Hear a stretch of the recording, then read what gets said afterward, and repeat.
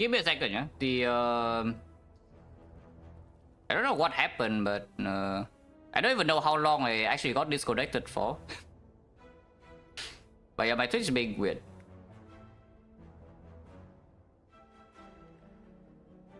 Okay, seems that it's fine now. Yeah, I was wondering why there's nobody in the chat when it was just talking the limit break upgrade. Apparently I'm just disconnected. But yes, okay. So what do you miss? As impervious, so next to that is like the limit break, right? Yeah, I think it's just a limit break. But yeah, as I was saying, like if you I really want to put this here, but I know it's wrong. It's right, yeah, okay, twin strike, just damage common plus 4, so here's like fine, nothing to really talk about. But yeah, this upgrade is irrelevant almost every single time, except when you're doing maybe some headbutt ideas with Reaper in your deck. Sometimes you don't have Reaper, but you can still do headbutt limit break and try to burst enemies down. Not reliable, but sometimes you have no other options. It can be made as, yeah, it's the same purpose as a heavy blade. Generally, it's basically the same purpose as a heavy blade.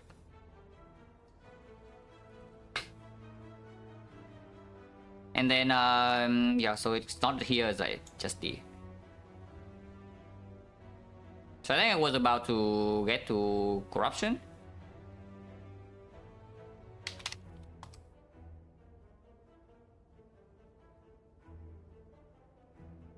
But yeah, so corruption, very powerful. Unless you're doing Snecko, yeah, of course Snecko corruption, one of the strongest things out there, and if that is the case, the upgrade is irrelevant. But if you're not in Snecko, this upgrade is actually very, very fast. And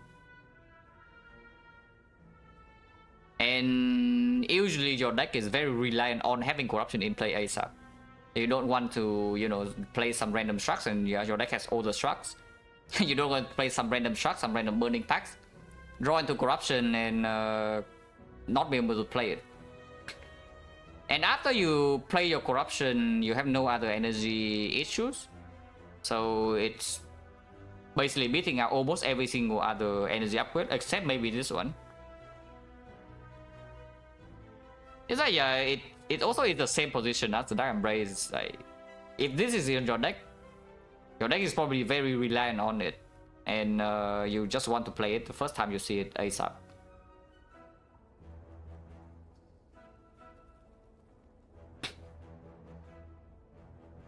Here is the value of the upgrade with context of the character. The feed, yeah. If you want to farm YouTube views, you can make this and then you make your thumbnail 250 HP with feed. Well, yeah, otherwise pretty bad. You're in a strong enough position and you have no other things to upgrade in early game, okay, sure. Otherwise, don't. It's still better than this, but yeah, please don't. Exhume upgrade actually super relevant. And when feed early classical, you get yourself killed, yeah, exactly. Like by upgrading feed, suddenly you land feed less often because you're weaker. Exhume upgrade is generally very powerful. Because on the turn when you play Exhume, you need energy even more. So this is an energy upgrade that is relevant. That it's almost always relevant on the turn you play it. Which is what some other energy upgrades might suffer from. Yeah? Which is also why I'm saying this upgrade is very reliant on the barricade. Very conditional, like it depends on what is actually in your deck. Exhume upgrade is great. Of course, with corruption is not so great. Otherwise, yeah, one of the better energy upgrades for sure. Shrug it off, yeah, solid card when it comes upgraded for free. At least for read. Please read. It's always here. If you're just coming in, yes, then value of the upgrade. I've been here since earlier, yeah, you can see here.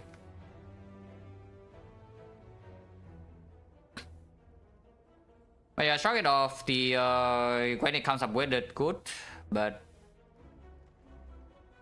Manually upgrading this, yeah, not very good.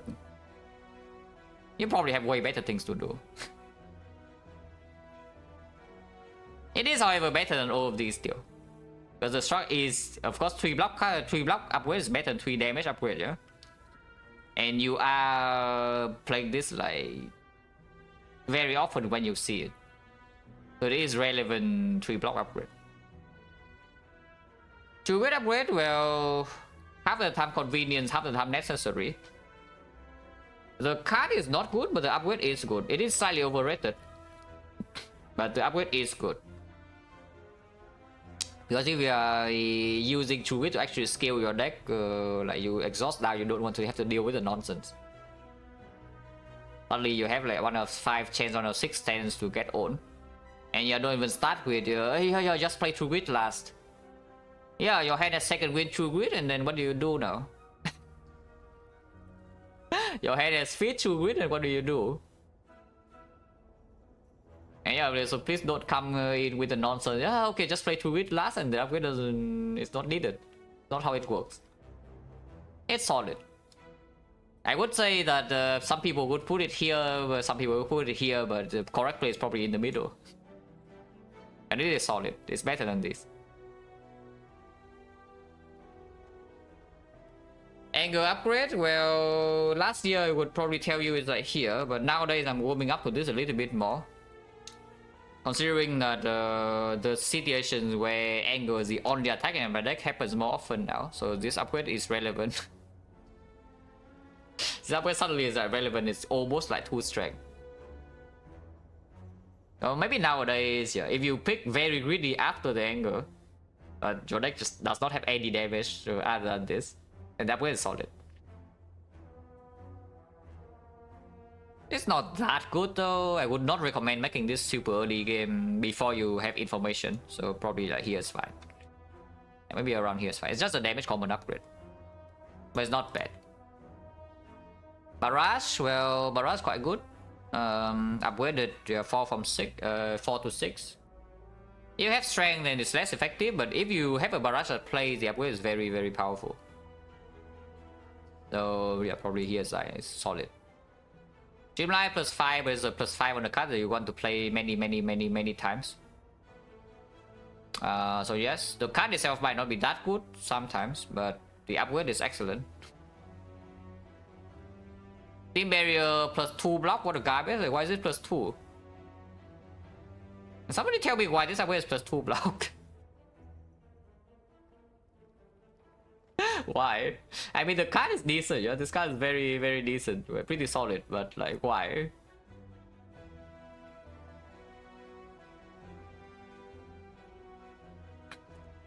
+3, and as far as I'm concerned, 3 is more than 2. Yeah, 3 is a bigger number than 2, and this card actually you want to play, even in late game, it is played over a lot of things. Unlike this. You have a Leap Plus in your hand, and sometimes you don't play that over your Cool-Headed or whatever. But Charge Battery Plus, you can play over a lot of things. And yeah, pretty nice thing to put on top too, with like Rebound. Pretty nice thing to pull back with a Hologram. So honestly, for only a 3 block upgrade, it's solid enough that it's not like here. It's better than Shock.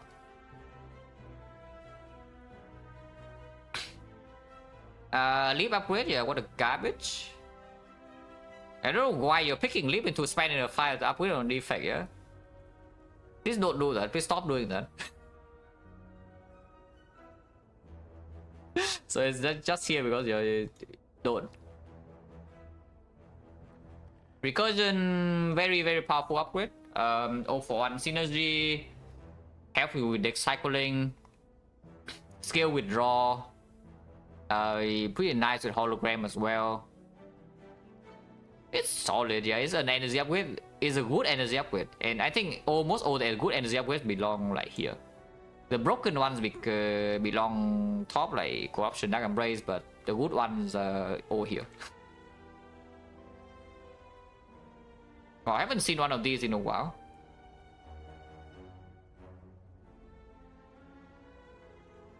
Even for followers only, still, yeah, this bot followed me 60 minutes ago. Wait, give me a second, just report this real quick.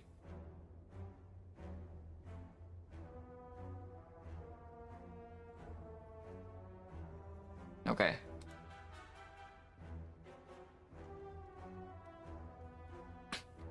But yeah, the boss actually bothered to follow and then wait for more than 10 minutes, yeah? Interesting. I say no, that's a bot. That's just one of the... Yeah, that's not one of the bots that say some nonsense like promotion, whatever, it's just fake links.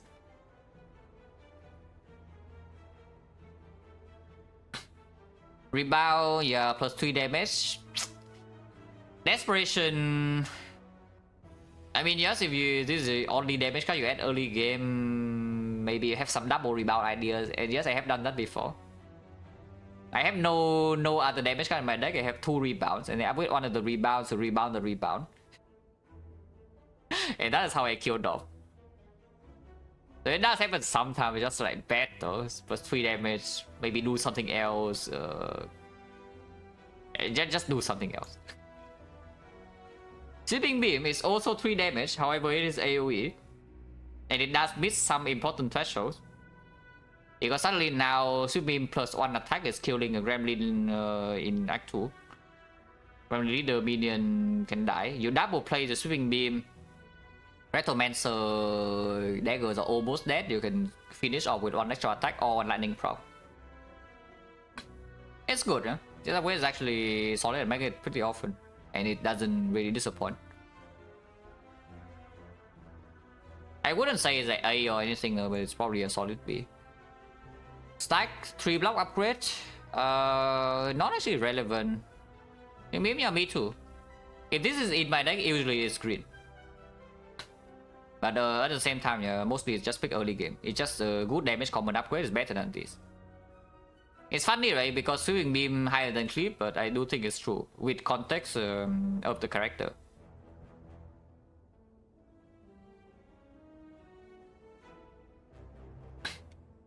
Who's got defect? Yeah.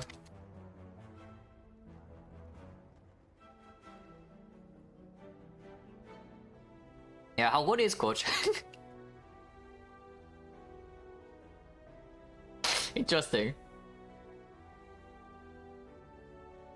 Yeah, unfortunate. Maybe very bad because it doesn't play anymore. It's true.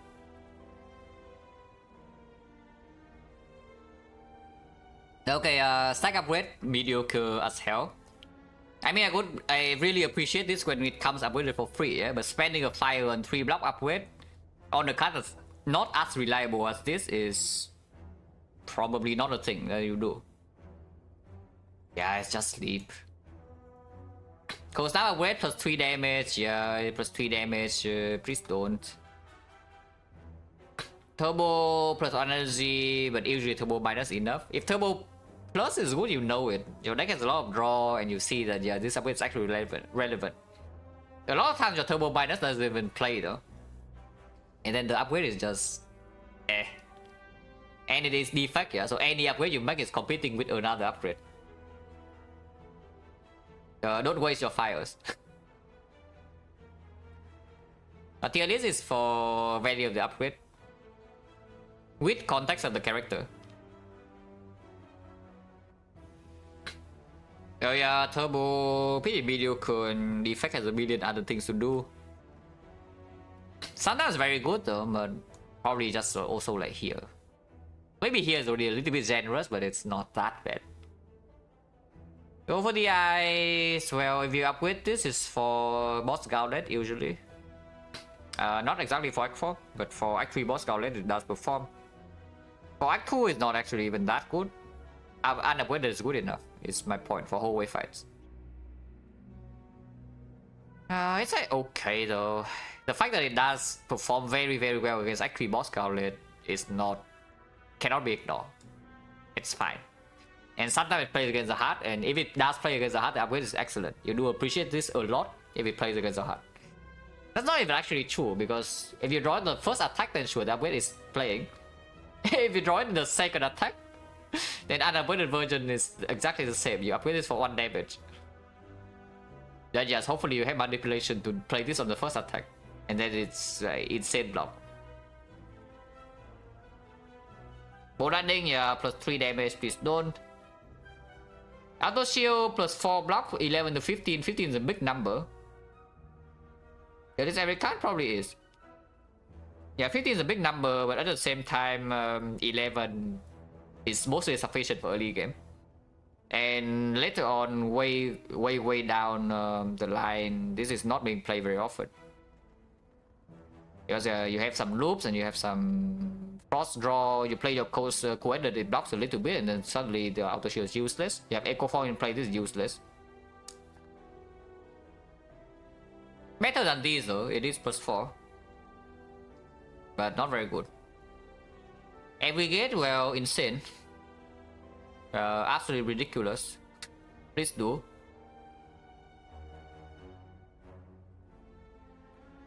Completely broken card and completely broken upgrade.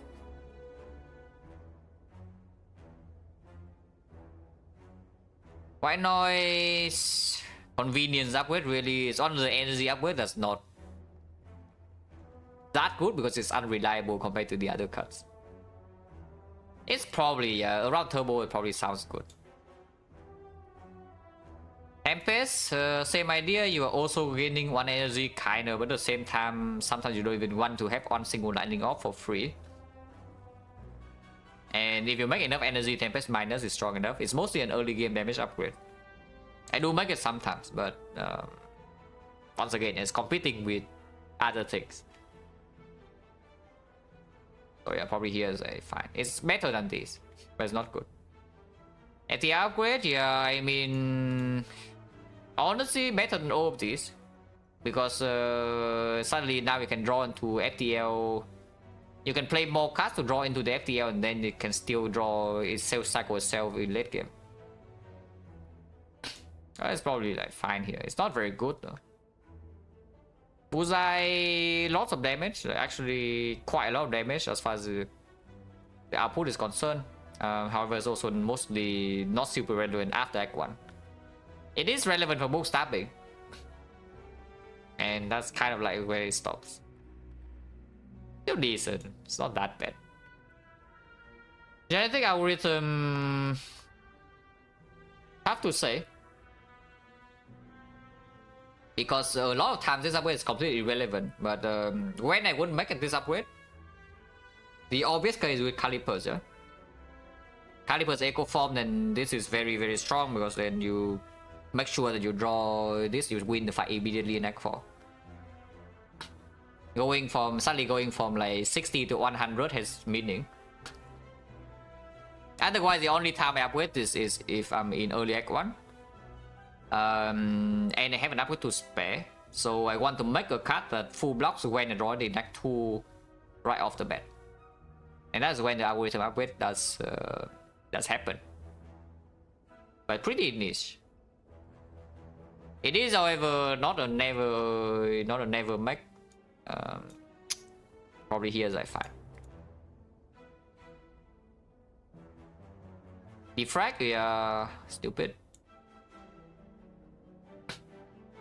Chill, pretty underestimated. I think this upgrade is very good, but people are a little bit scared of.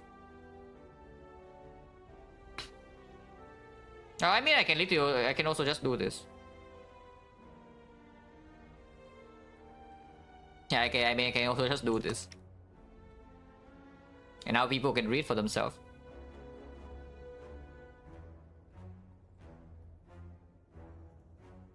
But yeah, the chill, I think a lot of people are too scared of this innate keyword. Even though, you know, in Act 4 I would like to draw chill turn 1 against Spear and Shield. And I do not mind drawing chill turn 1 against a heart at all, yeah? So it's an innate upgrade that actually is good in Act 4. And it massively performs in Act 2, it also massively performs in Act 3. It plays in basically every single hallway fight. It plays in every single boss fight. Yeah, getting Frost is good, who would have thought, for free. Getting Frost for free is freaking good.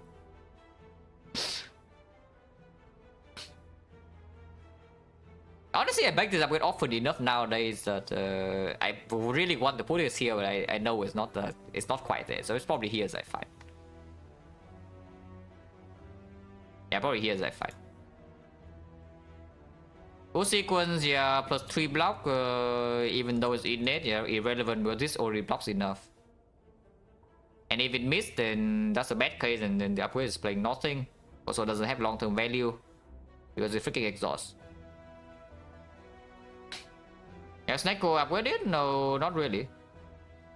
But not because the upgrade is bad, yeah, just because I draw it faster. I already draw it faster with XecnaR, so already the innate upgrade to happen. It's the same idea as when you have enough draw after image upgrade doesn't really matter too much. Like when you have mega prep gambling chip, yeah, why do you upgrade after image? No reason. You already draw that turn 2. What's the tier list for? Okay, now that gets banned. Okay, I don't ban you, but go away.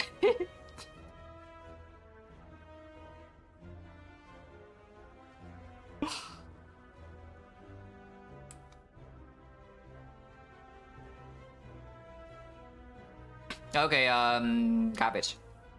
Capacitor, well, actually really powerful. I wouldn't put it quite here yet because it's not as fast as the other upgrades, but very, very consistently powerful. If this is in your deck and it plays at all, the upgrade is very much appreciated.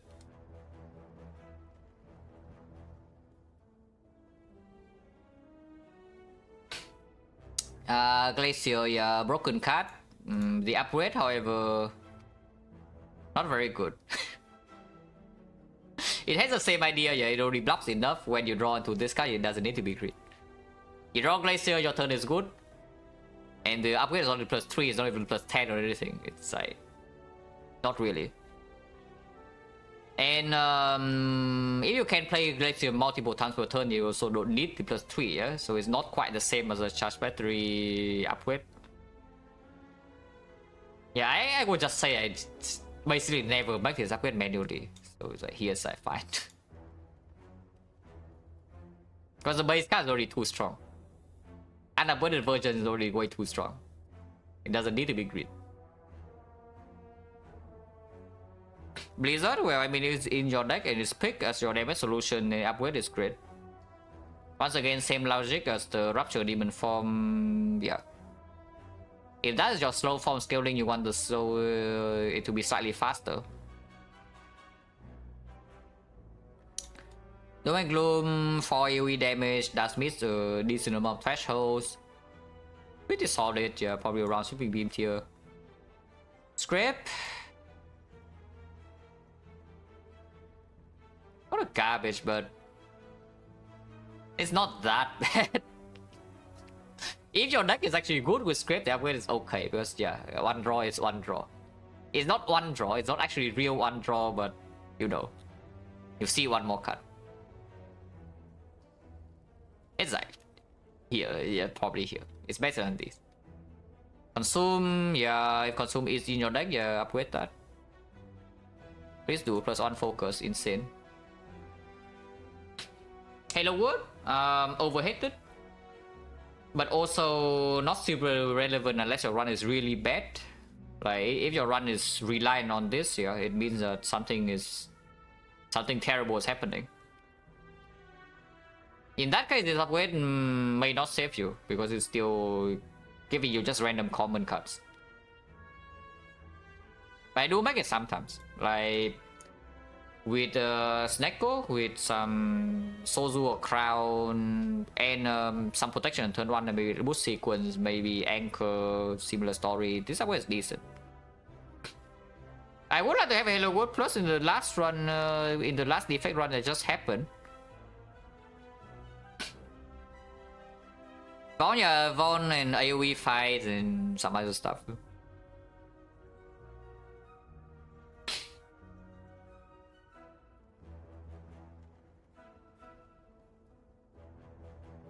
And then yeah, it is better than these though, so I would probably put it here. I do make this upgrade often enough. Reprogram, well, I mean, if you pick reprogram, if reprogram is playing, this upgrade is insanely important, so please do. Yeah, Every program is in your deck and it is playing, please upgrade it. That's super important because this thing, it doubles your speed but in the relevant way.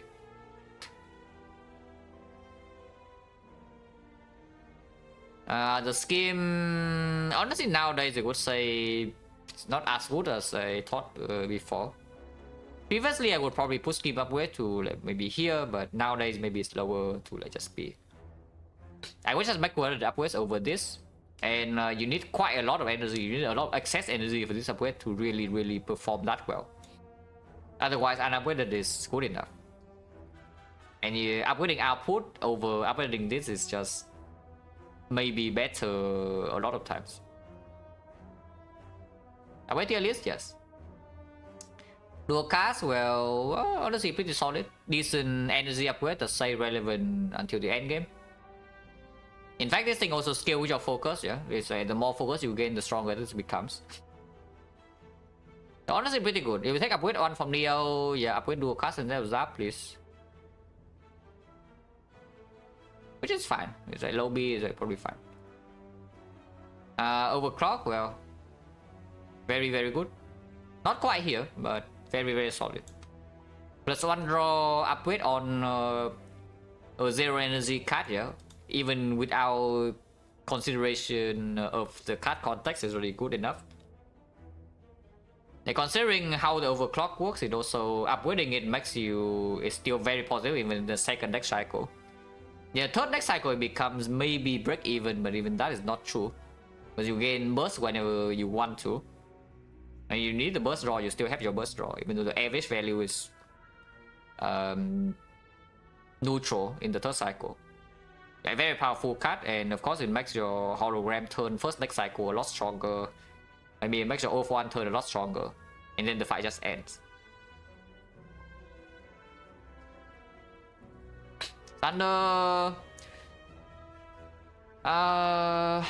very powerful upgrade if you get it in Act 1. If you pick this Thunder in Act 1, probably should upgrade, but for after Act 2, yeah, it's like you have survived very little.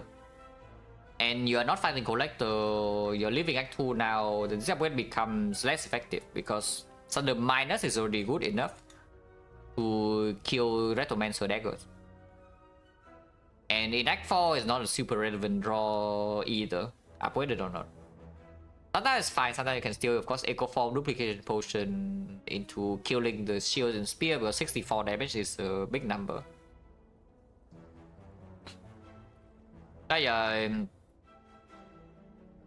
If you get it in Act 1 then it's here, but maybe slightly later on in the run it's lower. So I probably put it top way.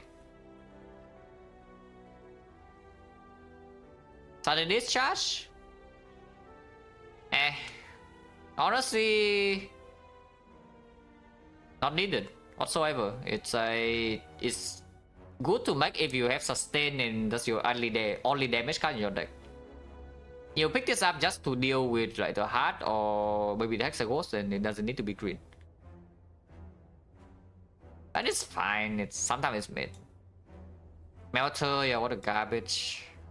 Ribbon Tear, yeah, what a garbage. I mean, I know this is a +4. I know this is a +4, but please don't.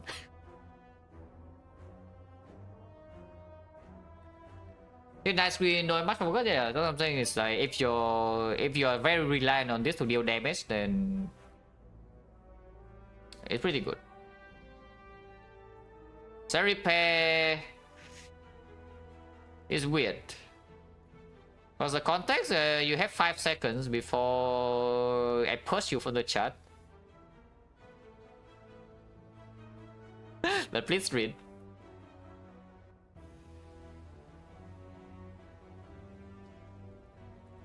Yeah, Cell Repair is basically Reaper upgrade. Honestly, probably not made as often as it should be. Because one Cell Repair is not quite enough, you know. It's you double your Cell Repair with Echo Form or even triple with Amplify, sometimes you still feel like you don't have enough. So pushing from 7 to 10 is actually very respectable. Yeah, exactly. It's a bit under upgraded. It's better than Reaper. It's better than the Reaper upgrade, but I don't think it goes here. If put it in B is like probably fine, but it is better than this. Force field.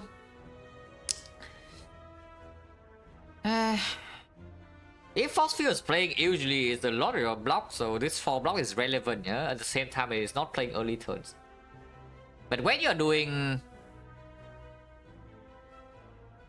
yeah, when you are picking force field, it usually means a key card in your deck. And with that context, it's probably quite solid as the upgrade. It's not that good, but it's definitely not bad.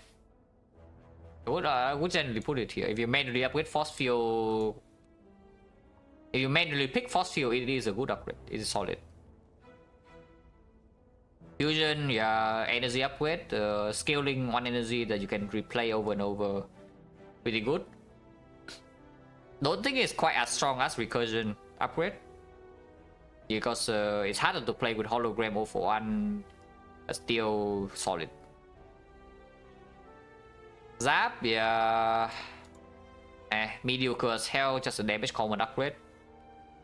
Later on I want Zap gone from my deck, not upgraded.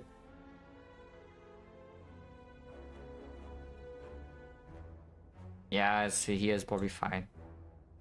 It's better than these, or maybe like high D, low C, but people upgrade this too often, so I put it in D to confuse people. Hissing strong. Yeah, C is like too high. It's not as good as this. It is better than these, but not as good as this, so it's like somewhere between. Hissing's very good. If this is in your deck, the upgrade usually plays super well because you have a lot of activations. But at the same time, it runs into this problem, yeah, is that if you draw Hissings early, it's an evil problem. If you draw your Hissings early, your fight is kind of good enough. And if you draw this late, then you're spending an upgrade on a card that doesn't do anything.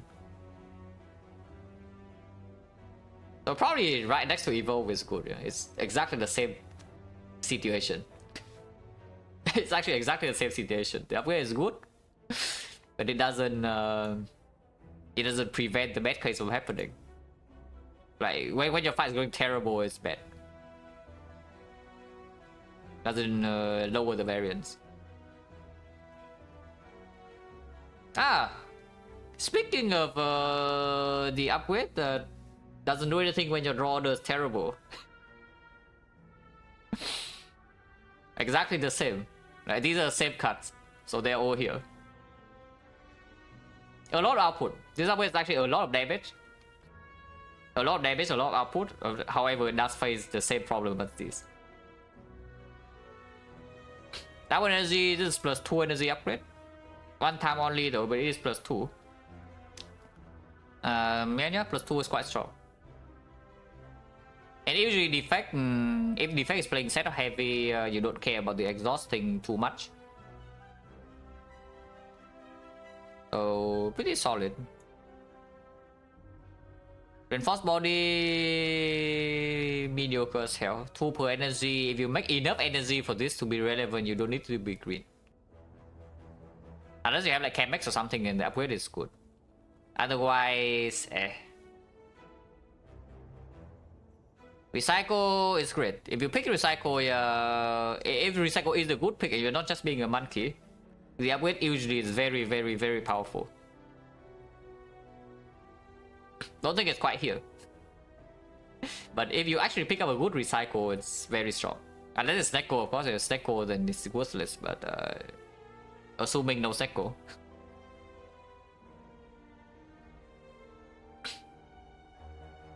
Chaos, yeah. I mean, this card only function if it's upgraded, so I guess it should be high, but the card itself is not good. If the card itself is not good, the upgrade is great. So a defect card. Honestly, it should probably be here. I should be fair and put it here because we are just talking about the upgrade. If this is in your deck, you upgrade it. And is quite bad. Loop, well, loop's amazing. It is a scaling power that is fast. It's like capacitor, except it's faster for the upgrade. And protecting yourself against beat of death. Immediate block for first cycle of the hard fight. Sometimes it's just good. Yeah, it's just great. It's a good kind of compound, yeah, sometimes. That's a problem. It is the good kind of compound driver, sometimes. So you pick your card. You pick a card and you pick a chaos, yeah? You spend 1 energy on it. You spend an upgrade on it. And 1 or 4, maybe slightly often, maybe slightly less, it fails you. And you also need to have your compound driver already not being drawn before that. I mean, that seems quite bad to me, no? Yeah, exactly. It's like unreliable and the ceiling is not even high. Like the white noise, for example. Compare this to white noise, yeah? White noise high roll, you freaking win the fight. Yeah, you play this, you gain a Neko form, you gain a bias cock with artifact. Yeah, you win the fight like almost instantly. You high roll this, what do you get? A plasma or what? Wow.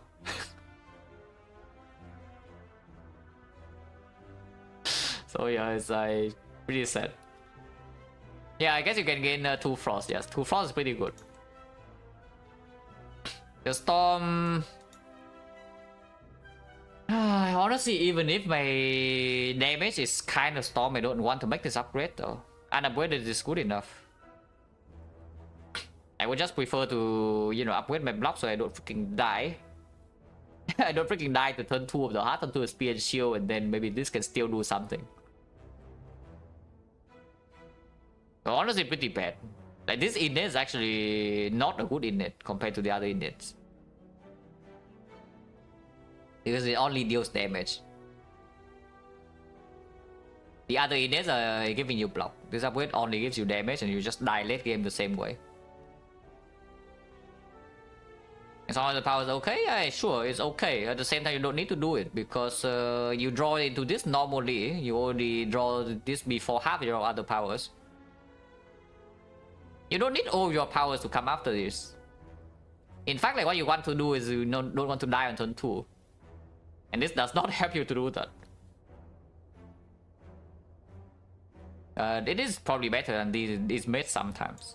Sometimes you scale with like Thunder Strike, only Thunder Strike Storm, and then sure, it can be here. Equilibrium, yeah, 3 block. It is better than Glacier though, because this card does not block enough for the unupgraded version to just full block. And this is a card you want to play repeatedly.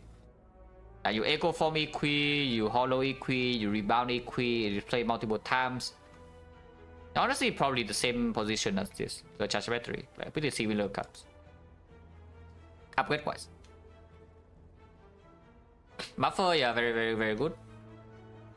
More relevant in early game than late game, but even for Act 4 it can still be made, so that you can play your buffer as a final card and still block with a big hit.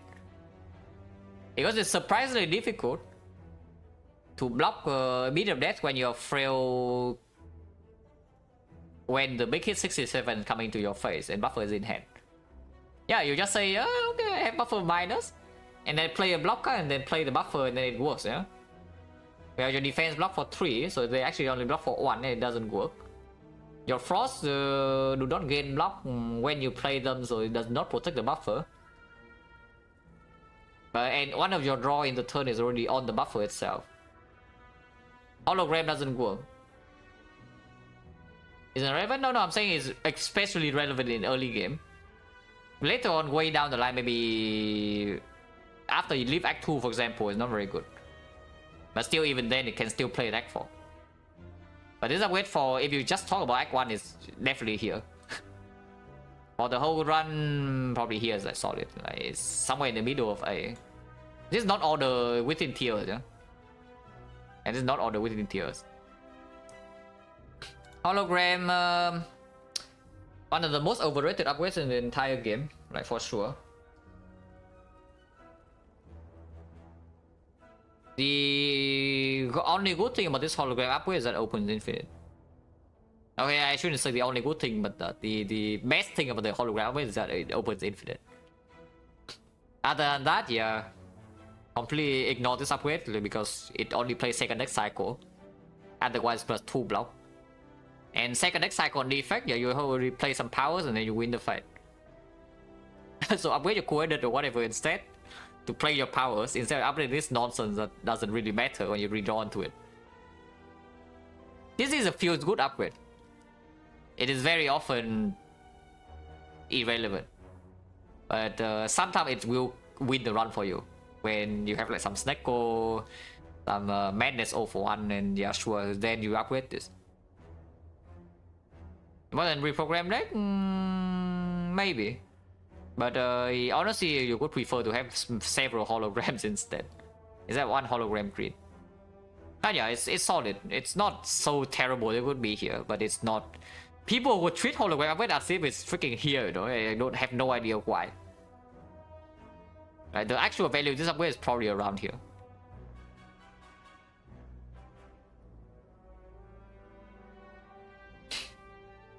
Oh, for 1, yeah, garbage.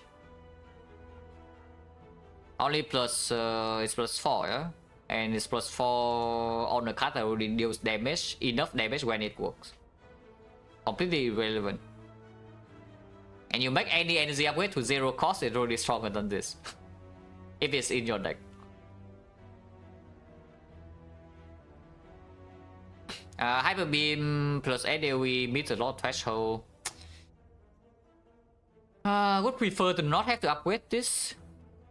It is, however, solid if you make it, but I would prefer to not upgrade this because a lot of times you don't really play this late game.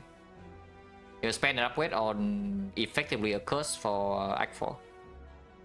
Which is not exactly what the effect wants to do. Still, yeah, the raw value of it is a little bit too high to put low. Understrike, yeah. Machine learning should be exactly next to Halo Wood. So where is Halo Wood? Yeah, okay. Yes, fine. Honestly, this is probably better. It's a situation where you have machine learning in your deck that you want it to be in play early. It performs more. Because it's the nature of the deck that you pick these things in. So honestly, it probably should be bumped up. Yeah, with the full context, this is definitely better. It's a type of decks that you want machine learning in, you really appreciate this upgrade. A lot.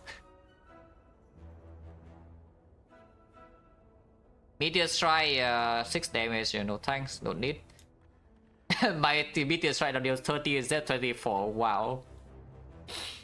I can play Meteor Strike, but now I get 6 more damage. Very, very relevant 6 damage right here, yeah. Echo Form, yeah, Pyramid only, but... I mean, not Pyramid only, but yeah, it's very often not relevant.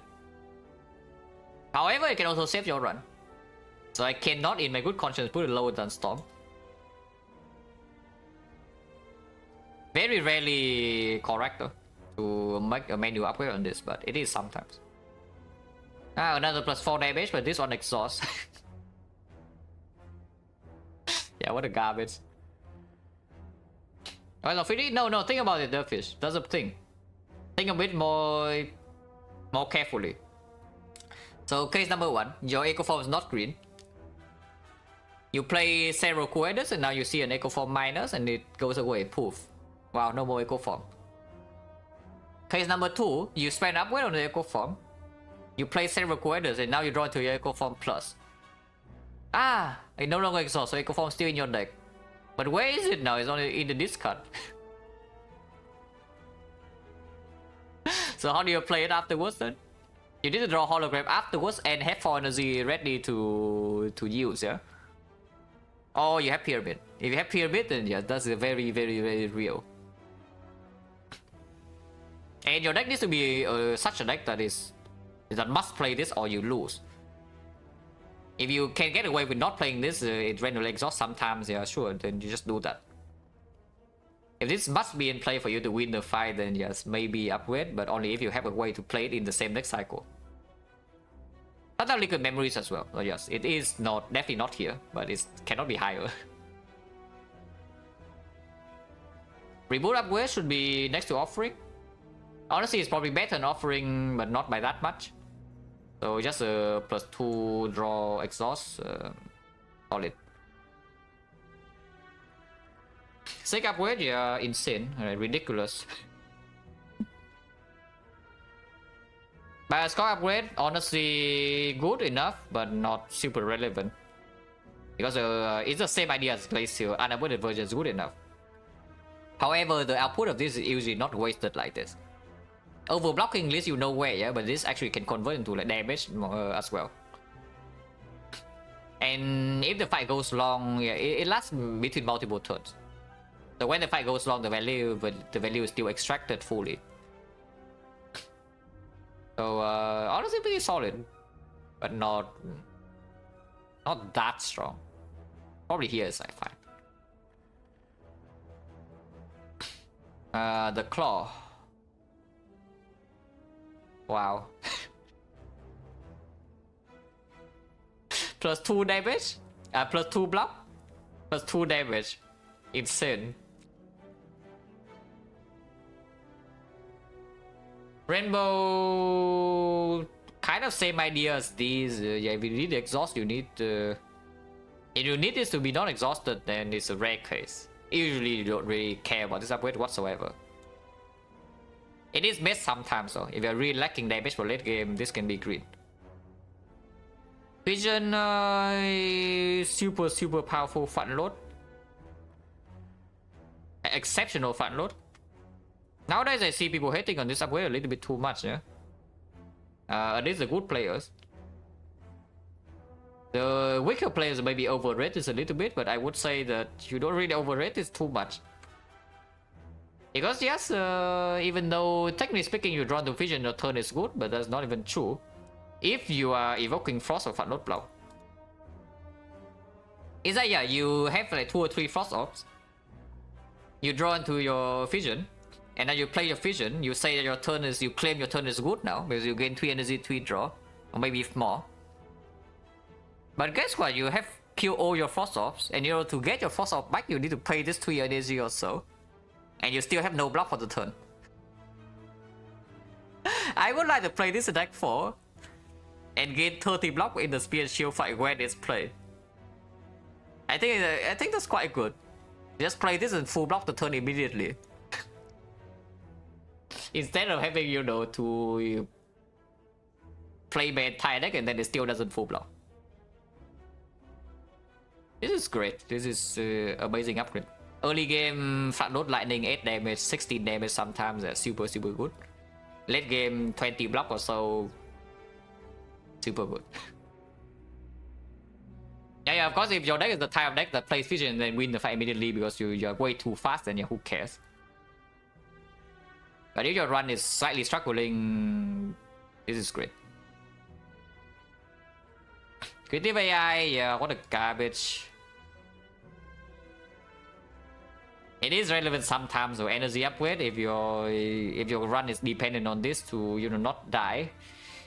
And I guess being green is good. Because if your scaling plan is creative AI, you probably have decent block, yeah? I mean, you have to have decent block, otherwise you already are dead. So maybe a lot of cool-headed, like some draw, maybe some equi or whatever. And then this energy upgrade is relevant. Oh, it's not that bad. It's probably like here. Amplify, fairly worthless. Sometimes plays. Very often worthless. But sometimes plays, and when it plays, it does win you the run. In a losing spot. I don't have a course, yeah, but you have a lot of frost though, that's the thing. If you're relying on AI and you don't have frost, I don't know what you're doing. You probably build a deck like I did last run. You pick creative AI with no frost, that is what happened, as you can see. I mean, I think you saw what happened. Not very good things. Yeah, multicast plus 1 energy. It's kind of like plus 1 energy. Not amazing, not terrible. It's like fine.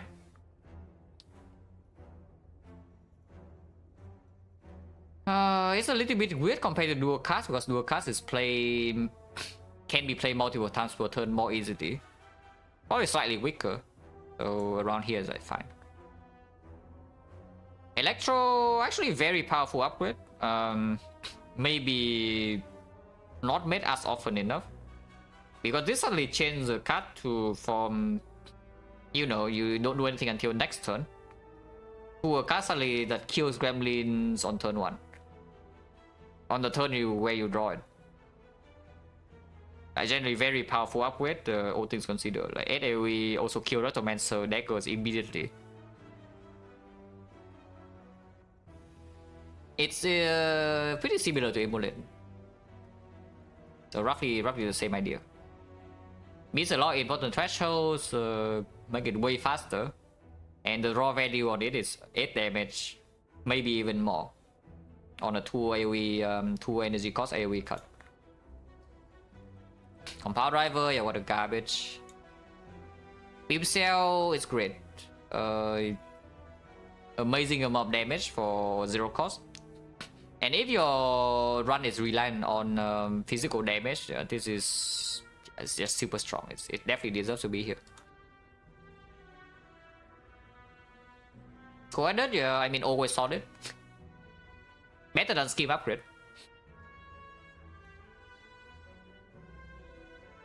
I've talked about Scheme vs Squadron multiple times for the upgrade, but yeah, it's better. Always solid in early turns. You do want to play this almost every single time you see.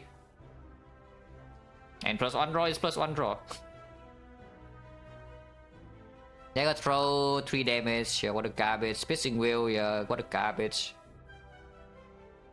Amazing cut. Terrible upgrade. P-Staff, just a damage common upgrade, mediocre. And it doesn't even make the Catalyst pivot that much easier to do. But yeah, raw value is decent enough, like next to Twin Strikes, like fine. Deflect, underestimated.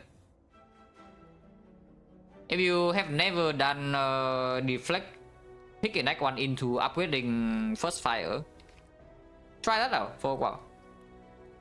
And maybe it surprises you. It's generally quite strong actually. And in late game, you're doing a deck that has, like some backflips, some acros, scout combo ideas, but you don't have dexterity. This deflect upgrade can freaking save the run. I would put it here. Generally very powerful. Is that garbage? Takes on the next one? Yes. I mean, that's a silent. It does play relevant somewhat because there are some catalyst ideas later on. A little worse artifact tree for the basic wheel way down the line, so it's not that bad. At the same time, it doesn't deal enough damage for you to pick the piece out and then just co-act on solve. So you need to pick other garbage as well. Outmaneuver. Pretty good, honestly. It's just. It probably doesn't belong here. It doesn't play early game. Late game, you do appreciate this upgrade, but not. It's not always needed either. Probably here is like fine. Go Dagger. Not too bad. Mainly for proccing Ninja Relics. At worst, it's 4 damage. But if you have like accuracy, whatever is good, it's better. If you have Ninja Relics, it's better. Quite powerful actually for early game for later, so it was better than this. I do think it can go here. Main, yeah, plus 3 damage. If you have poison, plus 6. If this is the only damage card in your deck, then I guess you can upgrade it. And yes, big numbers or sometimes pen nip. Sometimes some pen nip idea to kill Time Eater could be true. Generally speaking, not that good though, but probably not that bad. Here's I find. The Slice, well, deflect upgrade, but worse. Bane take away on 5 films only. I have taken multiple Banes without any poison in my deck before. On floor 1. So yeah, sometimes you do that.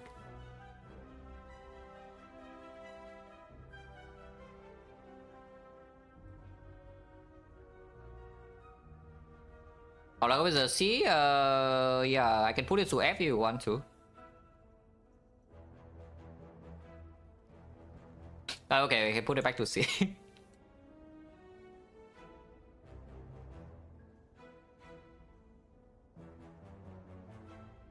Let's try now.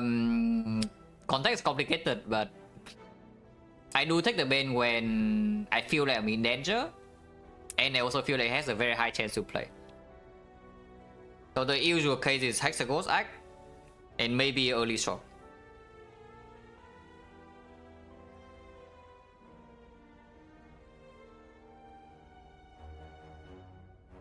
So I don't know, C is not that high. C is just not the garbage ones.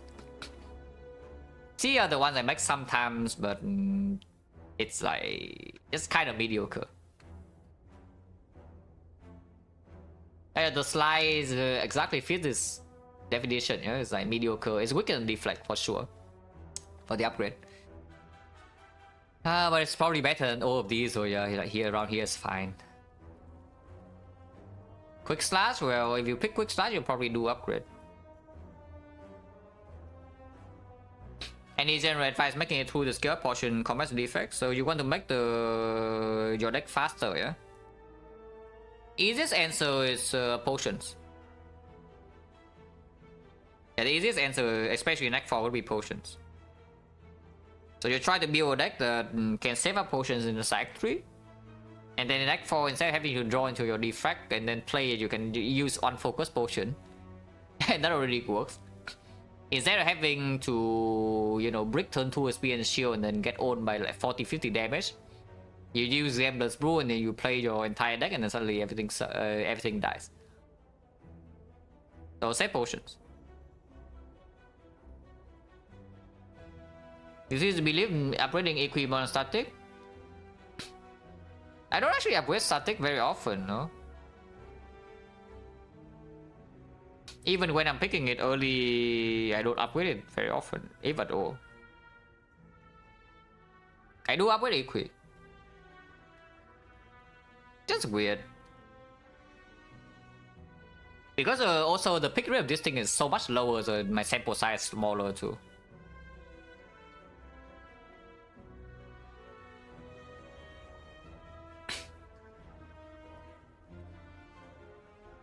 With double damage output, yeah, also kills 2 Frost Orb at the same time.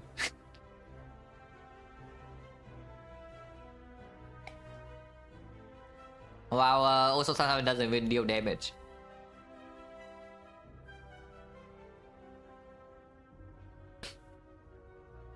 But yeah, the quick slash. If you pick it in your deck, I guess you don't mind upgrade too much. Once again, just a +4 damage common, so all of these belong here. Backflip, menu upgrade and backflip is pretty rare to happen, I would say. It happens usually when you are in some infinite loops that is not block positive yet, and this pushes you over the edge. Otherwise, spending a fire on this is not exactly great. How long? Yeah, quite long, and we are not even we're like halfway done or something. But maybe I can ignore Watcher.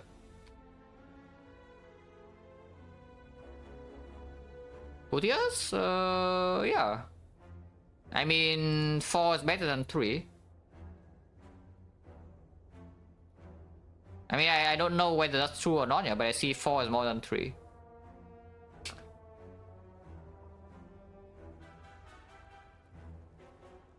But yeah, the backflip once again 3 block and mediocre, but sometimes you make it for infinite. Worse than Struck though, I would say it's worse than Struck. That's the upgrade. That is like fine.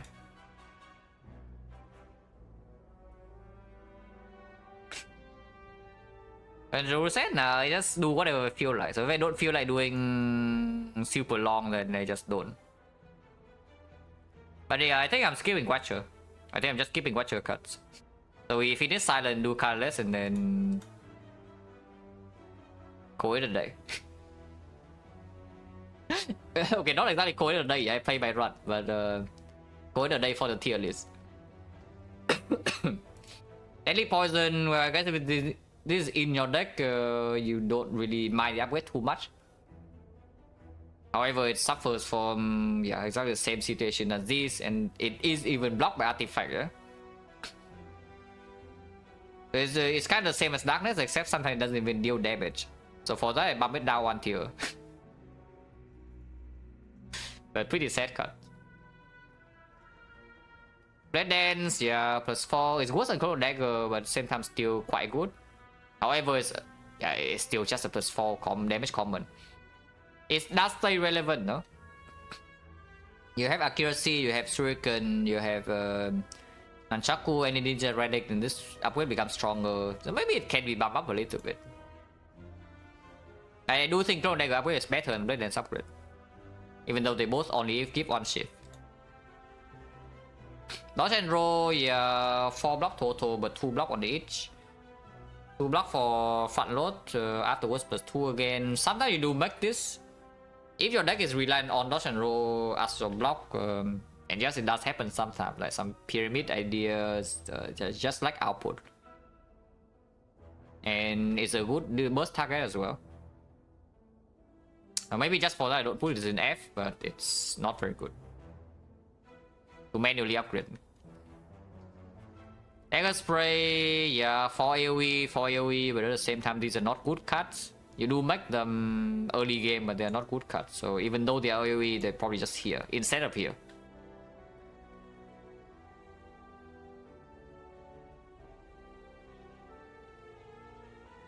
Nah, not really, right? Maybe all attack you can put here, but the Dagger Spray upgrade should be on par with Doom and Gloom because it does meet important thresholds. I do for value of the upgrade. And as Agony, please don't. I mean, it's also a +4, but it's +4 that exhaust. Sometimes you have some scaling ideas in like Lagavulin or Slime Boss. Your deck cannot win otherwise, and then you just upgrade Agony into duping it. Very rarely happens, yes. So I guess it's not quite here, but yeah, it's pretty bad. Yeah, well, the plans on the only 2 cards I miss when I pick Fusion Hammer. The upgrade. Like wallet plans, upgrade wallet plans. And yeah, if you don't see Pyramid, you're extremely happy. If you see Pyramid, you're extremely happy. Kuro upgrade, very powerful. Honestly, yeah, probably a solid A. I would say it's probably weaker than the Capacitor or the Fear No Pain. But it's better than Inflame. That's solid. Finisher, I think I upgrade this too often. Never know, I'm thinking for Silent specifically. For Silent, I only miss 2 upgrades when they pick up Fusion Hammer. Number 1 is Wallet Plans, number 2 is Red Form. Other things, yeah, convenience, but not super important. Like maybe this one, but even that is not true. I don't think I overvalue this upgrade a bit. Because the more I think about this card, the more I see that it just kind of sucks. It's the same situation as Darkness. If your fight is going bad, and you draw the finisher at the bad time, suddenly everything sucks. It does give you a potential burst turn, for example, like against the champ, against the slime boss, with some potions idea, so it does have its uses. But generic, talking about generic upgrade is not actually good. You have no information, no specific information. You want to make a damage upgrade, and then you spend damage on the finisher, spend the upgrade on the finisher, it doesn't really perform that well. Honestly, yeah, pretty similar situation to like the Heavy Blade, maybe. Slightly better. I would still say this upgrade is better than this. but it's not too much different. Flechettes, yeah, I mean same idea, right? I mean if you pick Flechettes, probably Flechettes minus is doing okay. Of course the upgrade is appreciated when it's good. It's like 16 damage upgrade or something, maybe, you know, maybe probably it's like 12, more than 12. Maybe 12, 14 with the terror, even more. So it's strong, it's just that very conditional. The fumes, yeah, fumes great. The upgrade gives you an insane amount of damage actually. Actually so much damage, the fumes upgrade. It's always surprising how much this guy's doing, even though you see the numbers are quite small. 2 poison per turn or 3 poison per turn, you count, yeah, turn when you play it doesn't do anything, and the next turn it deals 2 damage or 3 damage. The turn afterwards it deals like let's say you do 3 poison, and turn after you have 5 poisons, it deals 8 damage in 3 turns. So yeah, it's quite trash. And then every time you have this in your deck, you just see it deals 150 damage in the hard fight. Maybe not as much, but it also strip artifact for you to play Piercing Wheel, so it buys you a couple of turns. And then in Dodo deck, suddenly you just play this in a couple of turns there, so you see, okay, I'm just blocking in and they are like half dead. In Time Eater, once again, yeah, you're just blocking in, and then Time Eater is also like splitting already. It's surprising how much damage this thing deals, even though when you just make calculations in your head, you think that this card maybe is like too slow. But one of the better cards on Silent for sure. Yeah. Setup, well, I guess if you pick setup, you want to upgrade. Not actually true, not actually always true, but it's true pretty often. Because the main purpose of this is that you're lacking freaking energy, so you want an energy cheat. And here's an energy upgrade. In the deck that needs energy. So pretty good, unless you are doing the cringe that you just want, you know, to set up your alchemize or your red form one time and then everything is working. And it's solid, it's solid. It's probably around fusion. Yeah, pretty similar ideas to the fusion green, I would say. You hook? Yeah, no. Power Gamble is one of the few exhausts, one of the few upgrades that go from exhaust to non-exhaust that I would say is actually fine to make. Because the problem with usually that kind of upgrade is that it does not play until you redraw the card again, yeah? Well, this thing advances your cycling speed by 1 turn, sometimes more. So it has synergy with itself, like the upgrade. Because yeah, the exhaust goes away, but it also draws back into itself faster when you play it. And it does open a lot of...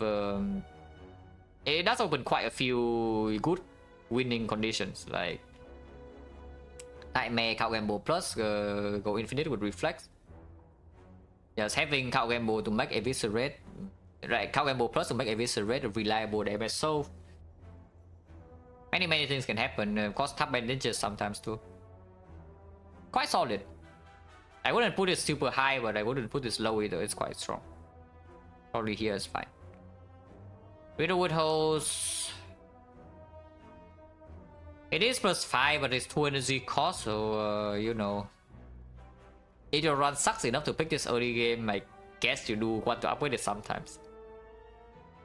Overrated? Of course it is. Every single upgrade that goes from exhaust to non-exhaust is overrated by newer players.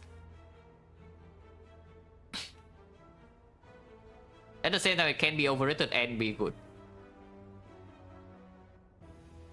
It is also +4 only. But this card, when you walk into the end game, it usually becomes like kind of a curse. It's the same as O attack, maybe you can say this is maybe stronger, but yeah, probably not. It's still roughly the same. Catalyst, yeah, super good upgrade. However, you pick this speculatively or pick it before it actually plays, yeah? Please do not spend an upgrade on this. For example, your deck has 1 deadly poison. And now you want to pick up a catalyst. Please, for the love of God, do not spend the fire to upgrade the catalyst. Do something else instead, because catalyst minus is still sufficient for the end game if you have some other support for it. And when you already pick this up early game, your main purpose now is to not die before this thing actually plays. You pick Deadly Poison, you pick Catalyst, you upgrade your Catalyst, and that's the recipe to die in Act 2. So yes, don't do that. It is, however, very strong. The number is big and opens a lot of things. Concentrate. Weird. Yeah, extremely weird. Sometimes the upgrade is not even good. Sometimes the upgrade is actually negative, other times the upgrade is irrelevant. So, and sometimes the upgrade is good. But generally speaking, if you consider the case where you are overdrawing, when you're drawing enough for the concentration to play, but your main draw is still something like Acro, I guess the concentration upgrade does perform. It's like fine, but yeah, it's just weird. So it's not quite here, but it's not good enough to be consistently made either like this in early game or in late game.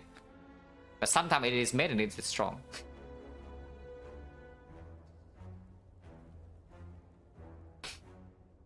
Not sure, no, I definitely did not put Roger in A. Yeah, okay, I'm sure it's definitely not in A.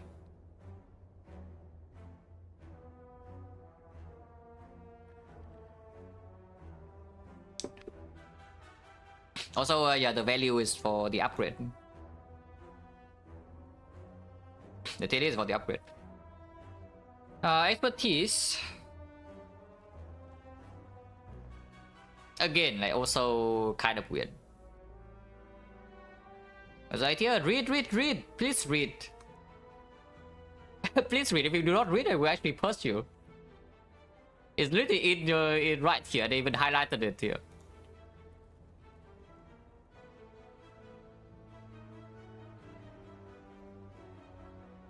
But yeah, expertise again, just like mediocre. Yeah.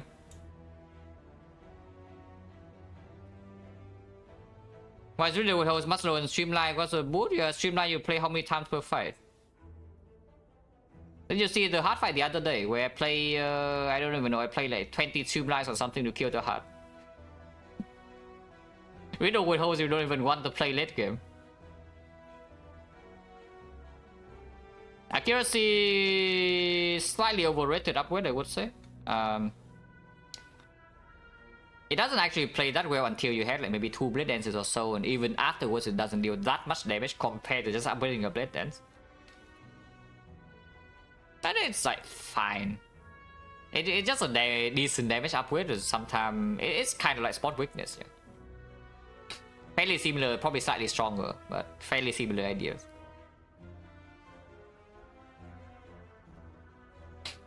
The blur. Well, unfortunately, I have to say that I have upgraded this card before. And it actually does play whenever I choose to do it. It's the same as dodge and roll. It's actually the same as dodge and roll. It's like, the idea is exactly similar. And it's a good burst target. But yeah, plus 3 block. Pretty sad. Backstab, well, I mean, the card is insane, but to spend an upgrade on this as the fire, don't do that.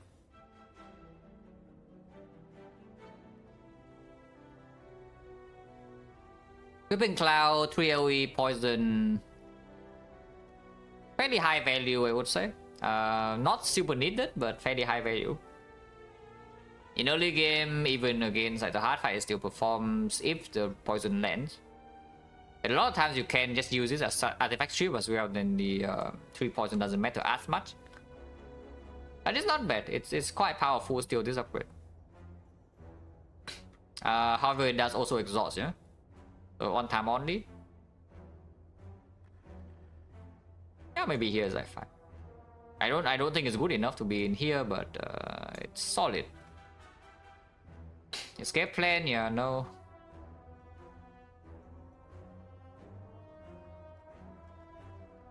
Leg sweep. +1 quick and +3 block. Actually, excellent upgrade. Yeah, actually very, very powerful upgrade. It just gives the quick chain immediately, while also gaining 3 block. It's like close line upgrade, but stronger. So if close line is here, it definitely should be here. Yeah, maybe close line should not be here. Maybe close line can go lower. Uppercut still stay though.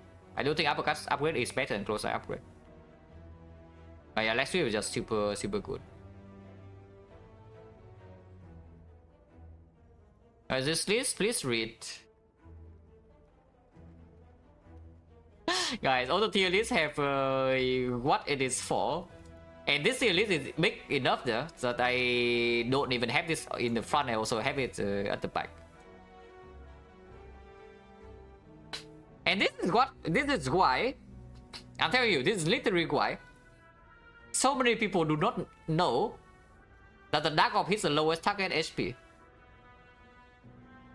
It's literally in the game, in the tooltips. But some people take like what 1,000, 2,000 hours before they realize, yeah? Because reading is impossible. Reading is actually just impossible.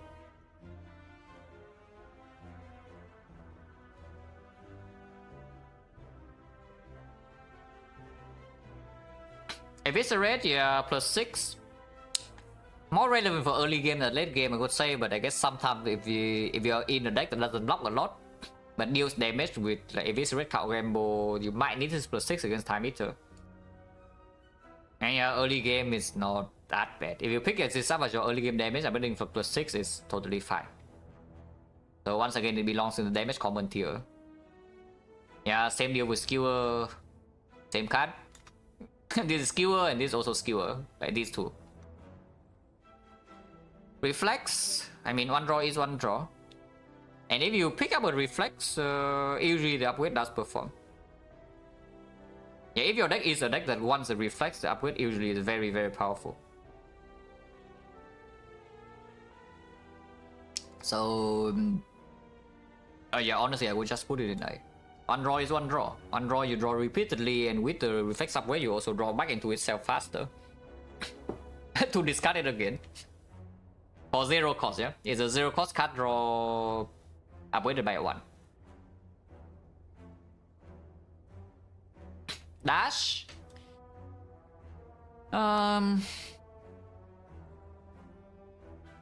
Maybe a bit overlooked, but it's not. Nowadays, yeah, nowadays I don't see people upgrading this that often anymore. It's still exceptionally strong for early game. It's just probably doesn't belong here, so probably here is like fine. But I would say it's better, slightly better than Iron Wave. It's not that much better, yeah? Like some people don't even look at this, even though they do upgrade it sometimes. They are fairly similar upgrades. This is still better, but not by that much.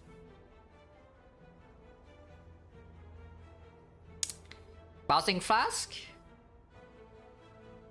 Could be controversial. I don't know whether it's actually controversial or not. But this is a pretty terrible upgrade. Because in any fight where single target poison is performing fast minus is good enough, especially if you're doing Catalyst. If you do not have Catalyst, then sure, this upgrade goes up a little bit. But otherwise, fast minus is doing basically the same job as fast plus. And in the fight where it's bad in, it's still terrible.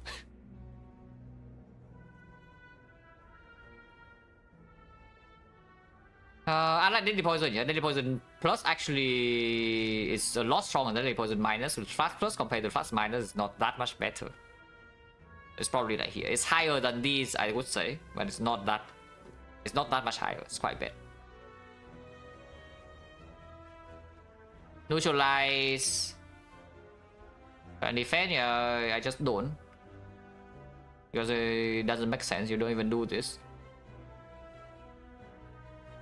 I guess I can rank Survivor, yeah. I can do rank Zap, dual cast, and the Bass, so I should rank Survivor. But Survivor, yeah. You only upgrade Survivor if you're infinite. That is it. If you're infinite, And your block is just survival reflex in the hard fight. Yeah, okay, upgrade that. Otherwise, yeah, no. Neutralize quite good. On weak is on weak. It's a 0 cost on weak, so it's better, slightly better than close line, but I don't think it's good enough to be here. Because the beam cell upgrade plays much better early game.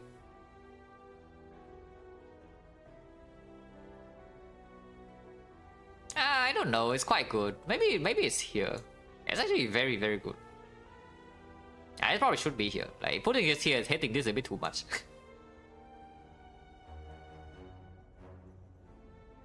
Tactician, I mean, if you pick Tactician, upgrade would be great.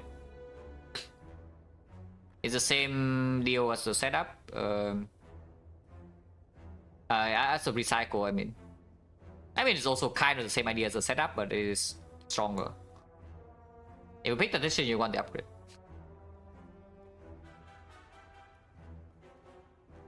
The choke. This is one of the things as well that you need to think beyond just theory crafting. You need to play the run. Because when you theory craft on this choke, you see, okay, it's +2 damage upgrade. Maybe you're lucky at +4. And then way down the line, it is just a card that just falls off. So why do you want to make this ever? But I tell you that I upgrade choke almost every single time I pick it up early game. And if you want to know my choke win rate in the past year, I can show you briefly. Wait, no, I'm already in the run, so I cannot really show you. Whatever. But yeah, my choke win rate in the last year is 100%. With 11 games. Upgrade base damage? No, you upgrade the effect from 3 to 5. This upgrade actually deals so much damage, but you don't realize it because why is Joker so bad? If Joker is so freaking bad silent, why is Choke upgrade suddenly like falling off? And Choke is better than Finisher in the sense, yeah, is that you can play the Choke and you play all block cards. Now of course you can also play all block cards and the Finisher, but like quite. Choke costs more energy of course, but you can play a Choke. You play a bunch of block cards, you full block your turn while still dealing 30 damage or so to Time Eater. And at worst in the hard fight, it is an attack that can strip artifact for you to play your Piercing Wheel. So it is not exactly a brick draw even when you need to block. But Finisher is a completely brick draw when you need to block, for example, and then everything sucks. So it's a good enough card early game and it stays relevant down the line. I would generally put this upgrade in like B. Comparable to this. Terror, very, very strong front load upgrade. Usually converts into, if you build your deck accordingly, it converts into like 9 damage minimum in Act 2 when you need the damage the most. And way down the line, it allows you to play Terror while still blocking in against the heart, for example, which is quite powerful. That's a great front load upgrade. A very, very strong energy upgrade. So here's I find. Infinite Blades. If you pick Infinite Blades, generally you don't actually mind this upgrade too much, but it's a pretty sad situation, yeah? If you have to pick this into upgrading in order to survive the early game. Unfortunate, but it does happen sometimes, so it's not quite here. But it's pretty bad. Drinking just water. I'm almost always drinking only water. Very rarely I drink some fruit juice.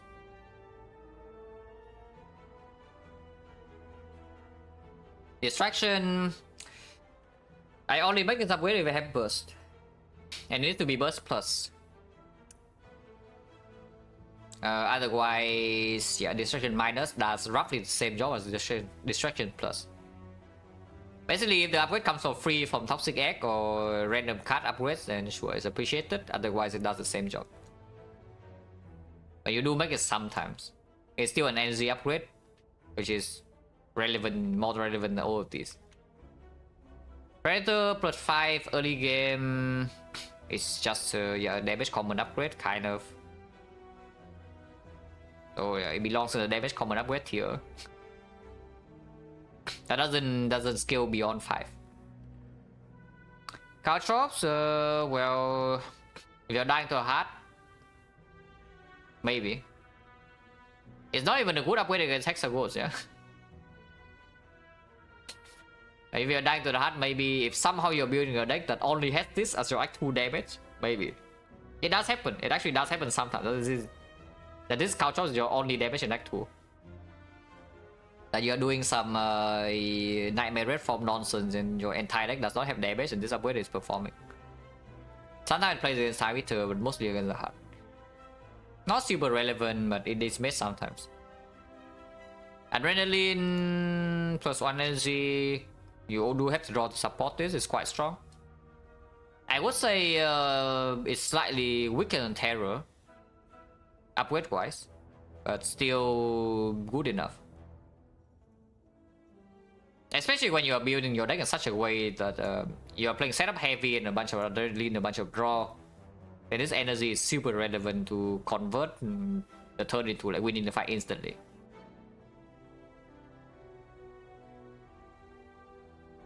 But Scarlet upgrade back in exile is not bad. It's also not good though.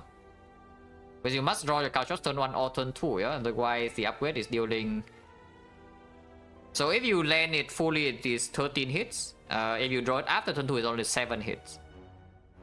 Until the Inferno, so Inferno you take again maybe 13 hits, so it's going to be 26 damage, but you need to block Inferno in the first place. You draw it after turn 2 is already only 14 damage upgrade that also does not play into Act 2. It's kind of like upgrading Fire Breathing, just think about that. You pick Fire Breathing for Slime Boss and now you upgrade your Fire Breathing. It's the same idea as picking Caltrops for Hexagons into upgrading it. Except it doesn't always play, but the Fire Breathing upgrade will play. That's quite sad. Alchemize, now this is an energy upgrade that's like grossly overestimated. A lot of people take this and say, oh, okay, Alchemize Plus so freaking good, so I see Alchemize, I upgrade Alchemize and then I play it every single time. Yeah, no, because you can store with you can just wait. Sometimes you already have 2 potions, 2 decent potions. So you don't even play this if you have a choice. Sometimes the fight is under control, so you can just wait until you redraw to this again and then play it. It's not, and it's actually not giving you output immediately. It's not reliable output immediately, like all the other energy upgrades. And at some point, maybe you have to Act 4 potion and it just is wasted. But because you upgraded this, maybe your deck is weaker now and you cannot protect your potion, so you need to roll again. I will tell you, I very rarely upgrade Alchemize. As a Nightmare, yeah. I do not do that. Even if I'm Nightmaring Alchemize, I don't care about this upgrade. When I actually make this upgrade, I mean, good for the plan? No, it's irrelevant. It is completely irrelevant if you're trying to infinite Alchemize. You do not need this upgrade at all. In fact, you want to upgrade your block cards. When I actually upgrade this card, is when I'm entering Act 2 with 3 energy. And my lifeline is just playing a potion every single fight. If I have to throw a potion every single whole way, then I need this upgrade on 3 energy. And that's about it. But it's still decent.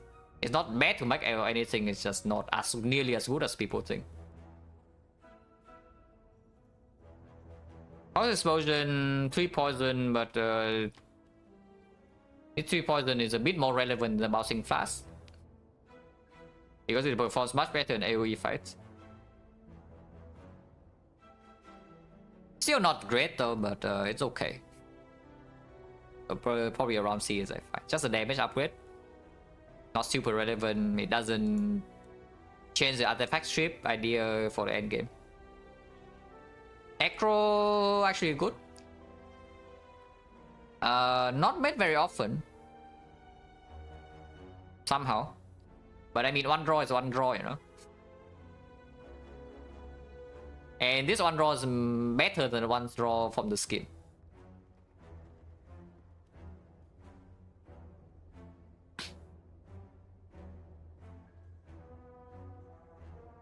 Will this be on YouTube? I mean, I think the VOD's channel will have it, yes. Unload, yeah, +4. Ew, disgusting. It also means this guy's in my deck, yeah? Yes, I know it's not as so bad as it should be here. It's probably is here. Because you do pick up this up from Neo sometimes and then you can upgrade it for +4. And yes, it does play. Yeah, Echo Plus is better in Context of Silence because you have some concentrate idea. You have some cow gamble idea. You have more cards to combo in your hand. Like for example, on the Echo turn, drawing into your Sneaky Strike is important. Drawing into your Eviscerate is important. But the scheme one draw is just one draw. The one draw from the Echo is more than one draw because you have other things to do. Yeah, that's why it's better than scheme.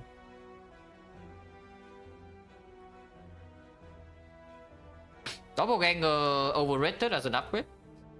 Underrated as a card, but overrated as the upgrade. However, the upgrade is also still good. It is +1 draw, +1 energy. Wait, what the hell? Why was it dragging so weirdly? Yeah, it is +1 draw, 1 energy, so it's not bad. It's just maybe being made too often. All people say that I don't have the upgrade for the Doppelganger, so I just don't pick this up because your unupgraded is useless. It's still strong. It's somewhere between here A and B, but maybe just put it high B. Because I do think people overrate this upgrade a little bit, so I put this here to spite people. Bullet time actually is super relevant. Unless you do Snake Code, then of course it's useless, yeah? But otherwise, this upgrade is insanely important. Because the way you want to build your deck with bullet time is that you just add card draw. You draw, and then suddenly now... It's like, yeah, you play, let's say 4 base energy, yeah? You play one Acro, and now you don't see your bullet time, but your hand has another Acro. And then you play the second Acro, and you say bullet time, you cannot play it. It's basically... It allows you to play one extra draw card blind. And if you already have the card in hand, it also allows you to play one extra draw card before even playing it. So you gain a lot of output while also cycling back into it faster. Yeah, this is actually just a draw upgrade. And it's a powerful one as well. I mean, of course, your deck needs card draw first. If you pick up blind bullet time, your deck has like no Acro, no backflip. And then you upgrade your bullet time, yeah? I don't know what to tell you, so don't do that. But this upgrade is good. This upgrade is very, very good. Honestly, I would just put it here. Strong. To the trade, well, actually very important. Same idea as Terror, honestly. Like, a lot of time, this is very important to play the first time you draw into it. And you don't want to risk playing card draw into not being able to play this card. Really good. Oh yeah, another thing why Acro upgrade is stronger as well. You also have this. Of course, Defect has the aggregate, so maybe you chain with your aggregate and scheme upgrade is performing super well, but Silent has more things that play with the one draw. Nightmare super relevant actually. If Nightmare is in your deck, you want the upgrade because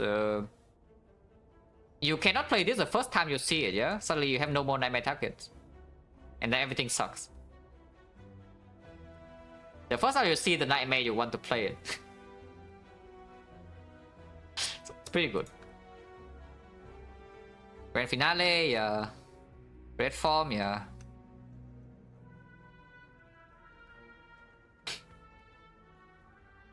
And Venom a little bit overestimated, but it's kind of like almost the same idea as a Terror, but at the same time it's not.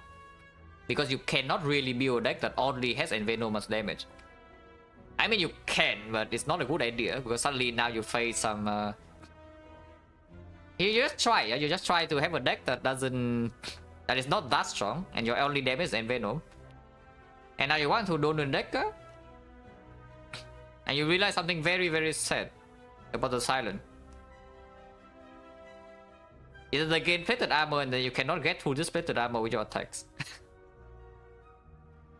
And then Venom never really plays. So if you have some backup plan, it's not super important to play the first time you see it. And long-term value is only on energy. Which is an okay upgrade, but it's not like exceptional. It's solid. It's kind of like Alchemized in a way. Maybe slightly stronger, but not that much.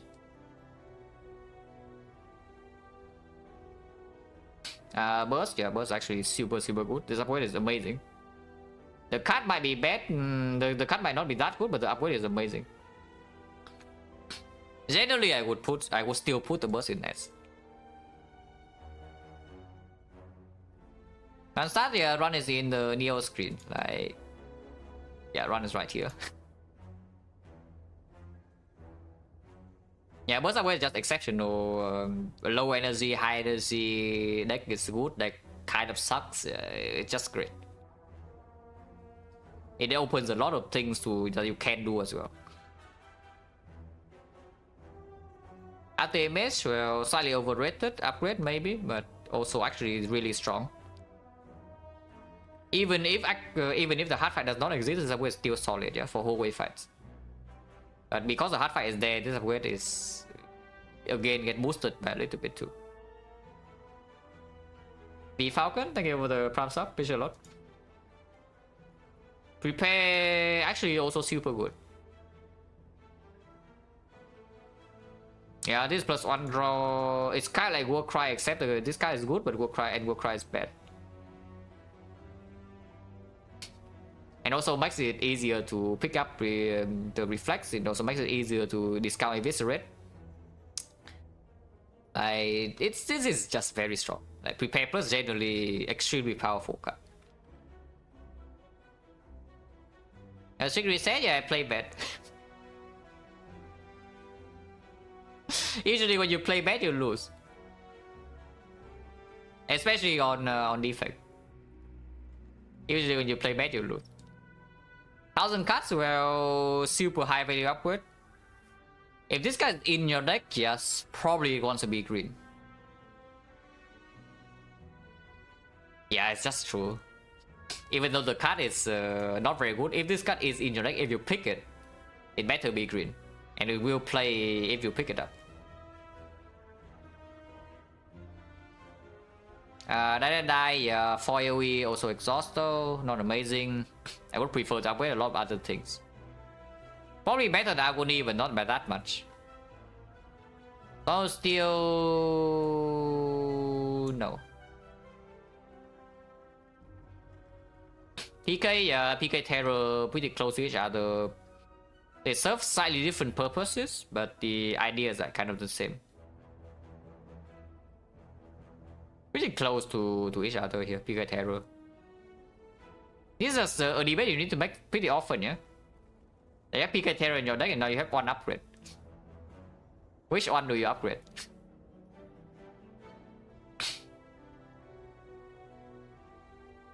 I don't pick, yeah, I don't. I do not, unless I'm dying to slime boss or some other situations. But if you watch enough, you can see... I pick every silent card. There's no card I haven't played with. And then that's not even just silent, every single character. So you just need to know when you do what.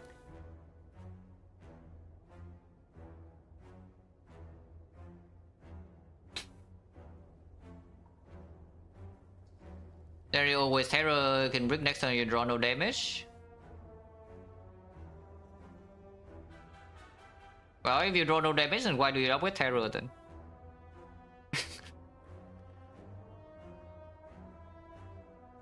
That's another thing. If you draw no damage in the first place, then what does Terror Upgrade even do?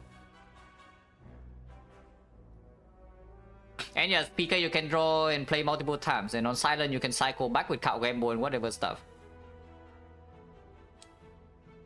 It's close, right? I wouldn't say one is strictly better than the other, because I have done either things multiple times. Like, sometimes I get terror, sometimes I get PK.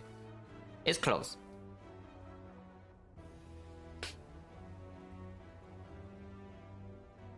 Because the thing is that PK terror doesn't end the fight immediately, yeah, if it's a boss fight. So I mean, it's the same idea, right? If it's a card you want to play multiple times, and you make an upgrade on that, what's the idea? Yeah, it's for long fights. So for boss fights, which is exactly when you should consider, like, do you have problem against long fight or short fights?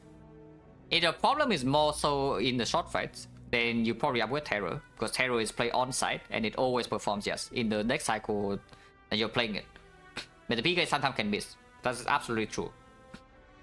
However, if you are fighting something like Collector, yeah, or Automaton, especially Automaton because it has artifact, but let's just assume that somehow you can land terror. And you realize that, okay, I don't have enough damage. Even with the PK error, my damage is just not sufficient. And you need to play the PK for multiple deck cycles multiple times. This upgrade will perform quite well. So it's just about short fight or long fights, like what are you more scared of between these two, but they are close. Also, I don't know about you, but I just see that 2 or 3 years ago my PK just always lands, you know. I play my PK and turn after I draw 4 common attacks because my deck has like 10 of them. So my PK always lands.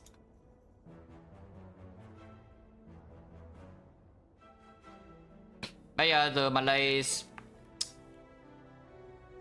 +1 upgrade is quite powerful. It's kind of like the Doppelganger but slightly better,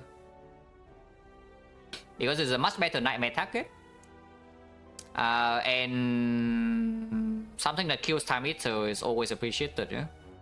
So maybe I do put it here, but it's not super amazing. It's better than Doppelganger but not by that much, the upgrade. Last night, yeah, +8 on energy, ridiculously powerful upgrade early game. And even way down the line, Act 2, Act 3 doesn't fall off that much.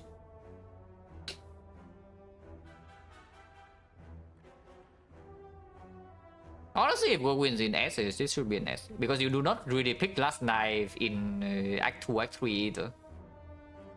If you pick this card, it is Act 1 on floor 0, or you are in a run that needs a Glass Knife in Act 2, in which case the upgrade is still very, very strong.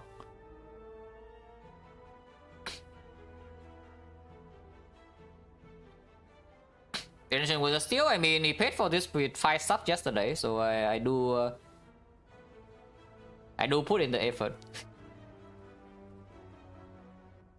No, but really, I don't mind making long tier lists. If it's something that's worth talking about.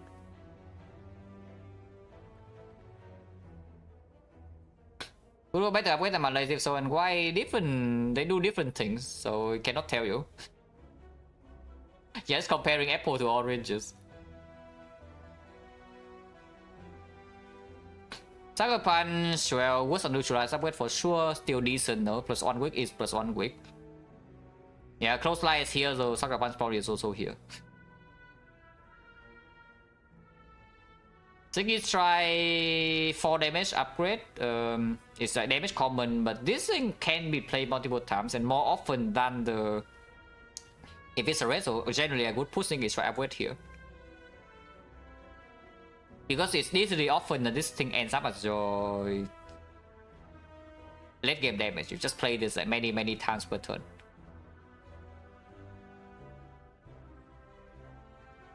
+3, yeah, don't. And yeah, I guess you can do colorless cards and ignore Watcher, and then that's it. Dark Shackles. It's kind of like Piercing Wheel in the sense that broken card, but upgrade is not super needed. However, this upgrade is +6. This is +2, this is +6, and +6 is a little bit high. But you do not make menu upgrade on Dark Shackles very often, because when you draw Shackle, your turn is already kind of full blocking. You don't need Shackle plus a full block. Shackle minus is full block already. 0 energy block 9 with multi-hit, it full blocks every single attempt. So it's weird, yeah, because the value of this thing is super high, but in context you almost never make this upgrade. And it is better than these, so I guess it can be here. The blind, yeah, actually complete charge. The upgrade. Actually complete garbage. The card is good, but the upgrade is complete garbage. So yeah, just ignore it. Because what you want to do in AoE fight is actually just kill the small things, not weaken them. And you are spending an upgrade for it, it doesn't come for free. Like Wave of the Head, yeah? You appreciate the AoE because it comes for free. This does not come for free. You spend a freaking fire on it and still doesn't even kill the minions. It's not permanent either. It's like the Wave of the Hand applies like 10 weakness AoE for to Slaver or something. This is 2 only. Plus still is a +3. But it is +3 on Ironclad is very relevant, this upgrade. Because you are allowed to just skip attacks early game, you have Flash of Steel start. And then you exhaust down the infinite and then it stays relevant. For other characters, I would say it's probably around the same as the... it is probably D for the other 3, but for Ironclad I can even put it in B. Taking everything into account is probably still just a high D if anything. But for Ironclad it's way better, yeah. Purity, yeah... completely unnecessary upgrade. Actually completely unnecessary, because if you have a way to make this upgrade really relevant, that going from purity minus to purity plus is a difference, is a meaningful difference, you have probably won the run. So just ignore it. If purity minus is good, it's good enough. You do not need purity plus. Panacea, not super relevant most of the time to upgrade. Sometimes it's okay though, against specifically against Collector. Like Collector alone makes this upgrade not completely bottom. But again, the difference between upgraded and not is not that big. So maybe here's I find. Funny thing to say when it's actually just doubles the thing it gives you, yeah? But one artifact is good enough, you don't need to. Bandage up? Well, I mean... if Cell Repair is here and Reaper is here, it should also be here. Same cut. The Chief is better than the Blind, but still not very good. But yes, AoE Vulnerable is more relevant than AoE Weakness. If it's short. If it's longer, then yeah, Weakness can play. But only for 2 turns, then I could prefer them to die instead of, you know, hit me and then 2 turns from now I still need to block or whatever. It's not very good, but better than some of these. Enlightenment... if you take Enlightenment, probably the upgrade is quite decent actually. Unless you're in Snecko, but yeah, then you're in Snecko, so a lot of things here would be completely different with Snecko. And if you pick this up, you probably do enjoy the upgrade. Wouldn't say it's amazing, but you can also just draw this again and line up with the cards again later on. But it is quite it's quite powerful as a form of scaling if it's good with your deck. To be green, I mean. So yeah, probably here's I find. I don't think it's good enough to be here, but here's I find. Impatience, again, if this is good, it's great. Order of Tears? No. Ramoth will give the South up here, Fisher Lord. Yeah, this is not Order within Tears. Impatient, if it plays, then the upgrade is strong. It is a +1 draw on a 0 energy card that you can play repeatedly, it doesn't even exhaust. I would put it here. But this card in itself is a niche card, like it doesn't play that often. However, when it plays, it's really, really good.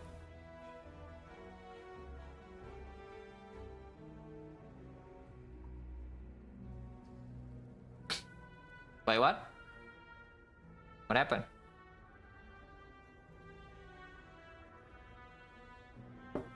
Yeah, that actually removes your sword, so I probably need to mod you again.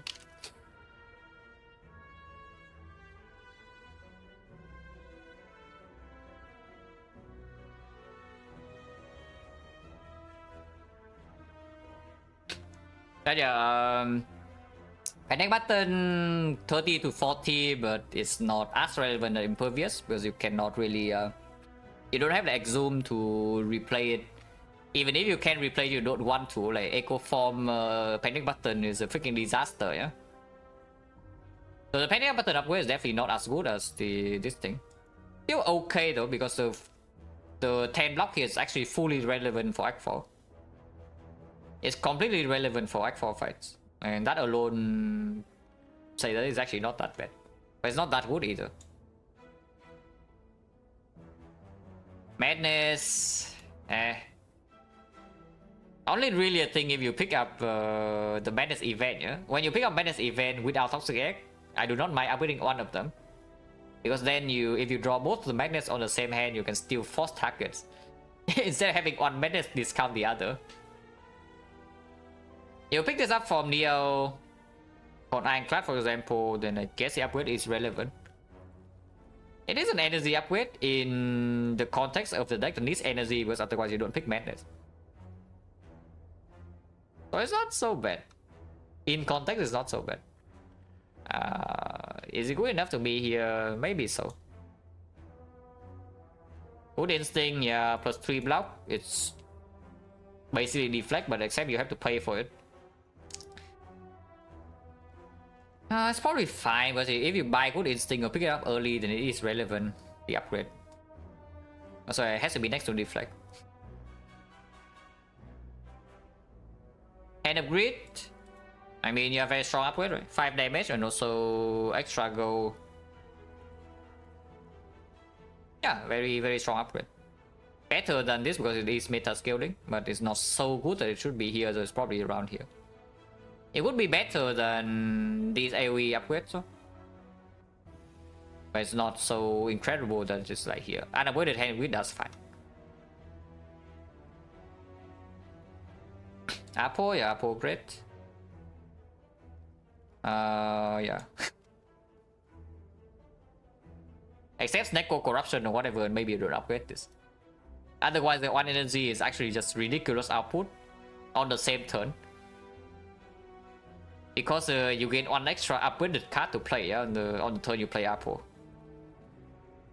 Also makes it freer to keep playing draw cards and you can still play this.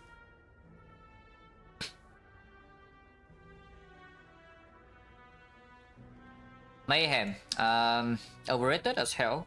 The upgrade, I mean, not the card. If you pick this up, yeah, honestly, probably, if you pick this up and say that it's bad, you are probably correct. But at the same time, maybe stop avoiding this too much. Yeah, maybe don't upgrade this too much because it's mainly useful for boss fights. It's the same idea as the card is not good enough in hallways to be played, even upgraded. So why are you spending upgrade on this when you can just, you know, play it for 2 costs on the boss fight anyway? And then for hallway fight you have other strong stuff to cover to maybe not bleed so much. So this upgrade, it's still an energy upgrade on the power, which is kind of relevant, but it's just roughly the same as this. The creative AI. The bomb. 10 damage AoE, but you know. Yeah, the bomb. Yeah, 40 is enough, guys. You don't need 50. It's the same as, yeah, 50 is enough. You don't need 60. 40 is enough.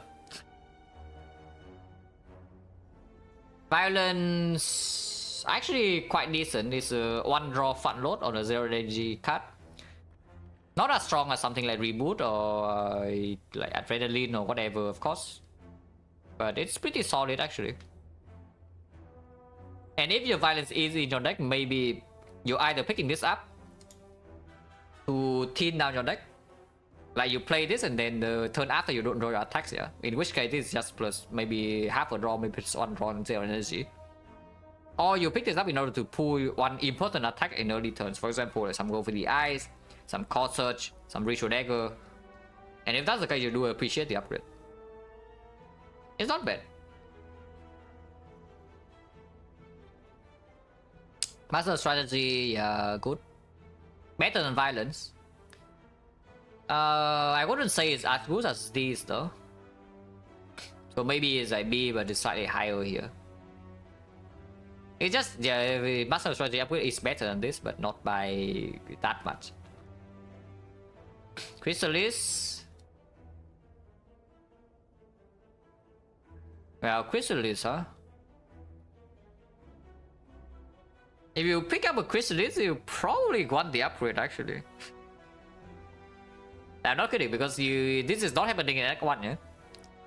If Chrysalis is in your deck, it's usually Act 3 or Act 4. And you're relying on random skills in order to win the fight, which is one more rolls. With that kind of context in mind,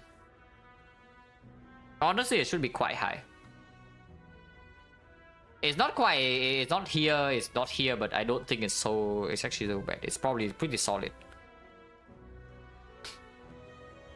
Metamorphosis, yeah, please don't, because this is not even a desperation card. Even if it is a desperation card, you only really want to upgrade this if you have no other out. Like zero other out, you must have an infinite. You need an infinite when you play the Metamorphosis with like 0 for 1 or something. Otherwise, this upgrade is just complete garbage. And 3, yes, if you somehow pick this up for early game, Act 1, 3 attacks is more than enough. Later on, you don't even want 5 in your deck. And if you do it as damage scaling with 0 for 1, yeah, 3 is also good enough. You don't want to draw too many attacks in the endgame fights. Thinking ahead, yeah, I have no idea why you would spend upgrade on this, but I guess it is better than these, so it can be here. Deep Breath is great. Deep Breath is actually amazing. Zero energy, card draw, reusable. A lot of infinite ideas also involve this. You can play this many times with Frozen Eye Sundial. It's better than Impatience. It's definitely better than Impatience. Is it good enough to be here? Probably not. But it's a very solid Deep Breath upgrade. Magnetism, yeah, same idea as Mayhem. Right? It does not need to be green. You play if you are stalling fights, you play Magnet for 2 anyway, and then you just stall afterwards. But at the same time, yes, energy upgrade is energy upgrade. This guy is playing hallway fight more often though, because you can stall hallway fight for gold. But if you ignore that like a normal person, then yeah, C is probably where it is. If you are stalling for gold, then maybe it goes up 1 tier. That can be here. Otherwise, C is fine. Sadistic Nature. I guess if it's in your deck, then the upgrade is appreciated. It's a lot of damage, and usually it's just your main damage output. If this is in your deck somehow, it usually is your main output. I successfully stole Act 1. Yeah, unfortunately, you play Magnetism and floor 1 and card, you can already get your gold. Very unlucky, but it's possible even on floor 1.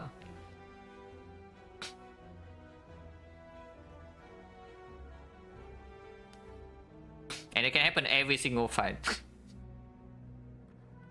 It is surprisingly easy to just throw out hallway fights. Because they don't actually hit you for that much, and most of them don't scale. Yeah, if statistics in your deck, usually it's a good upgrade. Fairly solid, so I would say it's around here is a good damage upgrades. These are the bad damage upgrades, and these are mediocre damage upgrades. These are the bad damage upgrades, and these are the good damage upgrades. So Secret Technique. Technique upgrade is definitely stronger than weapon. How relevant this is also depending on what character you are playing and what kind of deck you are doing. For example, on Watcher, you pick Technique, you don't even want to be green, yeah, because maybe you wanted to go after the first deck cycle. On silent it's decent because you can shuffle quite quickly, like cow gamble and whatnot. On defect you have 0 for 1, and if that's the case, it's quite strong as well. On iCloud you don't care about this upgrade. Taking the average into account, probably C is solid enough. Second weapon, yeah, way worse compared to technique to upgrade. Like why? Number one, why do you have this card in your deck? And number two, why are you spending a fire to upgrade it? Like what? You can pick it sometimes, yeah, but like please, unless you have some very weird infinites going on with like some compound rival 0 cost or whatever, please don't. I don't even know. Transmutation. Manually upgrading this is like super weird because yeah, the value you get for it is completely random, and also you don't even know how many upgraded cards you are making. So I wouldn't, even with Chemex, I wouldn't say you upgrade this. If Chemex and it's here, if it's not Chemex then it's just here, so you just put it here. Panache, unnecessary upgrade. It's fun, but very unnecessary. I mean, sometimes necessary, but not very often. Like you can only proc it occasionally, maybe once or twice in the collector or the Retromancer fight, and then it does meet some thresholds. But if your deck is good with Panache, usually you don't really care what it's +4. But yeah, better than these though, so probably here is fine. Dramatic entrance. Nowadays they would still. Nowadays I get I put this in B again. I don't like this upgrade too much, yeah? But just if you have the entrance, you do want the small things to die turn 1. Specifically, leader minions. Yeah, leader minions and Retromancer daggers are good enough reasons for this upgrade to be made. And I mean, it is just first 4 damage for early game, every single fight guarantee on turn 1, so that it's not bad, it's quite good. Forethought, yeah, infinite only. And I guess if Forethought is in your deck, usually you have some infinite ideas, so this upgrade will perform. So generally, in context of the card, this card's terrible, but in context of the card, when you pick it, the upgrade probably goes quite high. Like honestly, even here.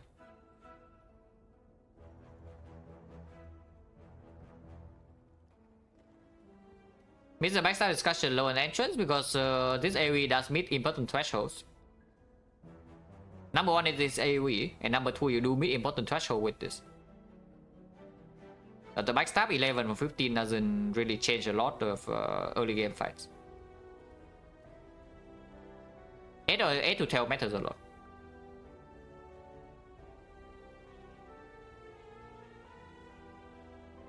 Finesse, yeah, only if you are playing Finesse Infinite and somehow you need this to be block positive, otherwise don't. Otherwise the escape and upgrade slightly better. But it can just be here. Yeah, if you're Infinite, you know, yeah? If you're playing Infinite with Finesse as your block positivity, you know when to do this. I don't even need to do it for you.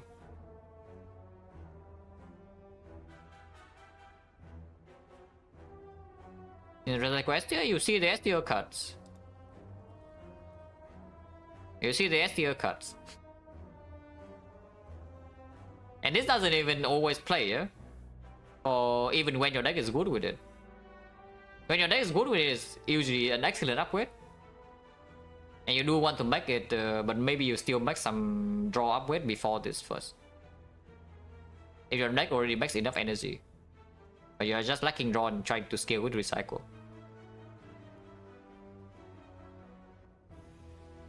I mean, A is a very high praise, yeah? Because all of these are excellent upgrades. But it's not crazy value like this. With the context of the character, of course, because if you take out context, If you take out context, then maybe these go down. Corruption index is just so fast. Like you pick corruption in order to be fast, and this upgrade is just so freaking fast. Especially when you are struggling a little bit in Act 2.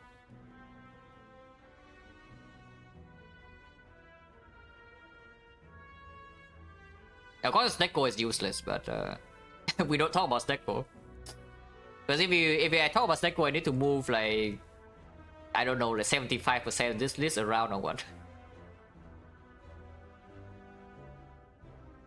Zygo Trace, yeah, I mean, we want to meme around, or if you are in desperation mode, then sure, you can make this upgrade.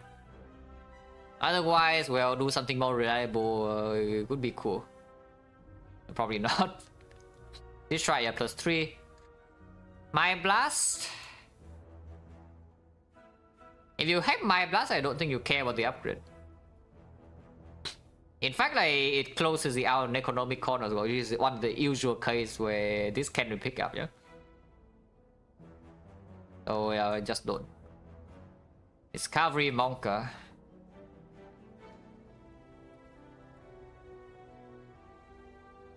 Wait.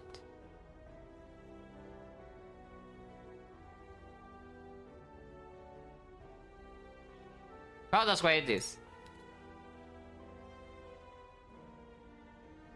Yeah, I don't know. I skip Watcher, so this is probably just it.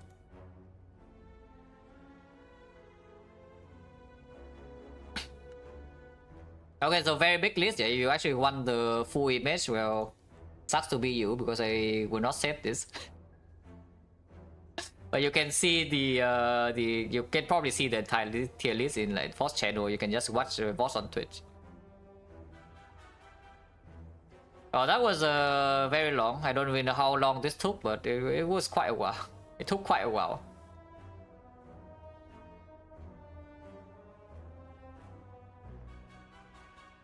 Okay, take a break. Okay, oh holy crap! Actually, last 2 hours plus. I mean, it is no, I don't. It actually took at least 2 hours because the stream uptime is 2 hours, and my stream went down in the middle of the tier list. Okay, I need a toilet break and then we can do the run. But just be right back.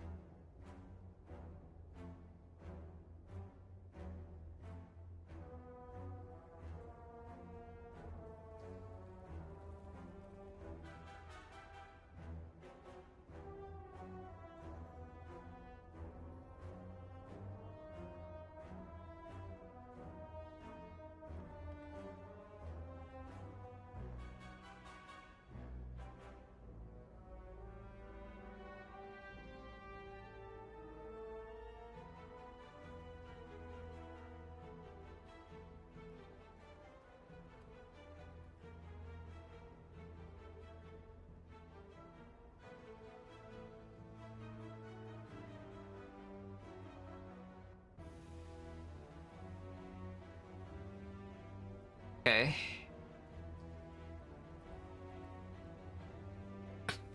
Uh, 250 gold, common relic. If I want to play a faster run, 2 elites on the right side, slightly safe. 4 elites on the left, but 18 damage of 250 into floor 6 burning is still dangerous, yeah. I think I just take the damage, but we go right side. Like this shop instead. 3 fights, 4 fights, question mark healing is playing full.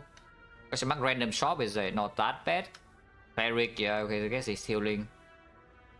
And advance away in here, maybe small low roll. Consider potential. Just start here. That's not good. Oh, that's definitely not good. Maybe you can redraw, do a cast and kill it immediately. If not, then we actually take 2 damage here. Oh, 2 damage is cringe. Thunder, sure, Thunder. Okay, fine, life loss, but more gold, yeah? We are rich. But also why maybe I don't want to advance away too much early.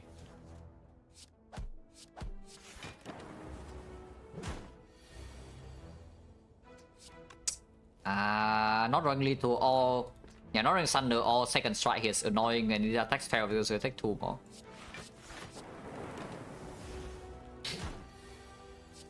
Well, that's the first 2 fight. Now we are 28, so that's not very good.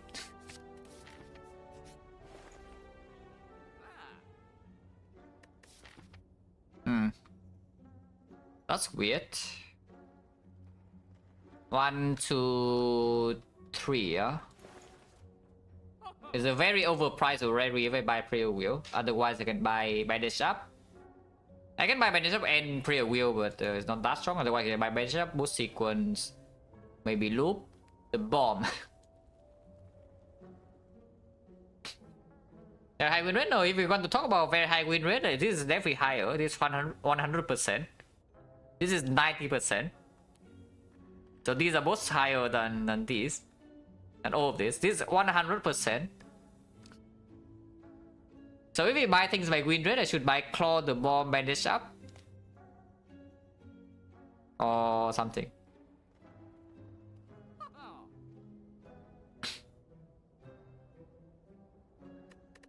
Oh yeah, this preview right here is only 3 card rewards in this act 1, yeah? Maybe 4. Of course later on it does pay off, but it takes a while. One chance right now is 40, but we can use block pot in hallway maybe. On the payoff, yes, it is. Quite long, no? It takes quite long. I mean, I think I buy this regardless, but afterwards it's unclear. Because boost sequence against the elite is not that strong either. Against the sentries, like sure it full blocks. Against Lagavulin, maybe redraw the bad turn. And against the Nob it's useless.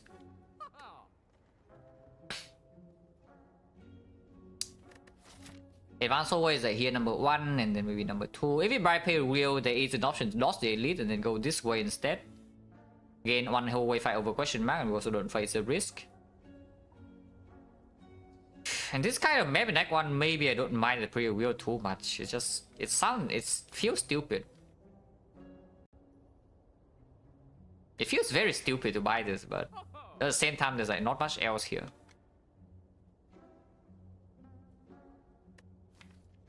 I can see buying liquid memories into upgrading Thunder though. Like buying boost sequence liquid memory so it covers for the North fight, yeah, with double Thunder plus. While also helping us being stronger in hallway fight with boost sequence and sustain. But then we leave Act 1 with basically no relic. Idle War is okay to buy, but it's like... Yeah, to make sure that I don't face no problems in buying the liquid memory is just stronger. However, I also have 40% potion chance. And Thunder Plus is still Thunder Plus. We have Block Pot as well. And heal 4 here. Now watch this. If we die, we die. Yeah, doing this makes the run more complicated. Doing this gives us a higher chance of making the run overpowered, and then the run is faster. Yes, that's how we do it. Otherwise, that's very time efficient, inefficient, and we need some efficiency here. If we die, yeah, if we die. Like we are not trying to win 90% of the time here. We're trying to, you know, win some runs. Frost, focus. Poison chance now 30%. No, 50%. Yeah, with Thunder with Defrag, yeah, pretty sure. 44 against Nob is not completely safe, but... Oh god. Okay, at least we draw Thunder turn 1. I mean, Zap turn 1 will be better, but at least we don't draw Thunder with too many attacks. And Bandage is on turn 1 as well.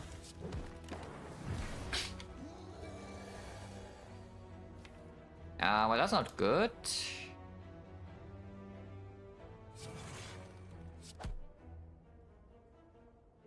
We do this 28, so it's fine.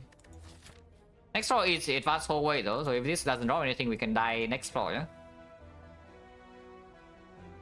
And yes, liquid memories would be good here.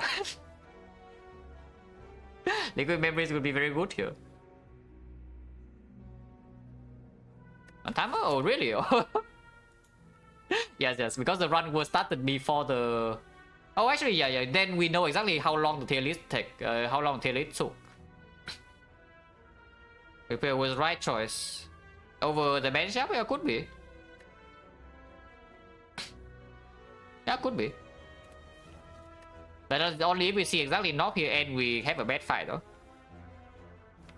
Which once again, yeah, if I'm playing around the bad case, I don't even buy this in the first place. So that's not how we are doing it. But I should make some calculations here at least. If I play Zap here, we still never kill next, so we know exactly what we draw. So it's like Defrag into double strike over the dual cards, right? I think. So 6 damage here for 42 next turn. 30, and then this is 22. 22 is 14, so we can die the turn after, but not super likely. We are taking currently this is 14, the next turn is 6 strength, 33. 33, block 3, block 15, it's like 18, so we don't die. But I need to play this up, otherwise you never kill unless I redraw to Thunder. Can use this now, it's actually exactly 12. Doesn't make a difference.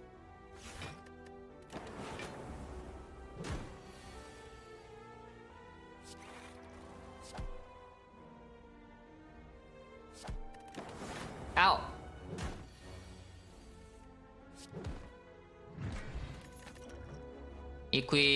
Sure, Equi.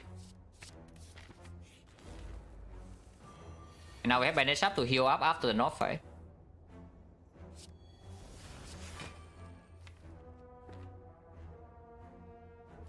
This guy kind of needs to die turn 3 though, but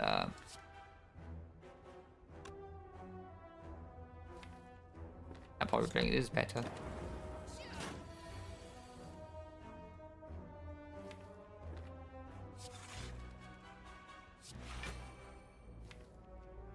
So if we bottom next Thunder, we can always draw pot into it, yeah? If I do a cast here, yeah, it doesn't make a difference. I must draw Thunder next turn either way. And if that's the case, then playing the Defect or not doesn't matter, it's the same. Playing this or this, exactly the same cast. Nothing... I guess Thunder can entangle next turn. If he does that, then potentially Defect is stronger if we bottom next Thunder. If we entangle next turn and bottom next Thunder, then we can play this. The turn afterwards, we do have one focus in play with this, so maybe we can block. And the maximum damage coming in is only 21. They can draw pot after. Yeah, Defect is better. Exactly too. But of course we still have energy as well.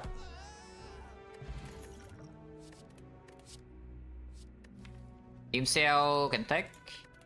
I can take Doom and Gloom as well with Beam Cell Thunder. Upgrade depth is already building up though. Defrag upgrade wants to happen. If you take Beam Cell upgrade wants to happen.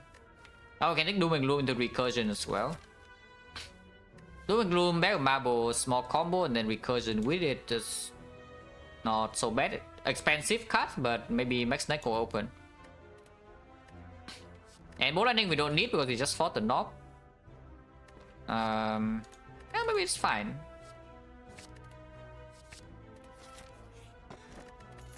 Focus.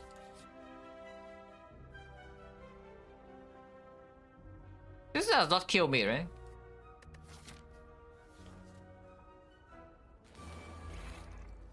Surely it doesn't kill me. Also, nice Bag of Marbles, nice AoE. I'm perfectly willing to spend a potion here, so what's the potion chance? 1, 2, 3, 4, 5. 3 potion drops, so 30%, but I'm perfectly fine with using a potion into dodging this. And we can go this way, farm more prayer wheel. And this fight also gives me a prayer wheel card reward. Our weapon this turn is quite good, yes, plus 2 energy and gaining the coded draw immediately. Yeah, I know the tier list came before this. The tier list was the thing that took 3 hours. I started the run, remember the tier list, and I made that. Yeah, the tier list took 3 hours. The run just started and it has taken around like what? 10 minutes, maybe less. A weapon immediately, it's fine. I can retain more cards.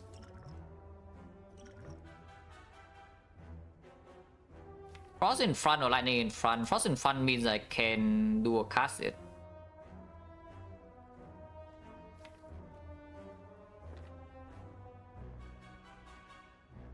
Yeah, probably okay, right? Better than do a casting lightning.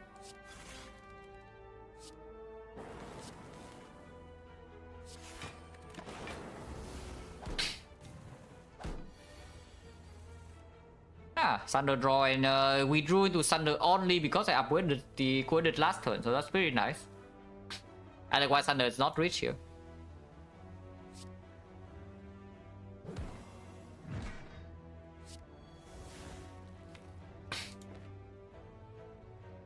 Next turn, this guy never attacked, yeah? And so we are facing 16 from this, but 16 on this from this alone. We cannot kill him next turn, so we need to block 16, but that's not a problem. So this guy will be buffed next turn, turn after, maybe some Doom and Gloom would happen. Probably still strike here. I know taking 1 is the good line, but I kind of don't want to take 1. Probably should take 1 though, yeah, should just take 1. Because now like Doom and Gloom is just killing if we draw into it, otherwise just block and Doom and Gloom kill next turn.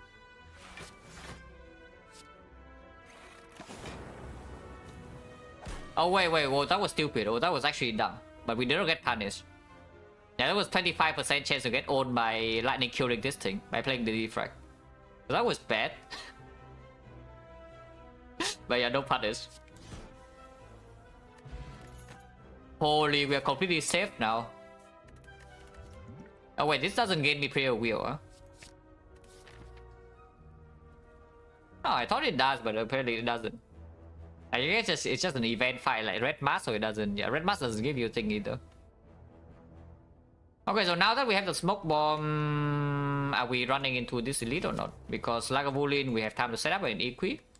Against the Sentry, we have Thunder, Electro, and Bag of Marbles maybe, and we can still smoke bomb. Sometimes we see healing event here.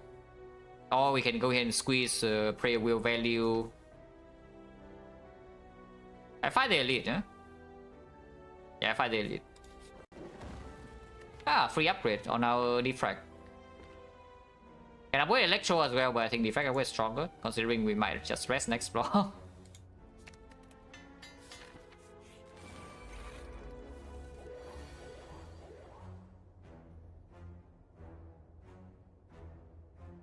Not exactly time to just smoke bomb away, right?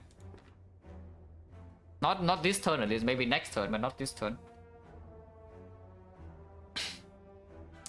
So we can go to 6 and we leave into resting and we go to 27. I'll probably test it now. Now! Where you cannot play your Thunder, cannot play your Electro. I guess you can play your Electro. Oh, I guess you can also play your Thunder.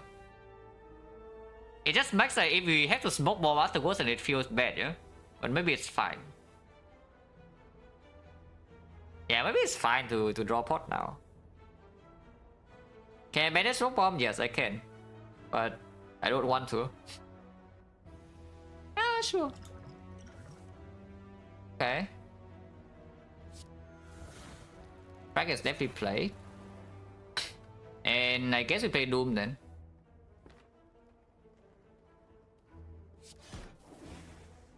If I don't draw Thunder or Blob next turn, I need to smoke bomb away though, so that will be quite bad. But then we're still on 6.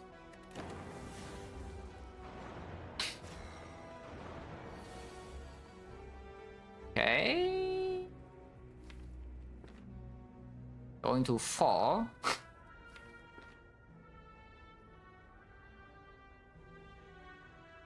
I guess 4 is like fine, yeah?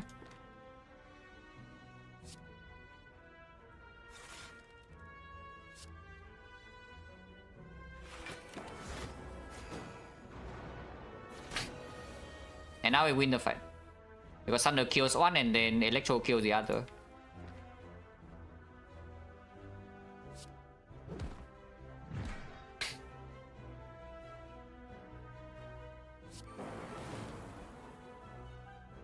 This guy's already dead, so yes, we win the fight.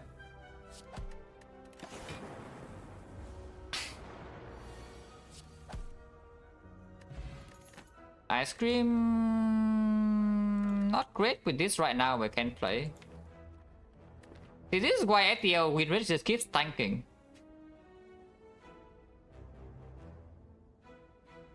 Yeah, this is why FTL win rate just keeps tanking every single time, but I still take it here.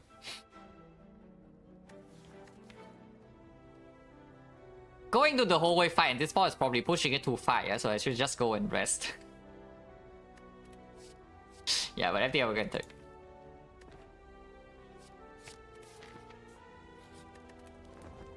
Because we do need to respect Guardian a little bit as well. Just a little bit, not that much. But a little. Splitting now is 12, and yeah, I guess 12 is fine.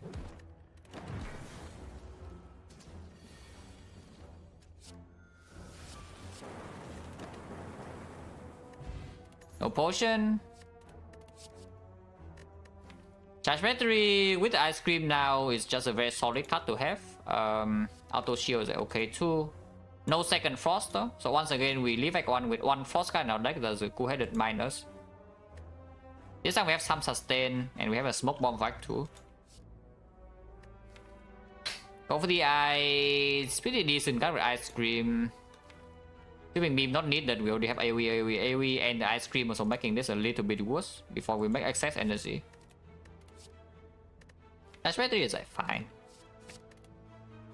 I don't mind to go for too much. Recursion upgrade is good, yeah, in this spot. However, I think this is exactly the type of deck where we need to rest before Guardian, unfortunately. So I will.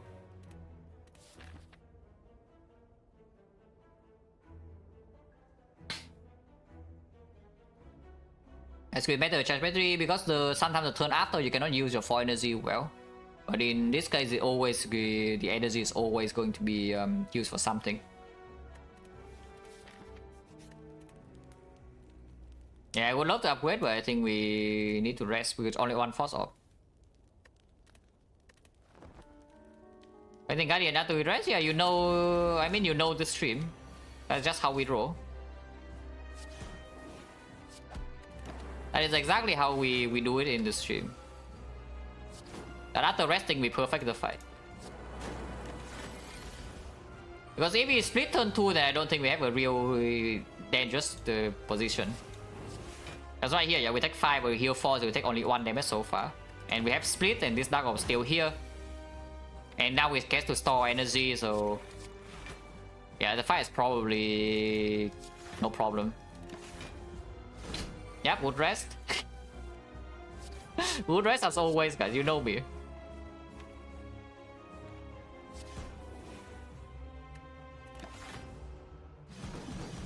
Expected? Yes, expected. Which is why having a potion to Guardian is so important, because if you have a potion If I have one potion to make sure that the turn 2 split will happen clean, yeah? I would never ever rest here. But the run is looking long-term value is not too bad with prayer wheel, ice cream, mushroom even for late game, and the data is also fine. And for early act 2 we do have smoke bomb to mitigate a little bit of low rolls in early hallways.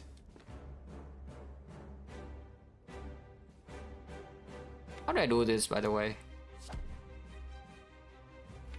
Don't care about this recursion, honestly. I just do a card, eh?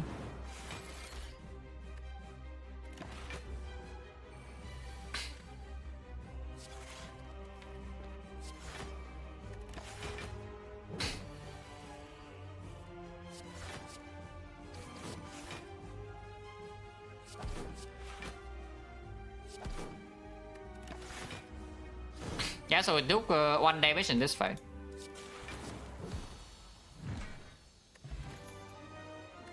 No potion. And no card either. Wood rest, yeah, as always. Wood rest.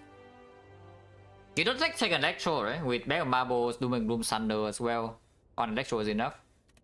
Amplify no, Thunder Strike no, so skip.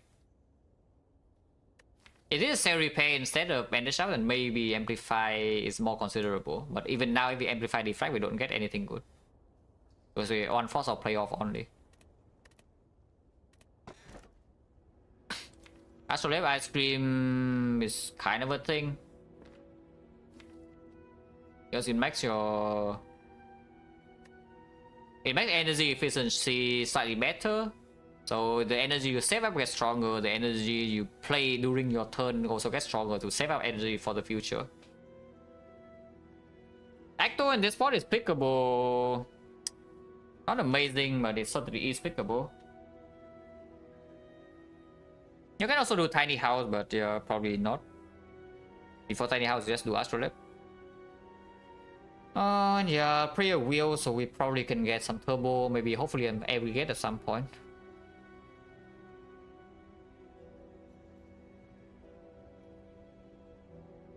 Acto is probably the better pick here, yeah? Because we already have late game value like crazy in the relic bar. But I don't care.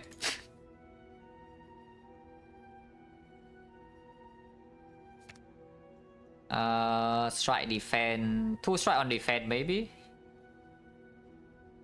It make marbles worse though, but Zap with the electro is still doing something.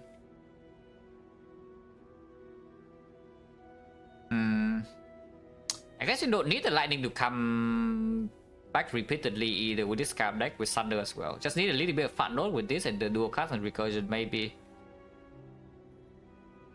Yeah, Zap just kind of freaking sucks, man. With the ice cream as well, like why do we play Zap? We do play Strike.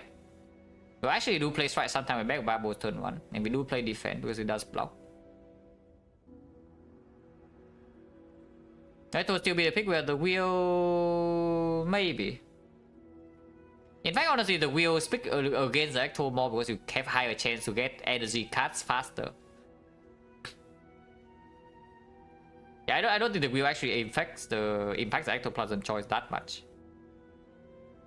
Yeah, a little bit because you gain extra, you gain end-game value with this long-term value. So the value ecto loses you is mattering a little bit less.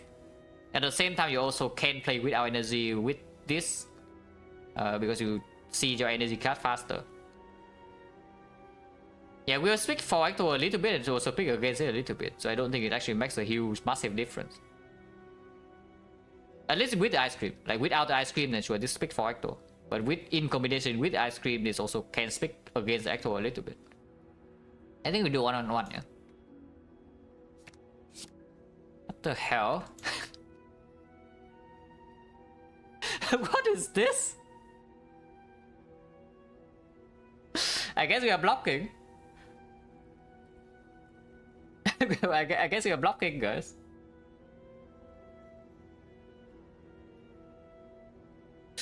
What was that?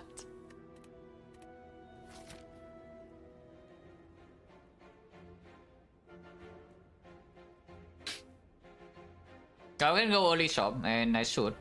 I will.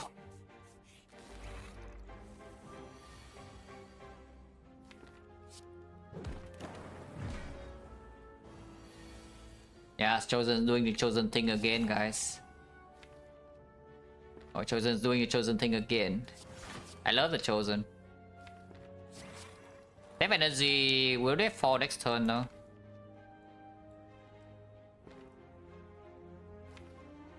Yeah, 4 is enough. Yeah, only 7 times 2. Because of mushroom.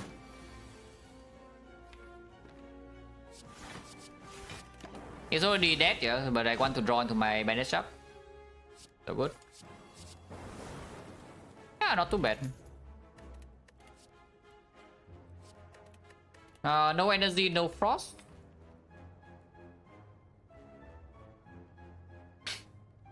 Yeah, really chosen newfound tech. You cannot draw dice on top, right? Yeah, I do. I did. Yeah, the first card can never be a dice.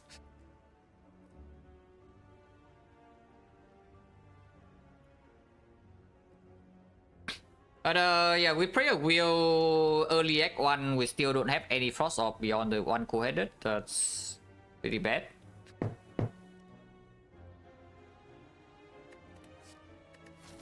Yeah, capacitor, no, it might be necessary though. The funny thing is that this might actually be necessary to kill collector. For now, it's not very good though, considering that we already have like some a lot of block cards only, but no damage payoff. We need to rush damage. How bad is this Bolt Lightning? I know it just removed a zap, but how bad is this Bolt Lightning now after transforming into 3 freaking block cards and we still have Electro? This I don't think I take. If anything, maybe Compound Driver, but not quite. Yeah? Don't make energy yet. Capacitor. We have Smoke Bomb. We don't need to fight elites. Yeah, probably sure. We have Smoke Bomb, guys.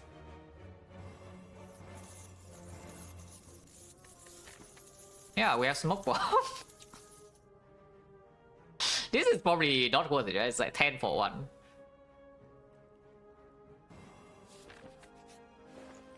Damn, I'm stupid. I am actually just dumb.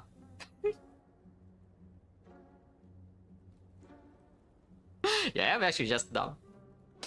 It's okay, we can still buy it. We are rich enough, we can still buy this. Apple Turbo, and then we have still have a decent amount of gold left, can do cell repair. Already have bandage shop already though, so it's like 6 per fight with the Apple, yeah. And cell repair can see for free. We can buy remove a potion instead. But yeah, Turbo I definitely do buy. Ice Cream 3 base energy, so we can buy either remove or this or a potion. Removing a defense in this spot seems like it's not too bad. Apple went to the 0%. Yeah, if I lose this run VM, if I lose this run, somebody is getting unmodded.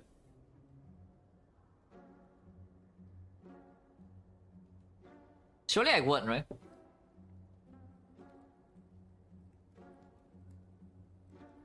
Yeah, remove defense seems pretty cool here. And buy a potion as well, point chance 50. I don't want to get preview value now that I have full HP Apple. We know that we are not fine chosen bunch of block cards. Yeah, against the Tears may be slightly annoying. But the advanced over is fine because everything is like half green now with the Apple.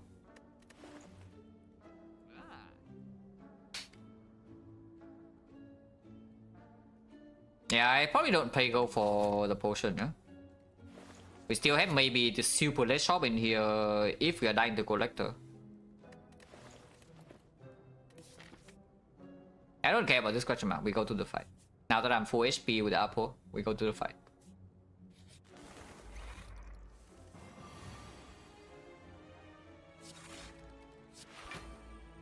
Take 2.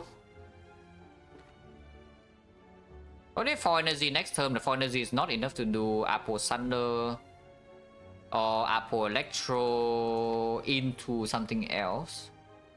into a block card.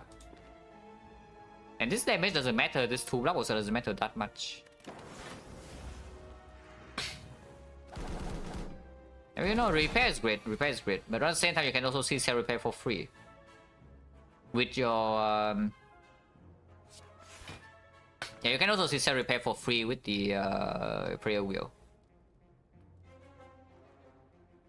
Yeah, nice capacitor.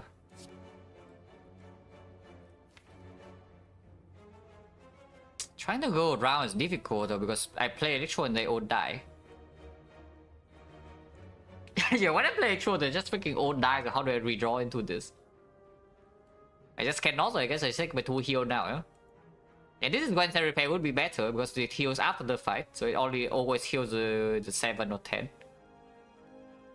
Will I rate this left out of 10? Yeah, probably a 3. Maybe 3.5, because at least it does perform early act 2. Yeah, it's pretty low.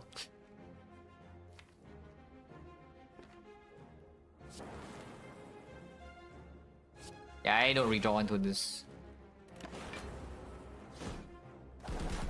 Ow. Ow. Why do you have to swoop? Why do you have to swoop? What? You don't do that, please. Ah, but we have super strong block cast. Look at this. We just full block this easily. How much do I even need to block for? I leave again 40 block, yeah, and we full block exactly, yeah, 40. Holy 40 block.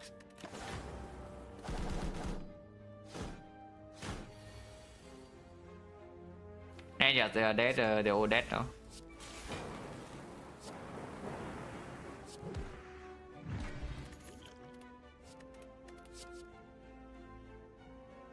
No, seriously, like... Where are my frost orbs? I have prayer wheel. There are 2 common frost cards, even ignoring the uncommon ones. Yeah? There are 2 common frost cards. We have seen 5 extra card rewards from here and 2 more from the elites. 1 more from the mushroom, so that's 8 card rewards. 13 card rewards so far. And we just do not see any common frost. Eh? Recursion plus. And plus doesn't matter that much, but it's still not bad. On the other hand, it's maybe a beam cell. Recursion with the Dark Already here and Electro and the Focus is maybe slightly stronger though. If we take second recursion, you can also take this Darkness. Which I guess is like fine. So yeah, not fighting this, so we go here. Up with Apple, maybe rest every single after. Nico.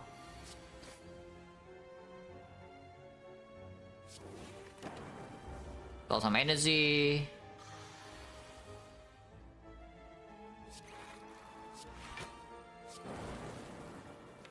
For next time I can make it 6 and see if another recursion, so I guess I can wait.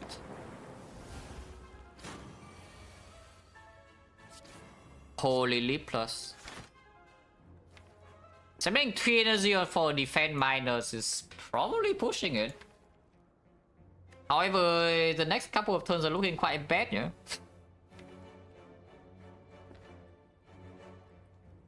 We do have the mushrooms though, so we don't get hit by that much, but yeah, spending 2 energy for defense miners just seems stupid as hell. I even place try 7 energy, go to 6. I guess 7 is good.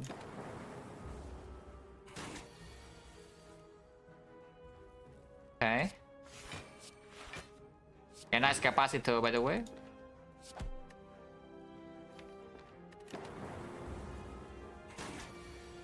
Now we can Apple banish up. And it's dead. Ah, Frost. Oh, I love Frost. What Frost do we want? Cold is better than Cold Snap, yeah? Yeah, with the Apple as well. Like, Cold is just better with the Ice Cream, with Turbo. Frost. Second Equi for Pyramid, or we can do Beam Cell, Gopher, but now that Darkness Recursion, I don't need this too much anymore. Second Equi is like fine. Analysts over smoke bomb say that this elite is not completely safe. When opponent fight the elite with a smoke bomb is completely safe, because if this fight goes wrong, we can still go here and rest, or we have to fight only one fight to go here and rest. Strength potion is not super strong, but on turn 1 with the bag of marbles, maybe we can do something. Probably colorless is better than strength, no? Yeah, but I want to kill the smoke bomb, I think.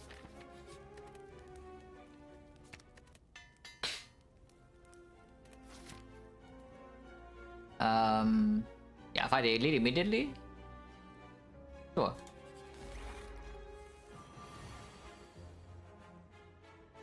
Electro on turn 1 and decent block in hand, so we take only 14. Actually, take only 10, and Electro is in play.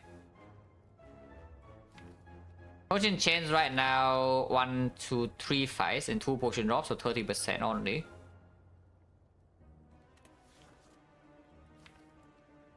Can still use this though, because any damage card right now also plays better. Like this. It actually kills this instantly, yeah, because we have bag of marbles and 24 cards. Wow. 36 plus 4 plus 12 is exactly to 52. So it's dead. Very good.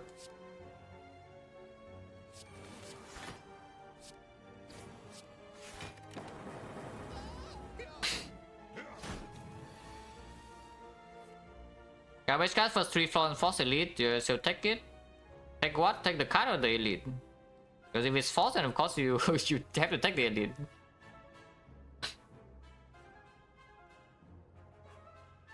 But I mean, yeah, if I'm scared of dying, then just take the garbage cards.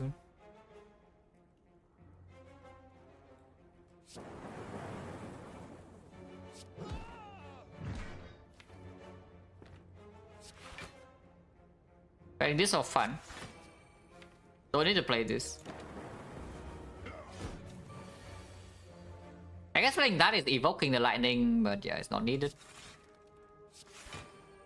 I don't want to actually play Defect because it kills too fast, and I want to get my balance up first.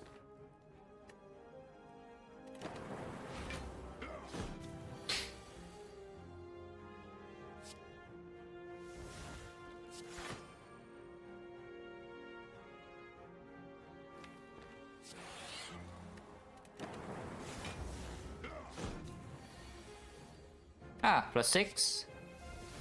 And now we just kill, and nothing else to do. So we want those levels 5 use 1 potion and heal 6 HP. That's pretty good. Relic is fairly useless though, because we already have the apple. 041. Recursion 1. Dual cast 2. FTL 3. Go with the ice 4. Turbo 5. Recursion 6. I'm getting baited, guys, again.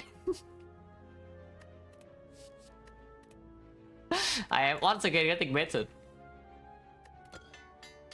But I am taking it. Yeah. One chance down 40.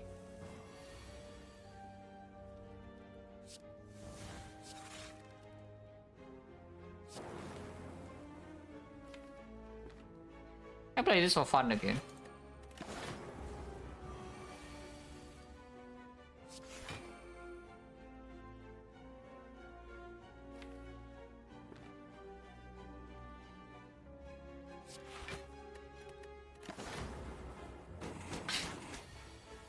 Zap? No, I don't actually want Zap. That's a funny thing, I don't actually want to Zap.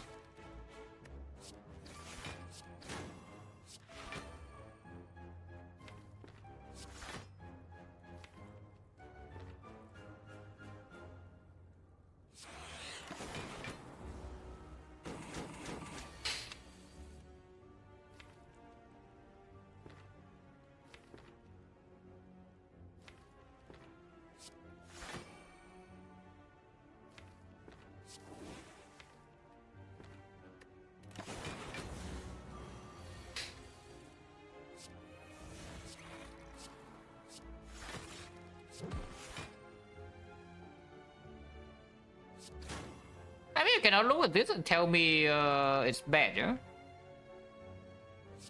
The 0 for 1, I mean. Cannot be that bad, right? Okay, this is going too far, but this is actually good. So double energy we can take. What's in the left? Auto shield sleep leap. So just to give us block. Chip light for 0 for 1 damage. At the same time we have double recursion and dark off, so no need. Boost sequence, however, very energy efficient with ice cream. Can we pull back with 0 for 1? It does make Bear Marbles quicker though. But it's fine. Still very good. Farm 2 more elites, probably. Go here, if it goes wrong, we can go here, but probably not going wrong. Going this side is -1 elite. This is short, fast shot, but it's like totally fine. We can see gold from here as well. Okay, I guess we did see some gold.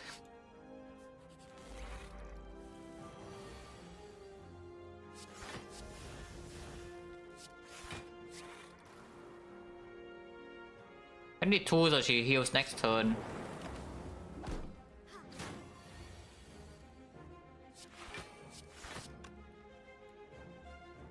This doesn't matter, so I just won't play it. She might attack this turn, but this guy never attacked.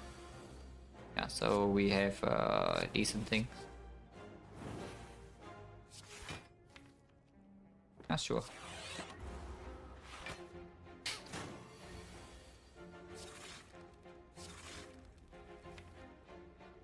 Dago win this fight slightly annoying, but they don't have strength yet.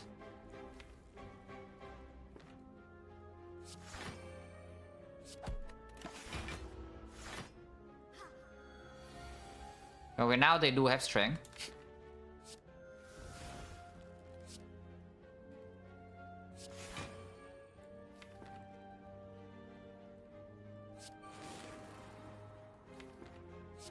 At the same time, it's probably fine.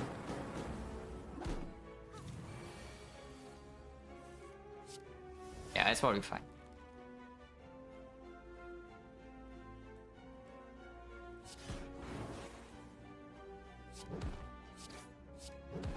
Because you have so much energy. And yes, because you have so much energy, this definitely happens. And we can take the second double energy as well with the scheme now. And the double co-headed. We could have had like 6 leaps by now, by the way, in case you're wondering. If you take all the leaps, you can have like 6 of them. At this point.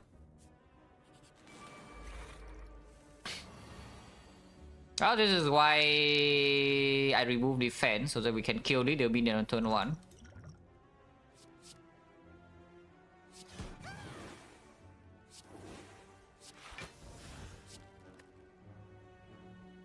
Capacitor, not actually a good play.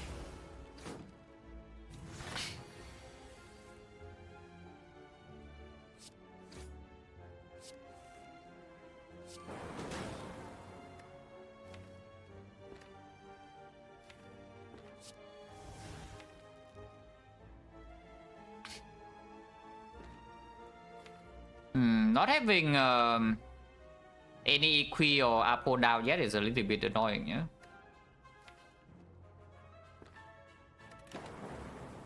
I guess if she attacks, we only face at 33, so it's not that bad.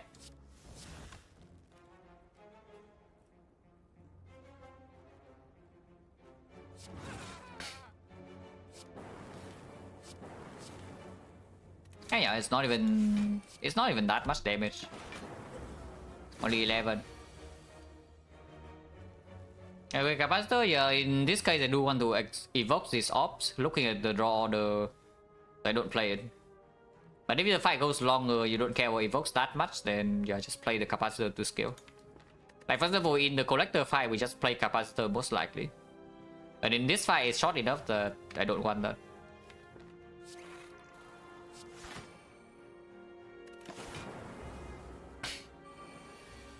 She attacks again, but yeah, no problem.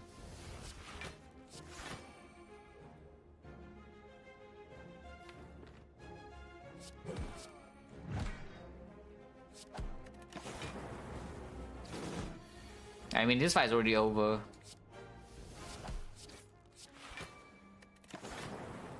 Also, why you don't take the Acto? Even without the high side, like knowing Skull into the Choreo or whatever, yeah, you can see energy issue is not here. In fact, now we suddenly have draw issues even with 3 base energy. Hello, Chief, thank you for good luck.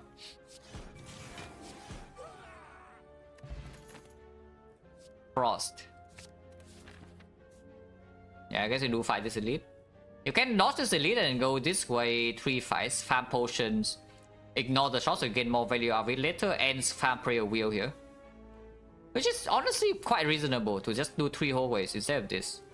With no empty potion slot as well, maybe Slaver fight goes bad and then can be a little bit weird, and also the shop is in a bad position.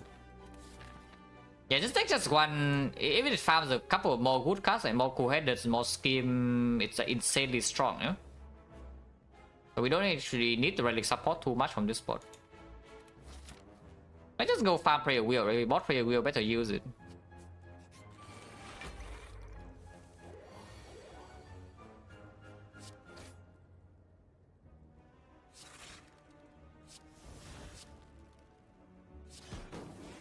In this spot, for example, I would play the Kappa.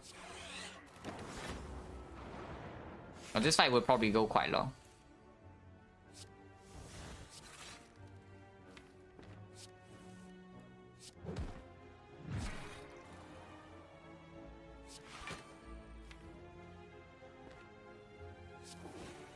So I said. Maybe it doesn't go that long.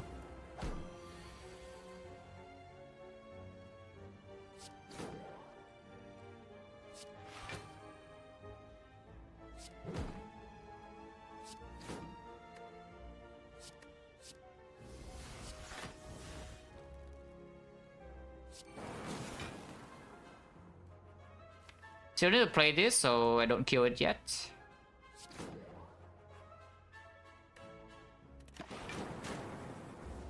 It's dead this turn, no? So we have 1 turn to draw into the thing, but yeah, we didn't, so I guess it dies.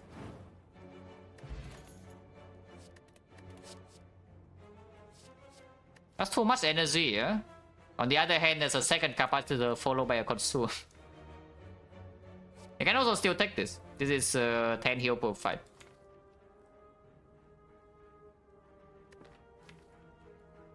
But yeah, I take the consume. With the consume, do I take this now or is it aggregate ice cream? Aggregate ice cream is so freaking strong, but we already have 2 double energies and a turbo. No, I just take this, yeah?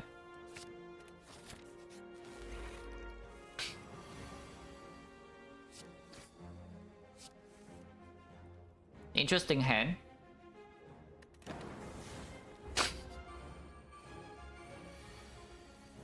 Yep, definitely ahead.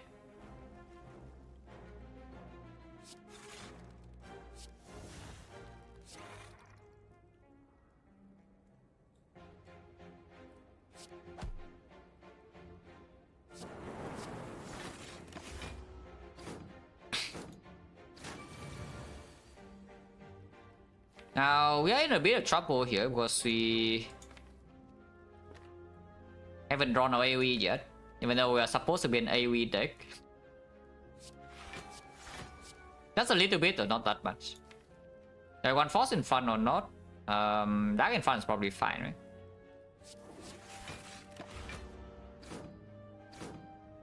But yeah, worst come to worst, we'll still Smoke Bomb. And we shouldn't have to use it. Yeah, they're just dead. Bandage is still in here, but I take 5 to maybe heal 6. That sounds like stupid.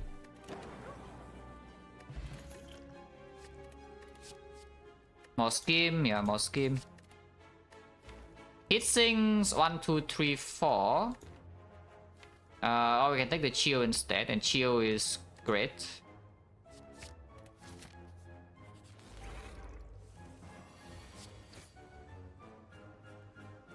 Yeah, this fight I play this.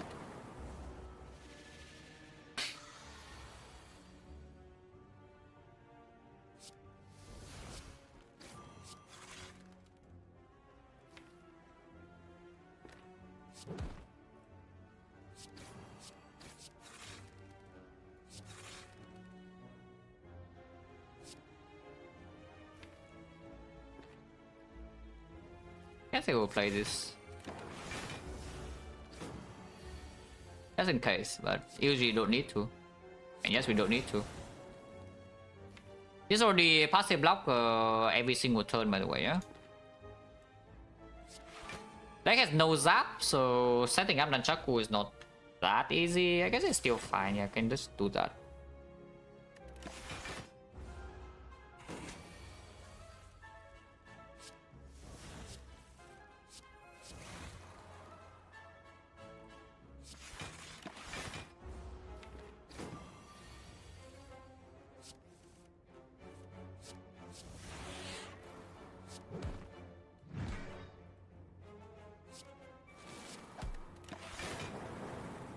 Yes, that next turn I shall go to 9. Good plus. Hologram is there, Aggregate is here, and now that I have another scheme, I don't mind the Aggregate too much. The Scream is pretty cool. The Hologram also is pretty cool, but yeah, I probably just take two-headed Aggregate. Fear Pot over Smoke Bomb for Act 3. Fear Pot's not important though, like we don't use Fear Pot for anything really.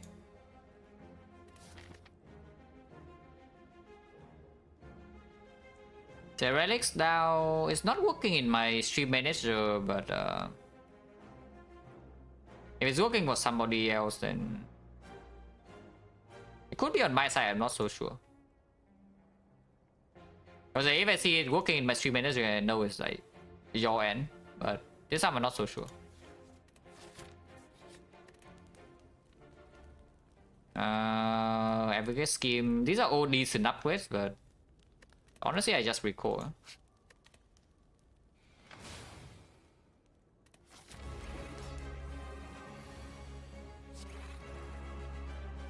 That or don't need, right?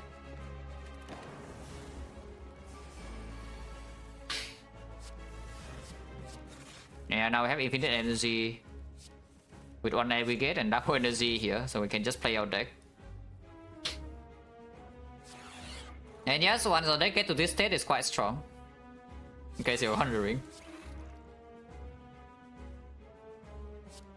Once our deck approaches this state, it's quite strong.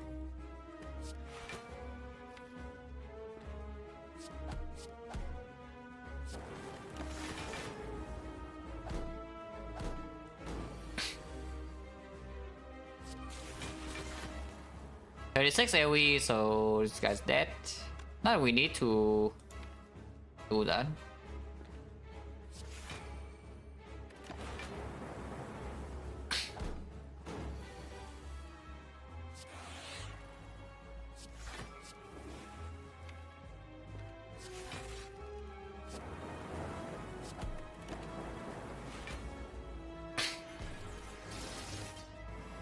Wheel, yeah, you can buy Prayer Wheel, it's just that you can see inside Act 1, after buying Prayer Wheel, we do face a decent amount of risk. A decent amount of risk after buying this. But of course now it pays off like completely with Apo as well. Rồi chúa xem về good luck.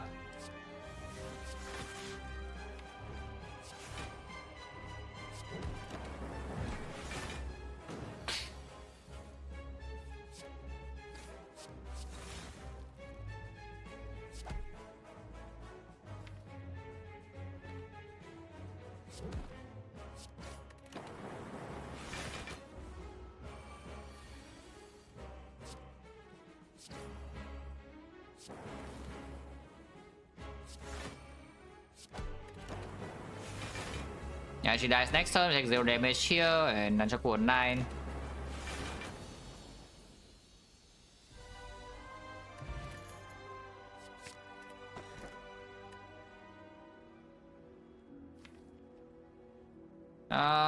Dome is like okay. We have Mushroom already, and by the time we reach the Time Eater, the Heart, whatever, we are probably OP. And yeah, against Time Eater, Mushroom helps a bit, and we also have double capacitor consume. We just outscale it very easily. We can skip. This is generally skippable because you don't need energy as much. If you don't want to deal with the dome nonsense, you can just skip.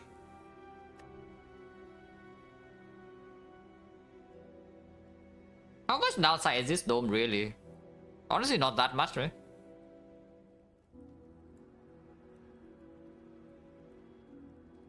Because I still need to play the other cards. It's like we think about the cases where these are bottom deck and suddenly I don't have so much energy anymore. But I still need energy to play Scheme, still need energy to play Apple, still need energy to play Frost Orb and these things. And we don't actually care about what the enemies are doing really. And after we make enough energy, then we can just overblock every turn and it's completely fine. Yeah, I think no.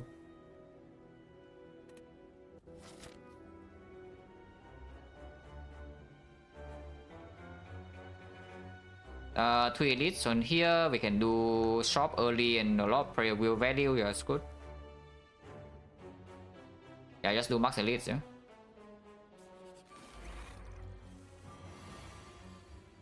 What are they doing?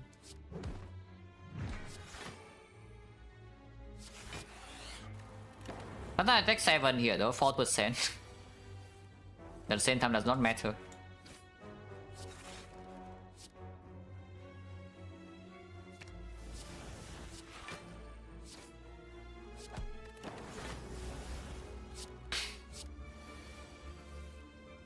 Like 2, I mean, there's an easy way to do this. You don't need to manually... Yeah, you don't need to manually edit the comment, yeah? There's technology for that. Yeah, the technology is there. You can use that.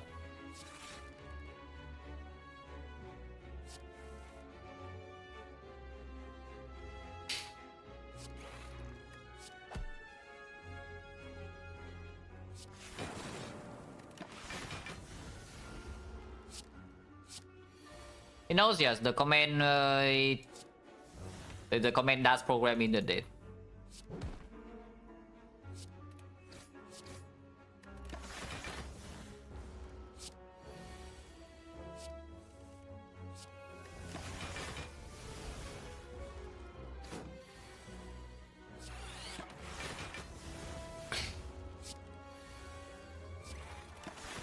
Oh, this one actually cool to be on 9 instead of on 8.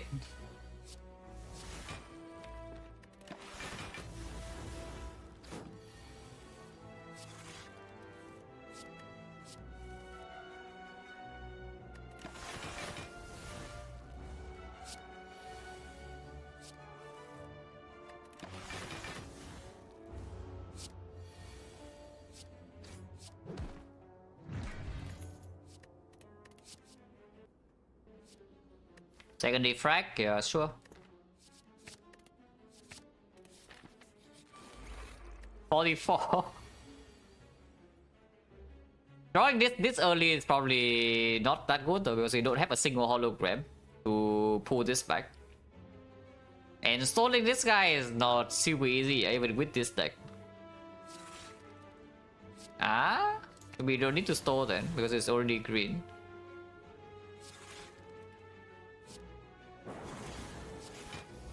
Holy one block.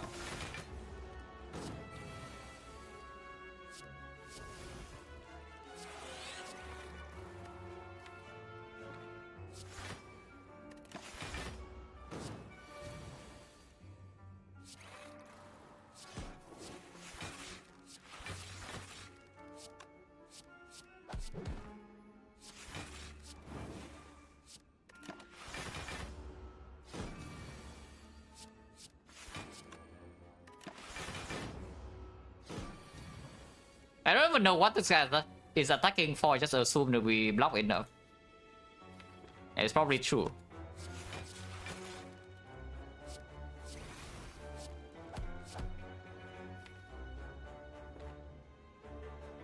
Ah, sure, whatever, I can play this.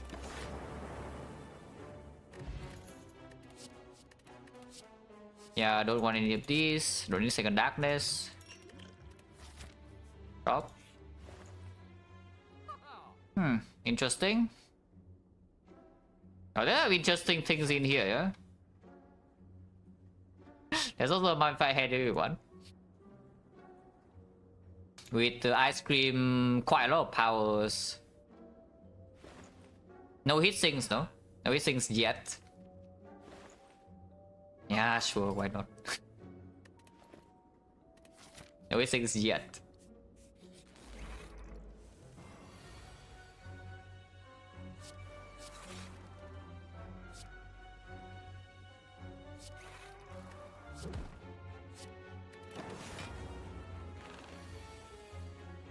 Sure, speak of it, yes. Now I would like to hit things. A mid.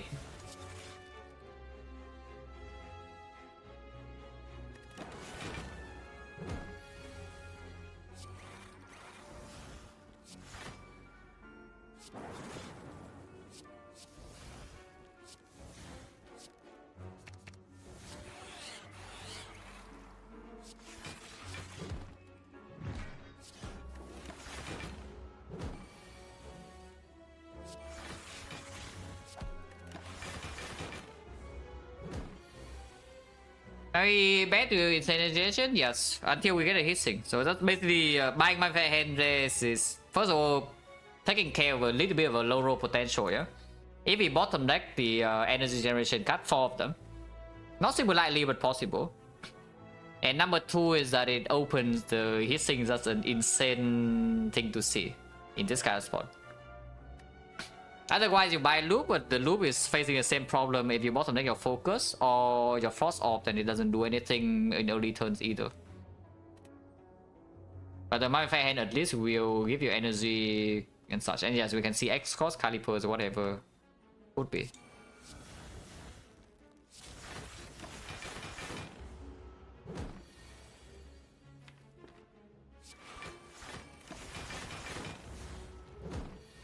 I don't even know why I'm doing that.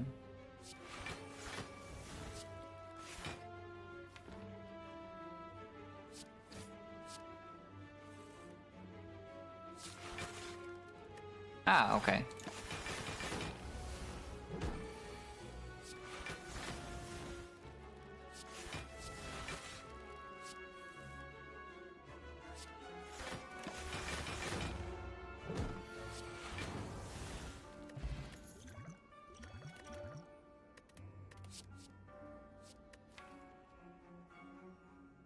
Quarter is better, yeah? Yeah, quarter is just better. I know we have modified hand and a lot of slots and whatever, but it's just stronger. Barrage don't need, right? We did go form Dark Orb now, yeah, we don't need Barrage to deal damage.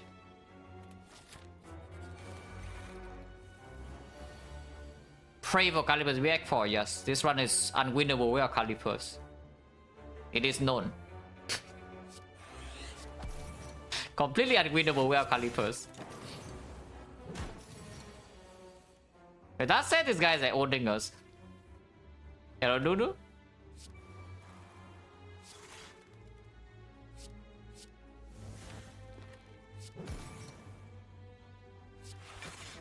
We are getting like absolutely owned here, actually. Ow. Wait, no, I'm just kidding, I'm actually just kidding, like, don't kill me, please.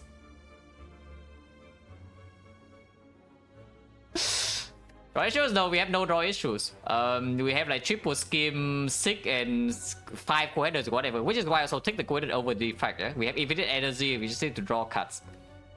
But I guess some fights you can draw like this, where you bottom deck your skims, your co-headers, the 6 and whatever.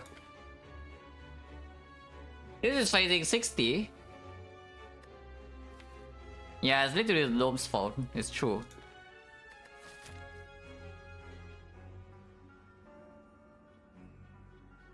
The problem with using memories here is that sometimes Retromancer poses an issue though, if you draw like this on turn 2.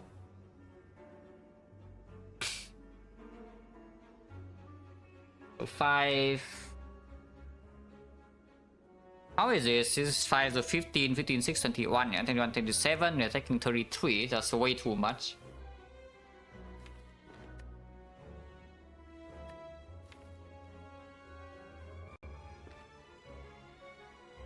Is the like liquid memory is even helping? I guess you can double glacier and a single play defrag. Yeah, yeah.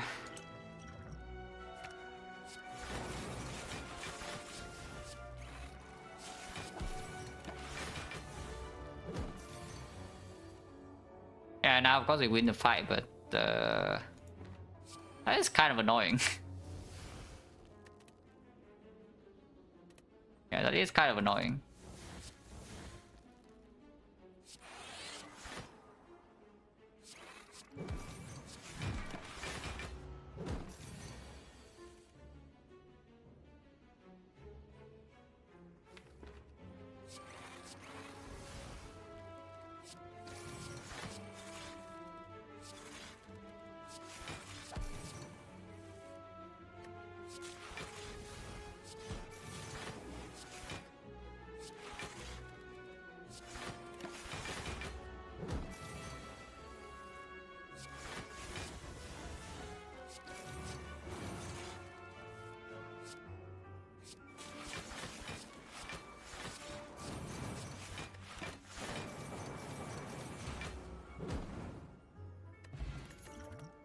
Tank potion stack don't need.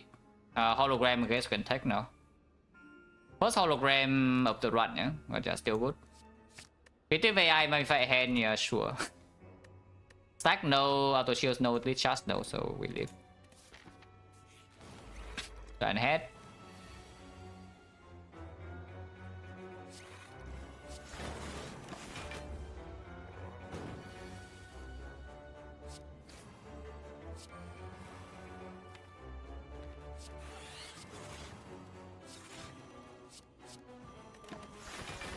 Yeah, this fight is free. So we heal... we get to heal 12 here at least.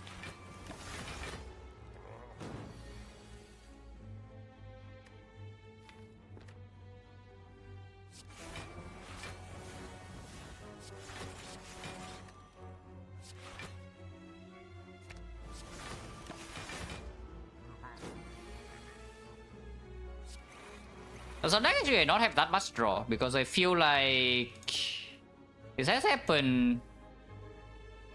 This is turn 4 whatever and this guy's not dead yet, yeah, which means that maybe we don't draw enough yet. Probably true. Probably true.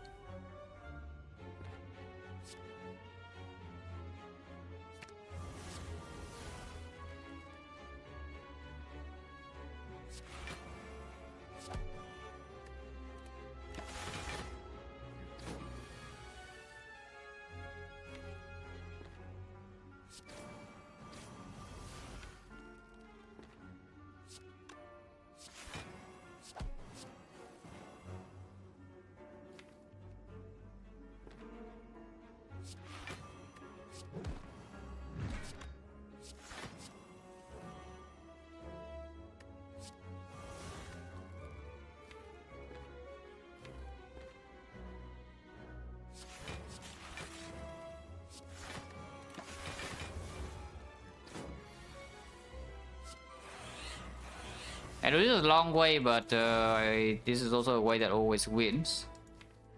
So I do that.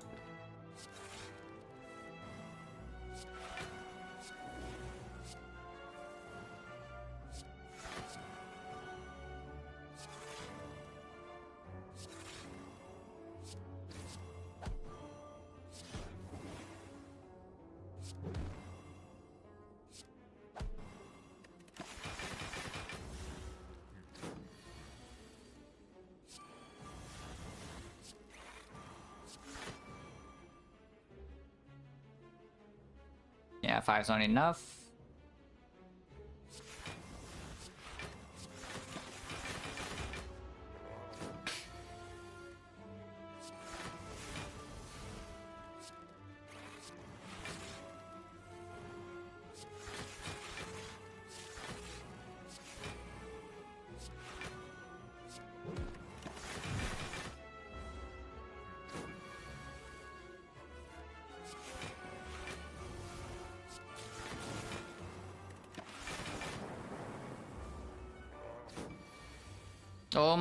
Sozu and Philostone. It's one of the few situations you can actually consider skipping.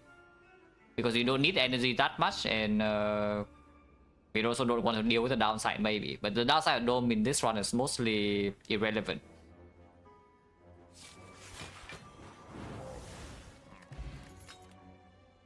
Second hologram, that's not active draw, but probably still good enough. If I go here, I'm forced to do 2 elites in a row, yeah? So better to mention to something else can be weird. But I already recall, so I can just rest. Actually, no. I need to go to fire. Yeah, I need to go to fire. Up with sick. Intense so much, yes. When we have ice cream, so it does cover for the case where low roll and bottom deck all my energy cuts. And I still have energy to spend with the dome. My turns are mostly the same anyway. After I make infinite energy, the dome downside does not matter, as you can see just now. I don't even care what the giant head is attacking for. It attacks for 150 or something, no problem. Yeah, I should actually dodge the elite and go here up with 6. 50% chance we face Burning Retromancer here, though, if I do that. But yeah, upgrading 6 is very, very important. Okay, I still take this.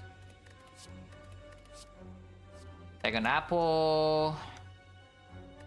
Not quite drawing here though. Impatience. Oh, impatience. Oh, impatience.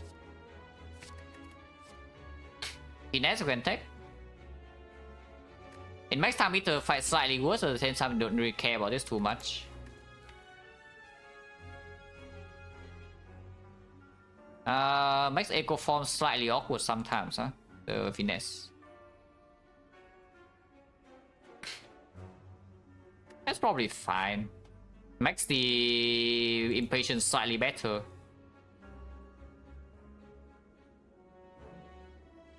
Where's my profile picture from? From where my username is from. Take an apple. Yeah, sure. And yes, last time there was somebody asking how big your deck needs to be. How big does my deck need to be for me to pick second apple? I guess this is the answer. We have 51. So I guess that would be the answer.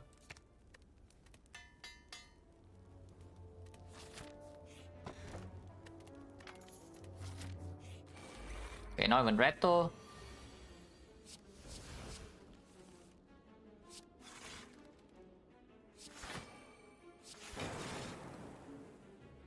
Yeah, sure, why not? Have a sun on your face. Yeah, nice hand. If I attack 45 now, we're taking a bit of damage. Ow.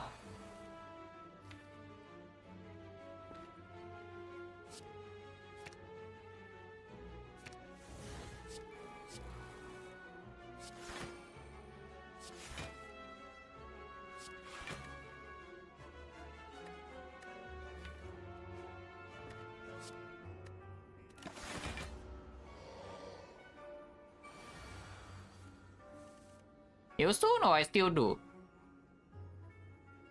Inside I just started Breath of Fire 4, yeah? Like 2 days ago.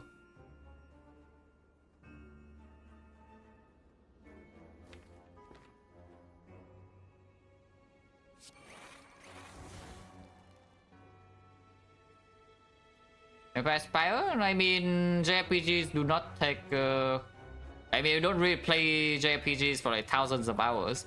So if you talk about like quote-unquote main game, then yes, it's only Spire. I still play a lot of things on the side. I still play a lot of things on the side.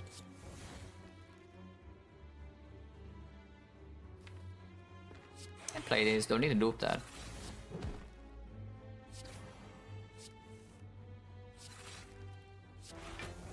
We are retaining, so I can double this next turn.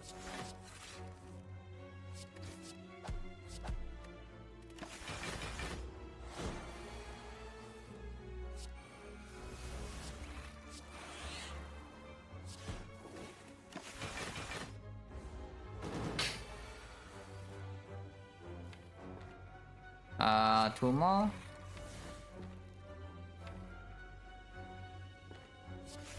This works. Do I have a lot of gold? Not that much. I can dodge the fire though and go this way and just farm more pre-wheel cuts.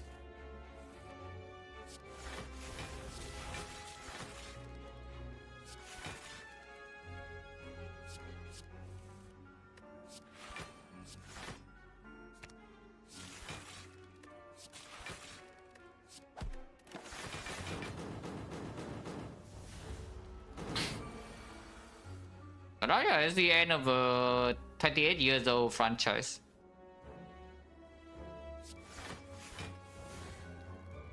And yes, I will still say that's my favorite game of all time. Even after playing Spy for 7,000 hours.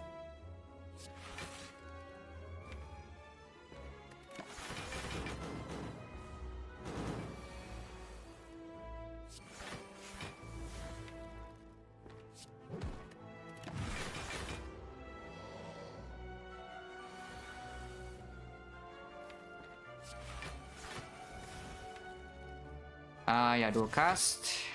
Only play algorithm and manage up, okay, so we can get out.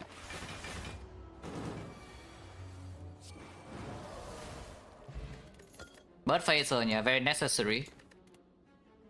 Not having any good Act 4 potion yet is a bit scary though. Like no draw pot, no liquid memories, no gambler's brew, no fairy, no ancient potion. Slightly dangerous. We do, however, heal a lot now.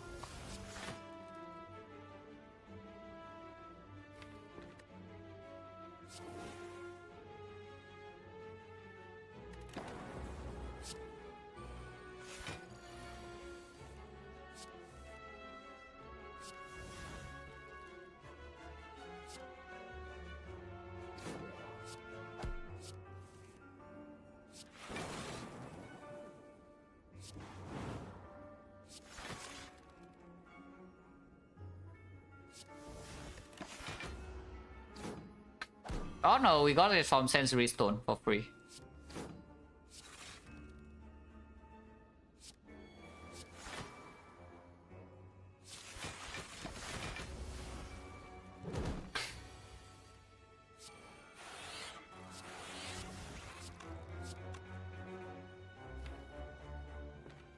With the bird fighter now, I don't need to double that, yeah?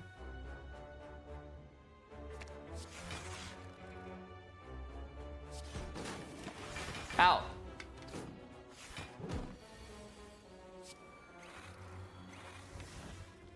So you haven't played algorithm, right? Yeah, I haven't played algorithm yet. But hologram is not here, so we have to go around.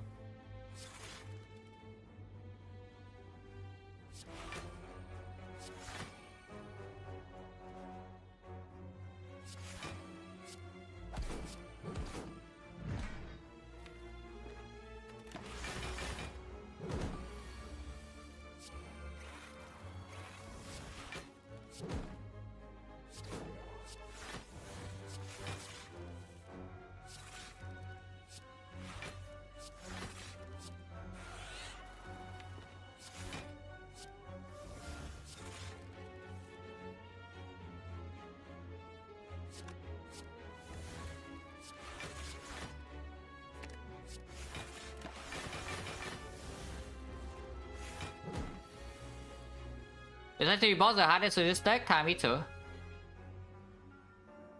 But realistically speaking, all of them are irrelevant. The one that can deal the most damage to us is probably time eater, and then the Awakened one.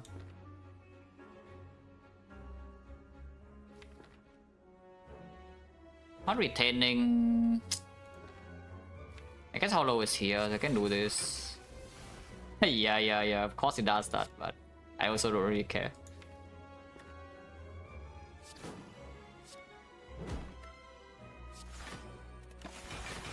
Yeah, we can hollow it back with the Equi.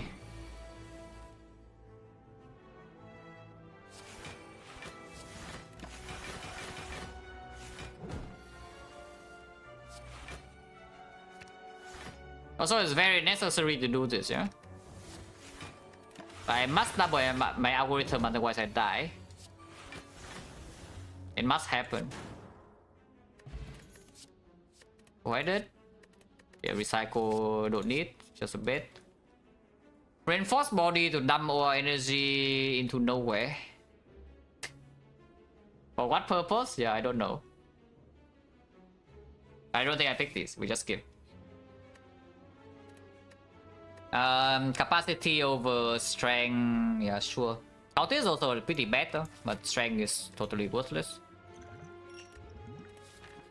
But yeah, of course we farm more fights instead of the fire.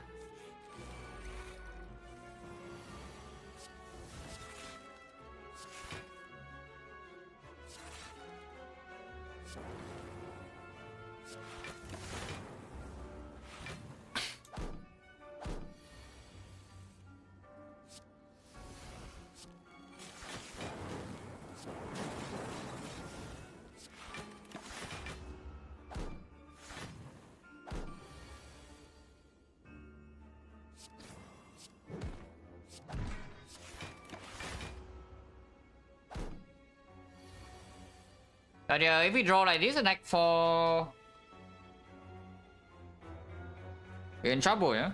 Without consistency potion. Because this is now turn 4 and we have not gotten our scaling in play yet. Like no defrag, no capacitor, no echo form. Sig is late, scheme is late, coordinates are late. It is how we do it in every... this is how we draw in the hard fight, we're in big trouble. Because we have time to fix this.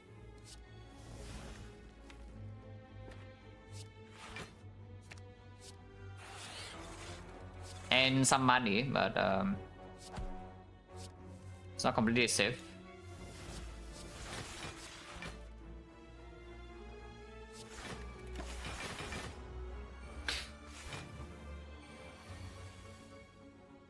Is that really the conclusion? Is that actually the conclusion though? Okay, you can remove 20, maybe 20 cards in this list. Like the last 20 cards I took, you can remove all of them, and then you see whether this deck is better or worse. The actual problem with this deck is, and the real problem with this deck is not that because it's big. But I would say number one is that we don't have potion to cover for the bad draws yet. And number two is... these relics, I mean, they are good, yeah? It's like, but you can see the output the relics actually give us in early turns. And you suddenly see why, where the fight we don't draw perfect, we feel so bad. Kabbalistas and when the Prime 22 months, special. But inside fights, how many relics do we have? This is doing nothing inside the fight. This is irrelevant in this point. This is okay, it's pretty good, but before you draw capacitor, whatever, doesn't block that much, yeah? Maybe 3 block. This doesn't do anything yet. This does not do anything yet. Inside the fight, before we are OP. Nothing, nothing, nothing. Nothing. Also energy, so it's also here. Also energy is also here. Also only energy. So the actual output that the relic bar is giving us right now inside fight is 0. Almost 0. It's like we only have the data disk in early turns.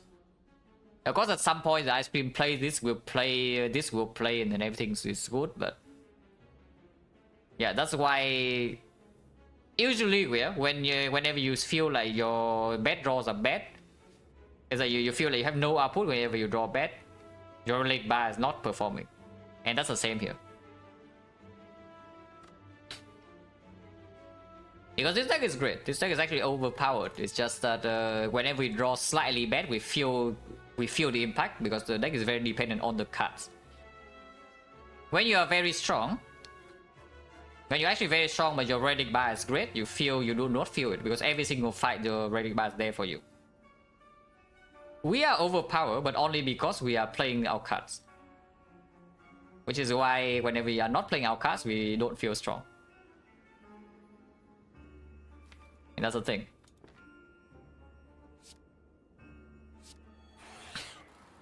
And this is the kind of thing you should think about instead of just saying, yeah, okay, we draw a hand every fight is like garbage, or maybe it's because we are lacking removes. No, in fact, the real thing is that you are lacking your freaking relics. Because in order for the removes to actually make some meaningful difference, in this deck, you need to remove 5 or 6 more cards. And you need to remove all base cards, yeah, because all these are actually just good. All of these are good cards. And they just make your deck better. But the remove to meaningfully better is only here. So you remove maybe 6 or 7 base cards and then you can feel the impact. But otherwise, just because your relic bar is not strong enough, that sometimes we feel that we are bricking. Like the transient. The transient first 2 or 3 turns we brick our draws a little bit and we feel like we have no output because our relic bar does not cover when we brick. And that's really annoying. So you can deal with this with in a few ways. You can use potions, you can, you know, just have good better relics. But the easier way is to set some consistency potion or output potion for Act 4. Which is why I'm saying, like, with our potion, I'm feeling a little bit worried. Even with 33 max HP, a deck that's very, very strong after a couple of turns and the mushroom. Yeah, just draw well.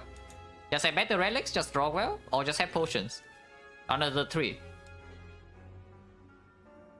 Actually, no, I'm still playing Balatro like quite a lot. I'm just not streaming it, but I'm back to like Plasma only. I think change biggest things over chill, yes, because then suddenly we have one more out of winning the fight instantly. Because right now when do we win the fight? We draw into 6 plus, we win the fight almost instantly. We draw into Apple followed by a Scheme plus, we win the fight almost instantly. And if I have a hit sinks, then that will be the third out. I draw into hit sinks, I probably also win the fight basically immediately. And it just increases a lot of your chance. Right? If you had one more card that say you win the fight when you draw into it, yeah, the chance of you winning the fight is higher. In early turns. That's how it works.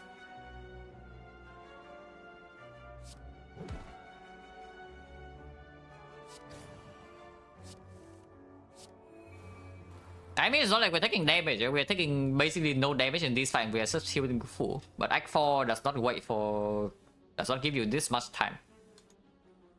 Which is the scarier part.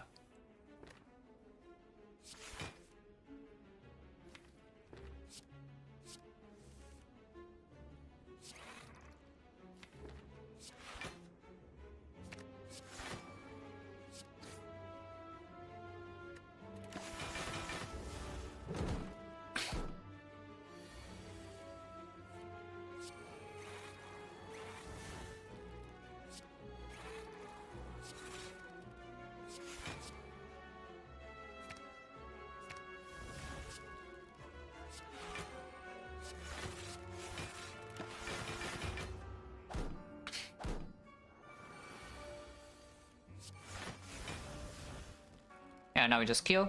Play everything already.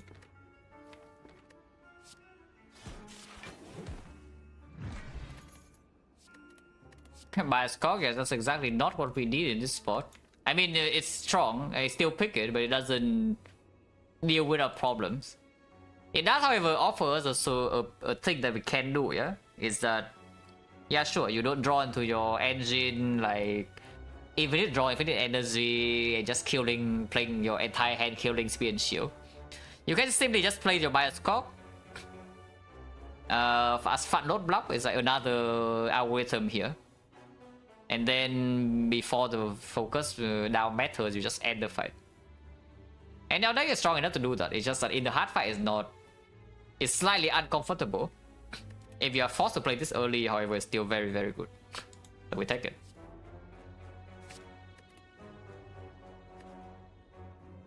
But yeah, for Balatro, I'm starting to play like Plasma only again, and honestly, I feel like there's a lot of things to do, yeah? Instead of just playing scaling into high cut. Pretty fun. And of course, I'm waiting for the balance patch, like to see how the developer wants to approach it. I already said this like a couple of weeks ago. I do want to see how the developer wants to approach the Balatro balance. Yeah, these are not good, so we skip. Yeah, not saying draw, not too interested. Okay, extra 5 is actually good if we don't get completely owned here.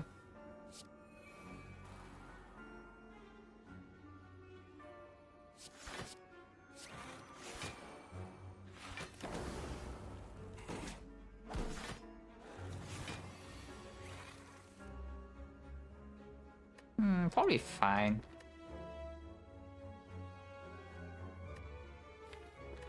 Not that fine, but like probably fine.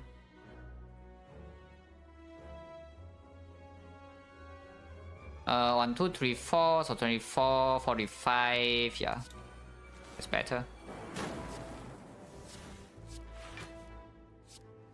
So maybe no double algo here, but at the same time, not taking damage is good. Yeah, no double algo here, but we still gain prayer wheel cut reward.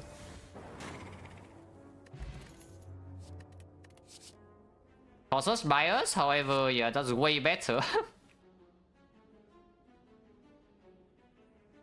Yeah, that is way better. It's not even close. So of course we click this. And how late is this? 1, 2, 3, 4, 5, 6. That's 19 block in Act 4. 19 for 1. Not exactly what I want to draw, right? Yeah, I don't think so. In this board, I think we can do better than that. A third hologram. It's not needed, yeah. It's not needed. Now that I have hit things, I just don't want to. I just want to draw to one of the things and win the fight immediately. I do not need the third hologram. So we skip. Yeah, let's say no. There's only demo, and I think there's some beta testing going on, but it's not public.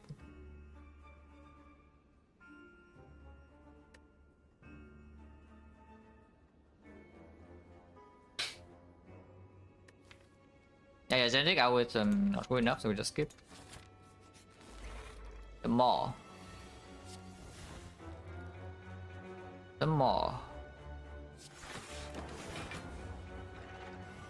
What is he doing?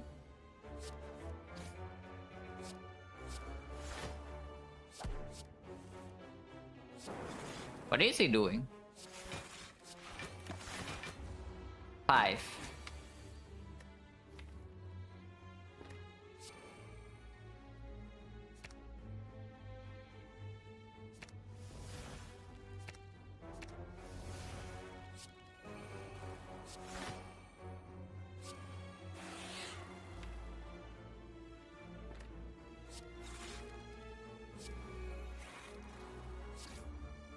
He always the buff this turn, yeah? So I know that goes to nowhere, but I still play it.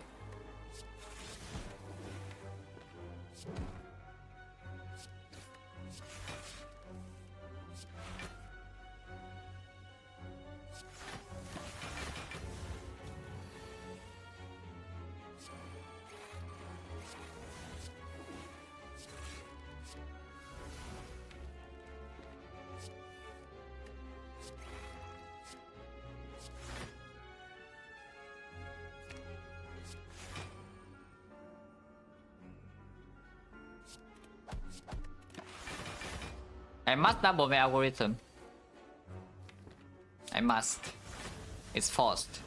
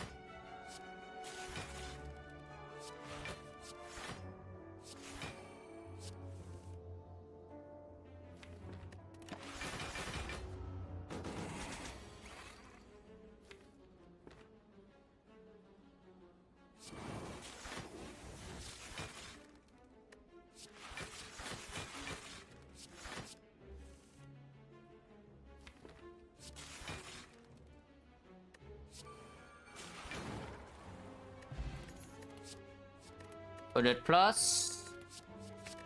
How many coordinates is that? 1, 2, 3, 4, 5, 6. Okay. Still good though. Recursion don't need, Scrape don't need, Bullseye don't need. I mean, Scrape is surprisingly fine at the same time. It can also low roll. It does pull Sickly Impatience, Finesse, a bunch of zero cost, like some Chill, Turbo. We can miss Echo Form, we can miss some Apple, we can miss Hologram, we can miss hit things. Yeah, not really, yeah. Explosive Potion over Cultist. Mostly irrelevant, but maybe it makes some difference in the Spear and Shield fight. Maybe. But yeah. Oh yeah, Awaken one, it can make a difference. So what's this upgrade? Second apple or what? Or just the Aggregate, or the Skim, or the Cool-Headed,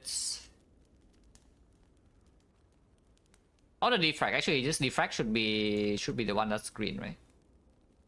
Yeah, I think so. Should actually be the Defrag.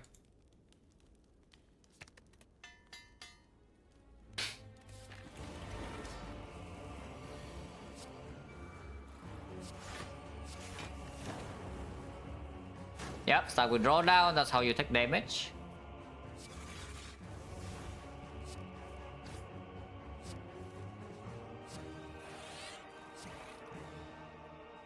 We heal a lot though, so it's not super relevant here, but I think I want to keep this capacitor around. Ow!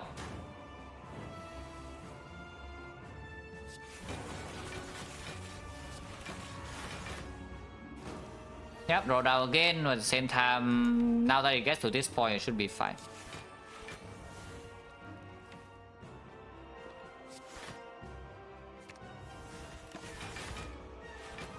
And even with this debuff, we don't really face a problem.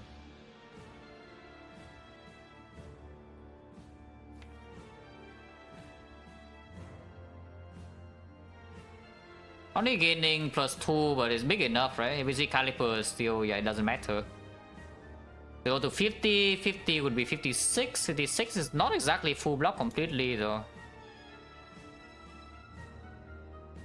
Ah, whatever. Good enough.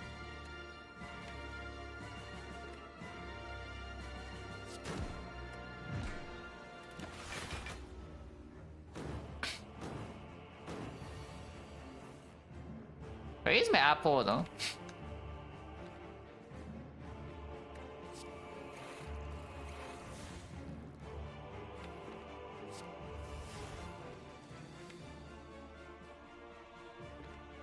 Do I wait with this? I mean, I can. Yeah, I probably should. I probably should.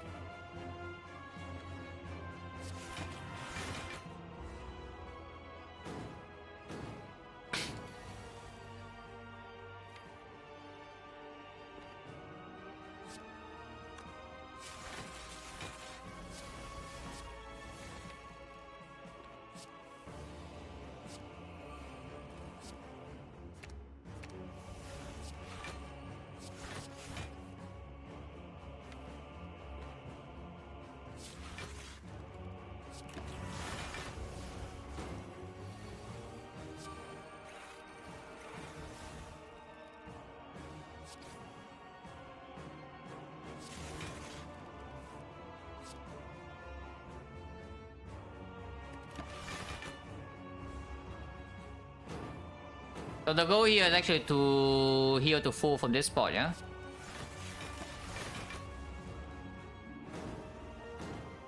Which is pretty easy. Okay, next time we just double kappa and then that works.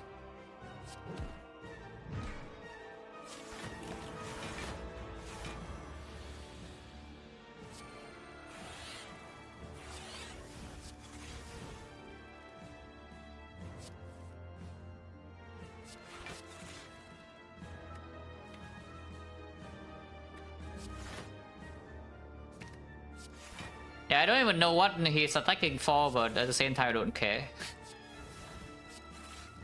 Because we 100% full block this.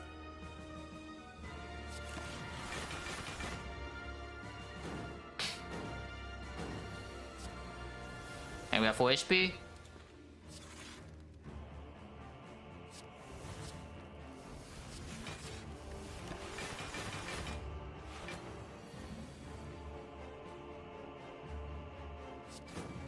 They don't want to set on Nunchaku to 9. Not that we need the weakness, but yes, Nunchaku will be good.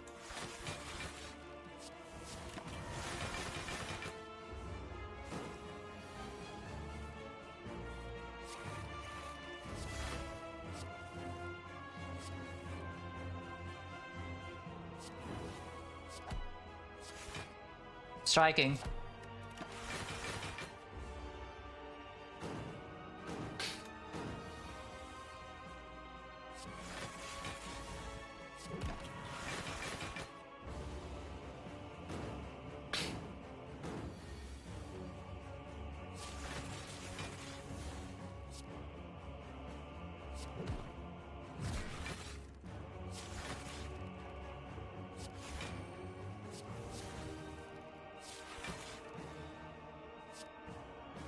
Nothing else to do, yeah?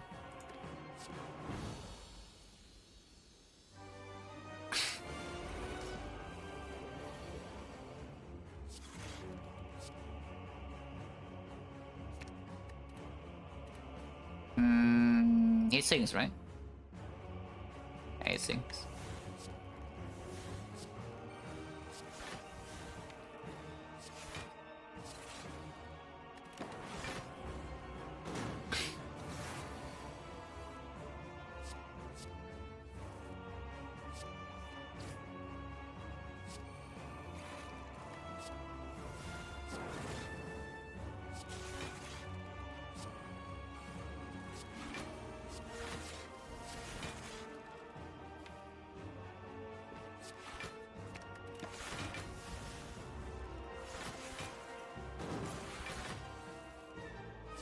Yeah, this fight is done. This fight is already won.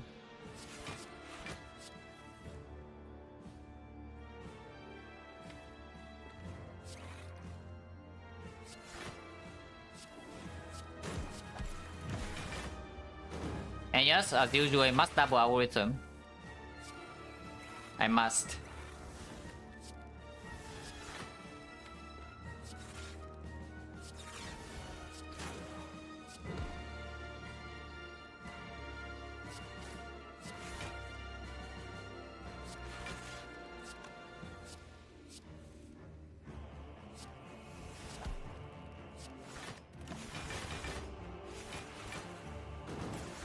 And also, it's pretty good.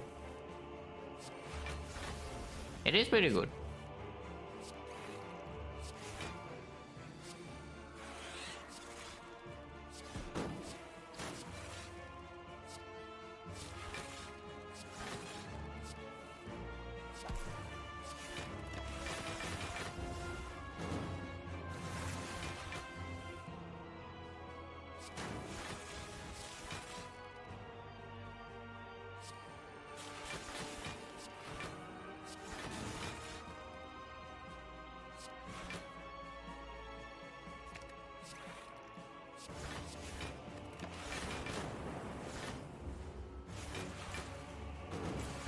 But yes, it does have some potential problem inside Act 4.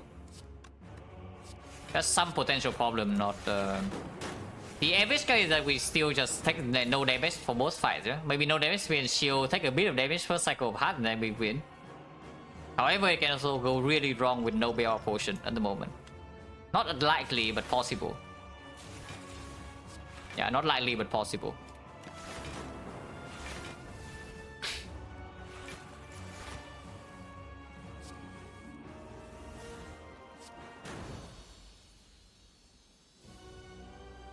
Finally, take the damage and shield. Yeah, we probably still heal to full basically with this though. But slightly scary thing is sometimes you take a lot too much to SP and shield, yeah? Because your draw is absolutely awful. Maybe you take a 50 or so, you can only heal up to half HP and then first cycle the heart you draw like that again and then you die. The expected case is that we don't. The average case is that you take we probably take like no damage, SP and shield whatsoever, and then we go into hard fight with full HP and we win. That is not always true. And in this position, I think capacitor now can be aggregate, but yeah, probably capacitor looking at how has been going. I might want to play capacitor before echo form. Yes, probably capacitor is fine. Even with this. Yep, that's not a... That's not any draw potion. That's quite dangerous. Take the loot pot first and see, yeah? Okay, that doesn't help.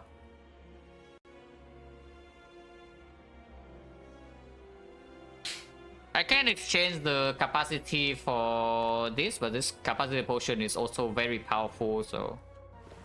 And skill potion can just break all the same, so maybe just remove and move on. Yeah, not much else to do here. I don't want Halo, I don't want any of these. So you can just remove a base card and move on. And defense would be better than strike, is that true? We can turn around. Yeah, we can still turn around. We like go for FTL, maybe some hologram, maybe some 0-for-1. Is Doom and Gloom worse than strike? Probably not, right? Yeah, probably not. Just remove strike.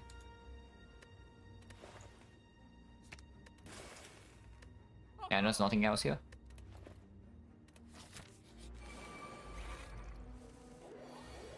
Okay, top deck hit seems pretty promising.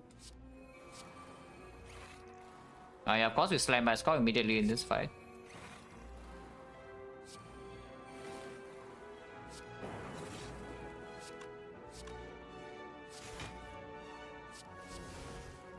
And this is the expected case. Yeah, this is the expected case when we enter this fight, is that we win the fight on turn 1. But yes, it could have gone wrong. Oh yeah, the fight is done. It's effectively done. Maybe it's not over quite yet though. We'll see.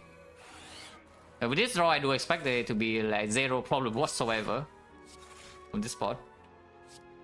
And yeah, then that's none.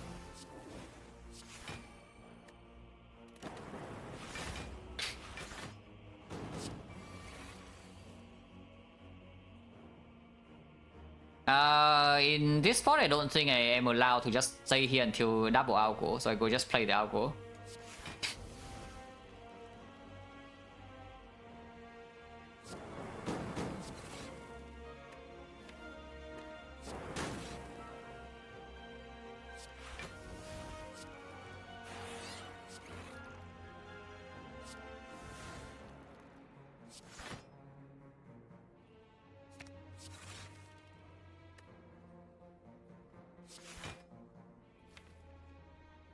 I want to waste Manchaku, but I guess you can set it up again, huh?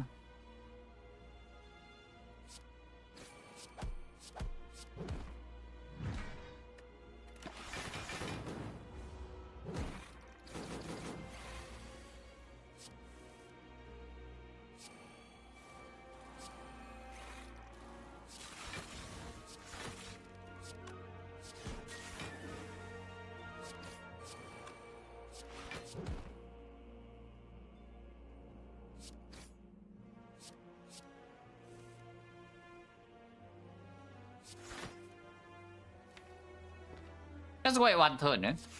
Just wait one turn. Even though you kill it right now, waiting one turn is setting up to think properly.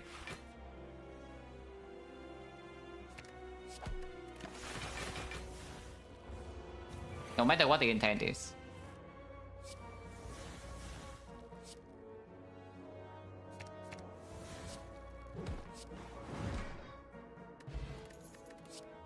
So that is probably enough insurance then. Yeah, that's probably enough insurance. So we take away the capacity and just keep this. Not the quaded, why not?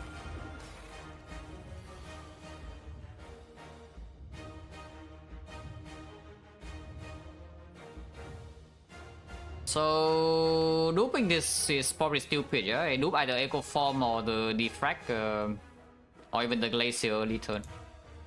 Just play the capacitor. And play this first, and discount these. And this is why we need to enter this fight with high HP, because otherwise this turn if we brick, we are facing a lot of damage and there's no mitigation yet. After this turn we are probably completely fine, but this turn is slightly dangerous. With that said, we draw hit sinks now, and we have mushroom and we have fairy, so yeah, not a problem.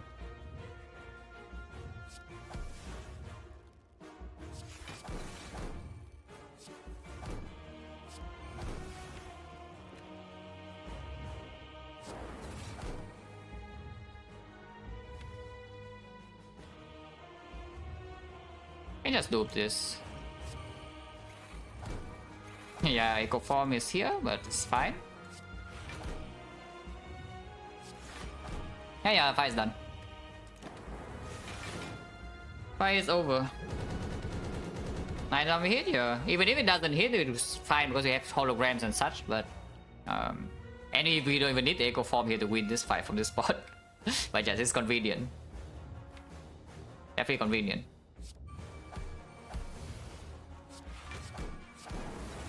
That's a lot of energy. I don't need to dupe this, but I will.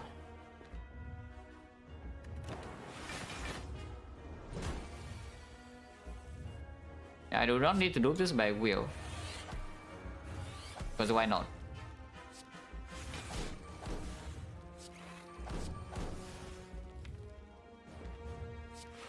Okay, it's time to cook a dark off.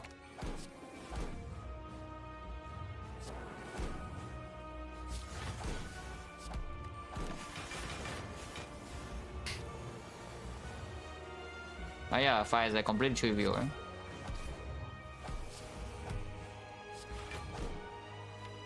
Also, do not need to do this defrag, but I will, because why not?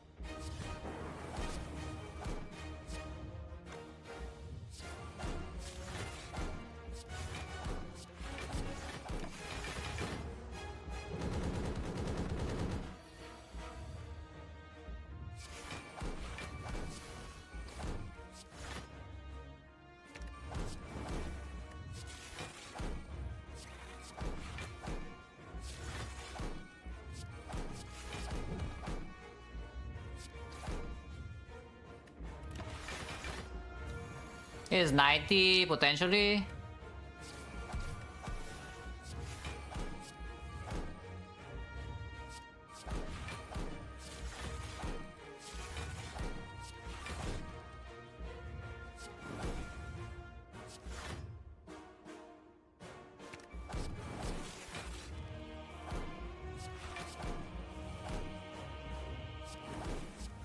I mean, having infinite energy and draw is pretty good. Pretty good.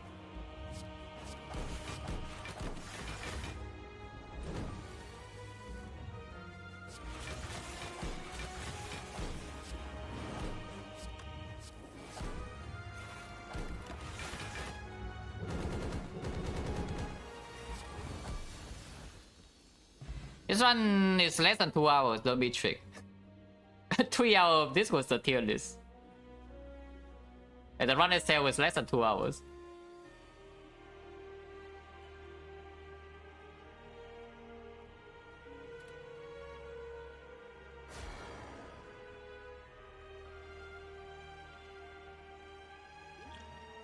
Yeah, I mean, I did say it, right? It's the I just say when I buy the player wheel is that this is probably not a good play. But it's a convenient play if you just want to run the... If it dies immediately, otherwise it will just win easily later on. And you can see, yeah, it does pay off. We don't die early game and then suddenly we're overpowered. And it's very easy to convert late game, which is better when you're trying to streak. At least when your streak is low. Does VM mod? No, I haven't. I do have the mod running right now though, so I can show you a couple of things. I think I want to play one more run, but yeah, I can show you a couple of stuff. At the play, you buy potion, you buy your you buy the boost sequence, the potion, and something else. And then you actually play solid Act 1, but later on you need to play slightly more careful in Act 2 because you're not as strong.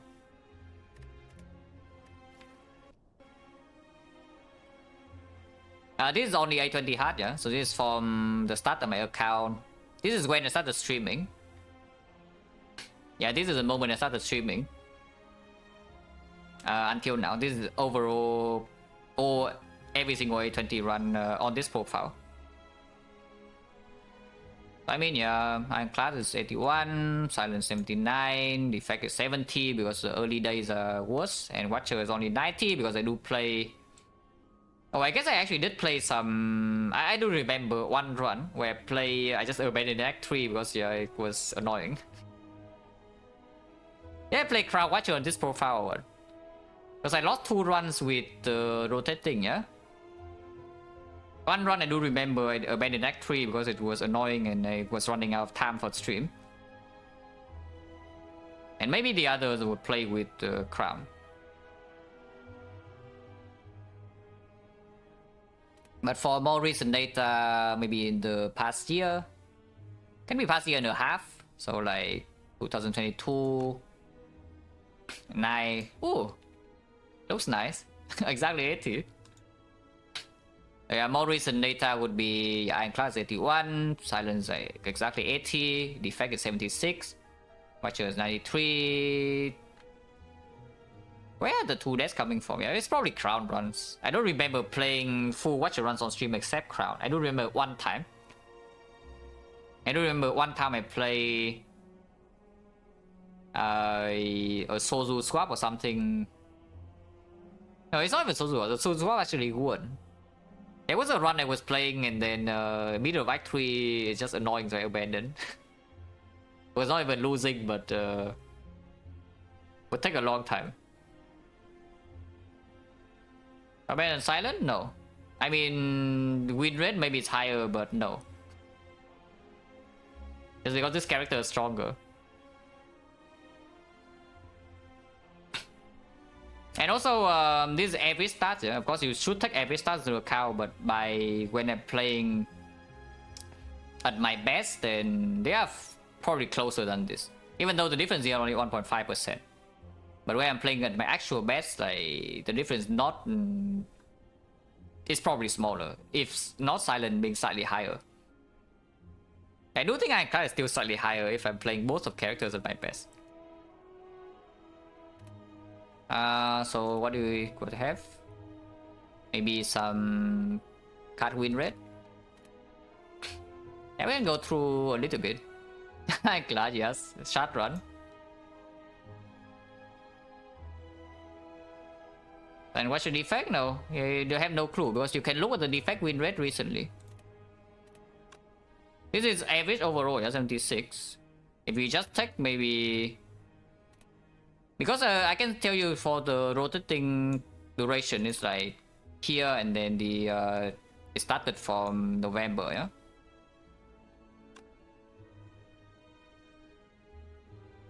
Yeah.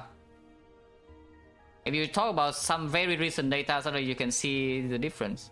The effect goes up. Basically, what it means is that I'm still getting better at defect, and there's the room to explore.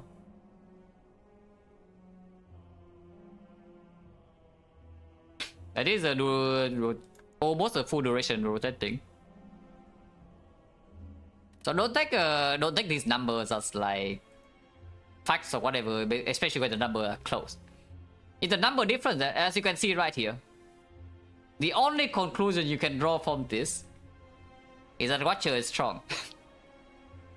You cannot say anything about the other 3. But the only thing you can say is that Watcher is clearly stronger than the rest. That's about it. But for other 3, which is the strongest, yeah, no one has a clue. Because nobody is even playing the character at their best yet.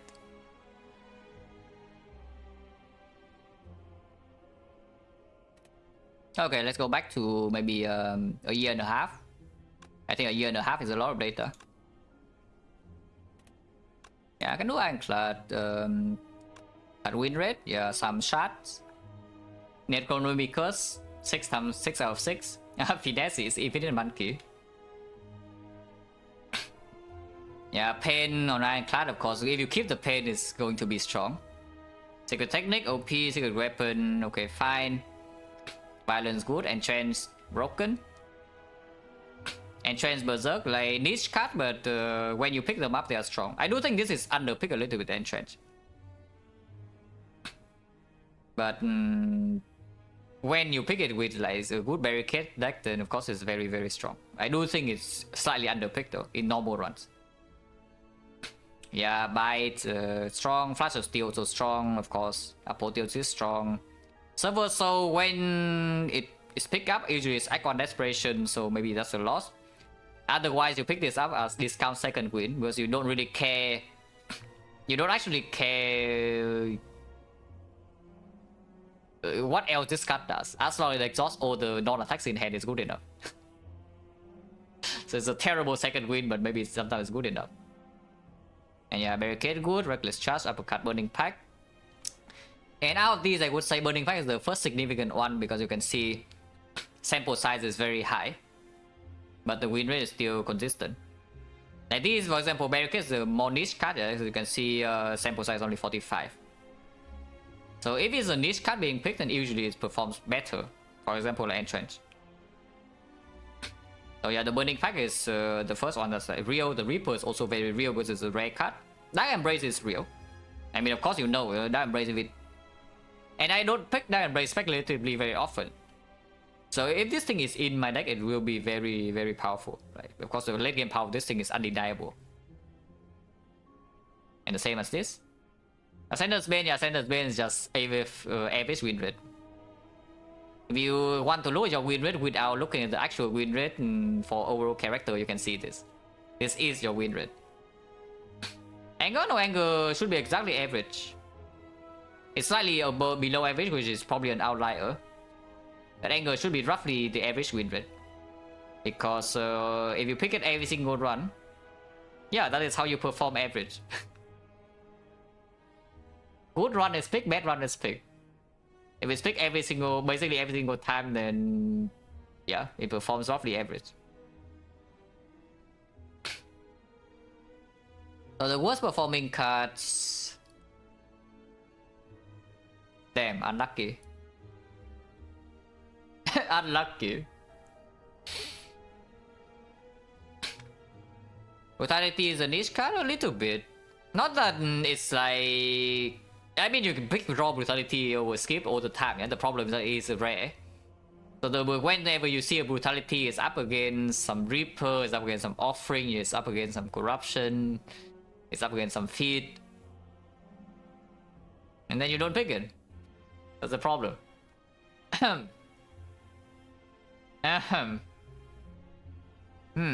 Interesting, like... I see something here, yeah? That's maybe it's significant.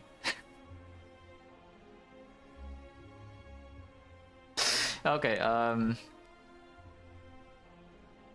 yeah, honestly, somewhat expected. Maybe something like Immolate is performing below par. Visual Dagger is definitely below par. But otherwise, probably what I expect. The card win rate. I think we try losing that spread? No, absolutely not. A CP try and floor one, I pick it. Now, if you want losing and death spread, then it's yeah, if you are talking about losing and death spread, then that's actually Havoc for decent amount of runs. This is when you're actually losing and death spread. If you want to pick Havoc and it's strong without Frozen Eye, yeah, then usually speculative a little bit early game, which I don't really like to do that much. So if this thing ends up in a deck, either I have Frozen Eye, or I am in a bad spot that I'm desperately needing scaling, so anything would do, and this is scaling. Let's try and wave Iron Wave is a little bit underrepresented here, I would say, because I do remember what happens with Iron Wave usually, yeah? Is that we are in some runs with absolutely garbage block engine. And the Iron Wave is actually picked as a desperation in late game, you know, to scale with some Rich, with some Kunai, and maybe we barely get there. And we don't get there that often because the run is already going garbage. But this is generally picked as late game block sometimes. So the thing goes down.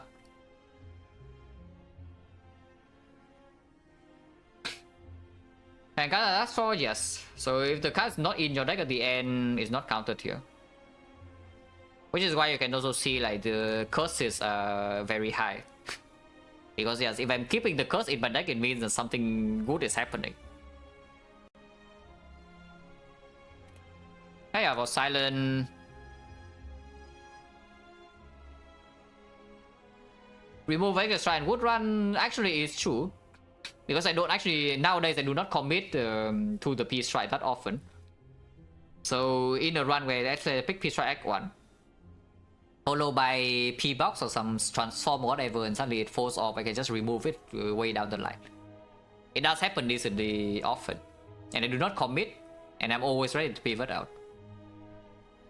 But yeah, you can see what the best silent card is. When I commit to Peace Strike, when I'm feeling like having fun. No, but the real answer is that if the game tells me I have a clean way of blocking late game, while also not having an easy way to deal damage when I pivot out, when I commit. So the most obvious tell is feed.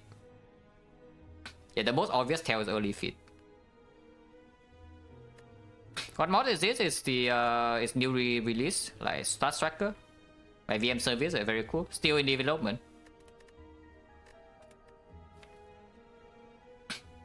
Hey, Choke, amazing. I'm pretty sure no, I am not at all. In fact, that is a very clear difference between playstyle, yeah, for me now and a couple of years ago. As you can see, as my silent develops, I build more defensive decks, slower decks, and maybe a deck has more scaling in it. These are the type of runs that do not actually appreciate operation that much. So as the when your deck is slow, is more defensive, the operation suffers. Because I can show you what the win rate is when I'm streaming my first samples. But the first sample started from like here, and then now you check the duration until here, and yeah, you can see, right? Very big difference because the playstyle is completely opposite. The playstyle is completely opposite, and I know this, and it makes total sense to me. And this is what you need to draw from your data. Yeah, it's not just okay, this card is not performing, therefore it's bad. Maybe it's just because you change your ideas about the game, and then accordingly some evaluations go up, some evaluations go down. This is what you need to understand when you look at this data. And I know this. I already know this. So operation being low nowadays is not surprising to me at all.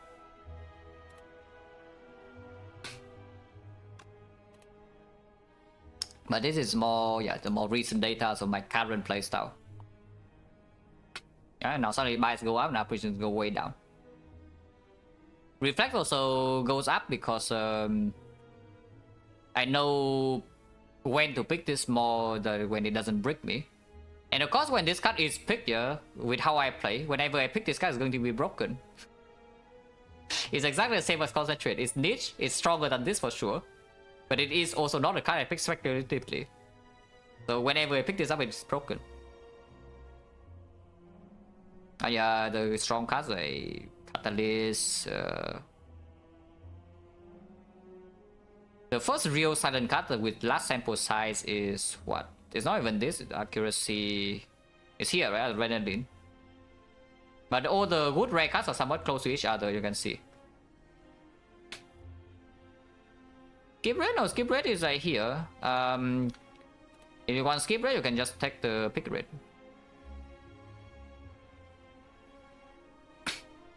Yeah, all the good rare cards are fairly close to each other. You can see the Adrenaline, Corpse Explosion, Afterimage, Phantasmal Killer, Nightmare, Alchemize, Doppelganger.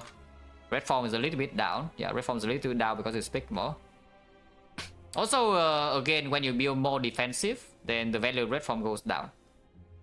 It's exactly the same as Apparition. Apparition goes down, Red Form goes down. Where's Unload?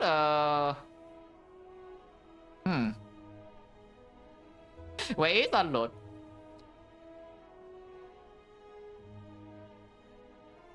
Hello, Yuji. Ascendant's Bane is, yeah, exactly the baseline win rate, so it's right here, 79.8.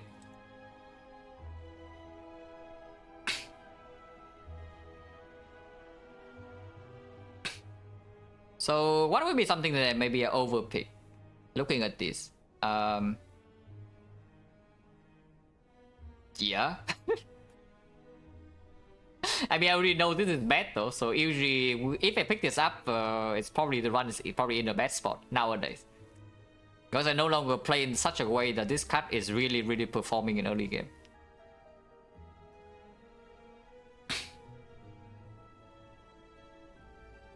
So, I mean, this is bad, I know this, yeah? What would be a card that maybe I overpick?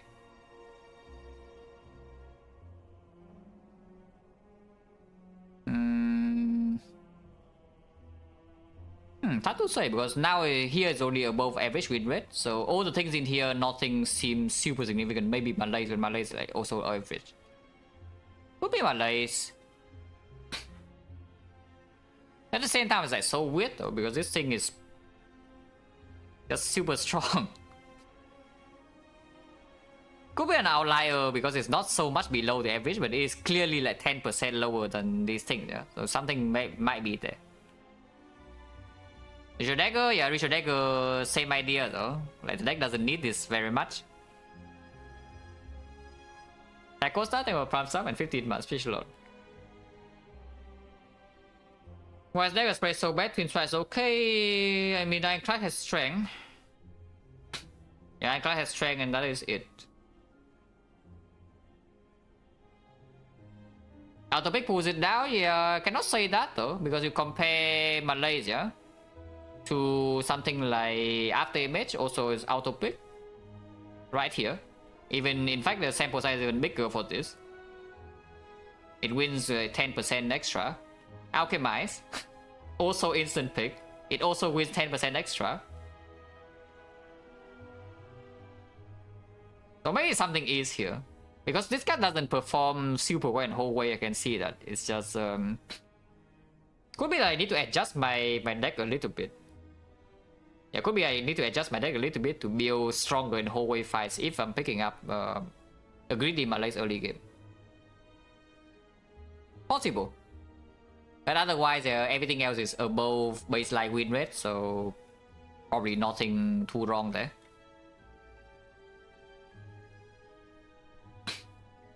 Now for one run, maybe. I'm probably doing another one after this, but just looking at some stats first. Yeah, for defect, auto shields OP. Yep, auto shields OP. The bomb OP. Where is Leaf? Yeah, right here. This is already after my Leaf phase though. So this is when, I think around this time is when I'm already getting somewhat good at defect. Yeah, I mean, you can see average win rate already 76%, so that's quite good. And I do not overvalue this anymore, so if I pick this up, I probably have good reasons to do so.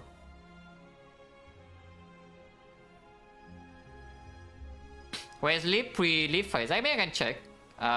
So just 1 year earlier. Just 1 year earlier for like here.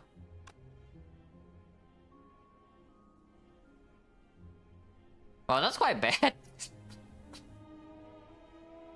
But also pretty cool, right? You can see 1 year difference, yeah? You go back 1 year earlier and the average win rate is 52%. And now you zoom to a year after. And now you zoom to a year after to present. And it goes up to 76. Which is a significant improvement, which is very nice to see. But I mean, I know that I have gotten a lot better at defect in the recent months. So not too surprising, but still very nice to see the progress. Yeah, the strong things, capacitor, yeah, capacitor. My opinion, this guy has gone up and up and up and up and up and up.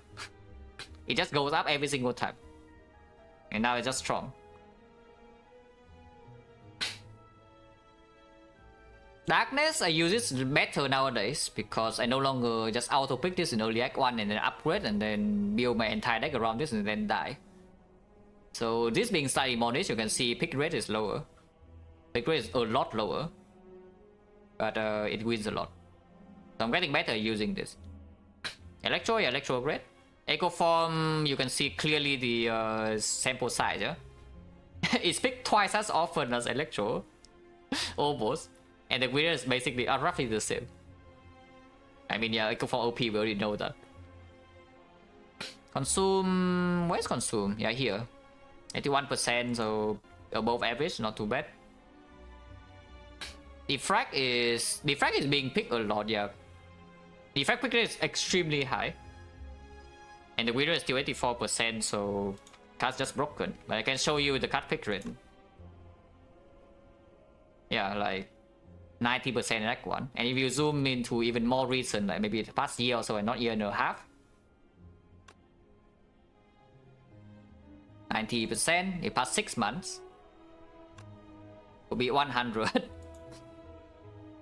Rainbow, yeah, Rainbow. I probably picked Rainbow in weird spots this in the offer. It's like the core search. Honestly, yeah, the Rainbow is becoming the core search for me, kind of in a way, because I do see that Rainbow in Act 1 is just positive to pick. But if there's like a rare card, completely blind, and it's up against skip, then maybe I should not pick it. If I'm seeing that it doesn't do enough short term, and maybe it shuts down the battery, nuclear battery or whatever later. But I do think I'm overpicking Rainbow a little bit, even though the card is solid.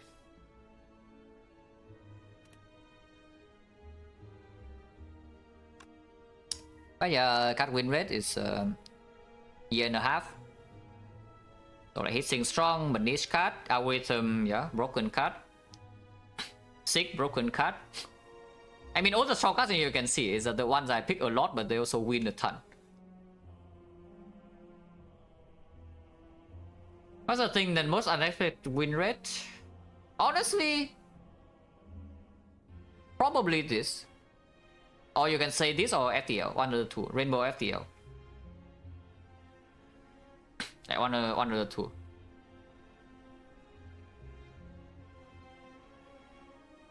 Yeah, like all the solid strong cards in here. Can look at the low performing ones. Yeah, Operation Defect, I already know quite sad. If I'm picking Operation Defect, usually it means my run is not secured. So it randomly dying somewhere is expected.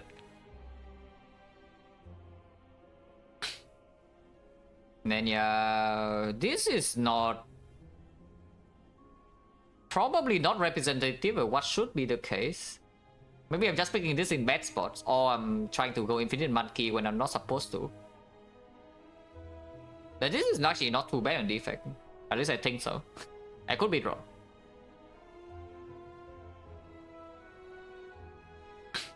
But it's better. More pick is mainly about how I play recently. I'm not super reliant on cell repair anymore. Or generally a lot of sustain. Because you can just find more sustain elsewhere and maybe you can change your pathing a little bit. Bison Defect is strong. Like Bison Defect is actually very strong. It's just that the way I played recently does not need the bite so much.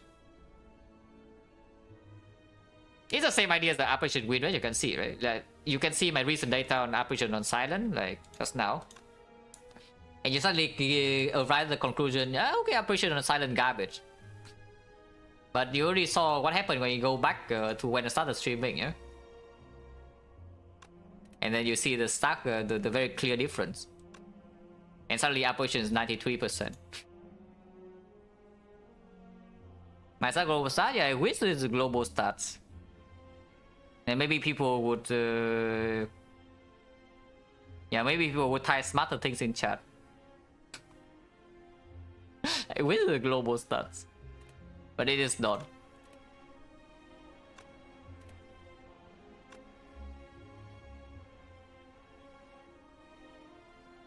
Set repair probably just maybe average. I would expect set repair to be roughly average nowadays. So where is it? Oh yeah, it's here. Yeah, roughly average. Aggregate, yeah, aggregate also the same because it's just instant pick. And even grid did Act 1, so slightly higher than baseline because the pick rate goes way up. And remember when I was picking this, I never picked it speculatively. Then the win rate on this is like 95, 98% or something. It's ridiculous. But I do pick this speculatively nowadays, so it goes lower. Yeah, I can check pick rate aggregate in Act 1 even. Yeah, it's quite high. 35% for a card that does not play at all. It's quite high.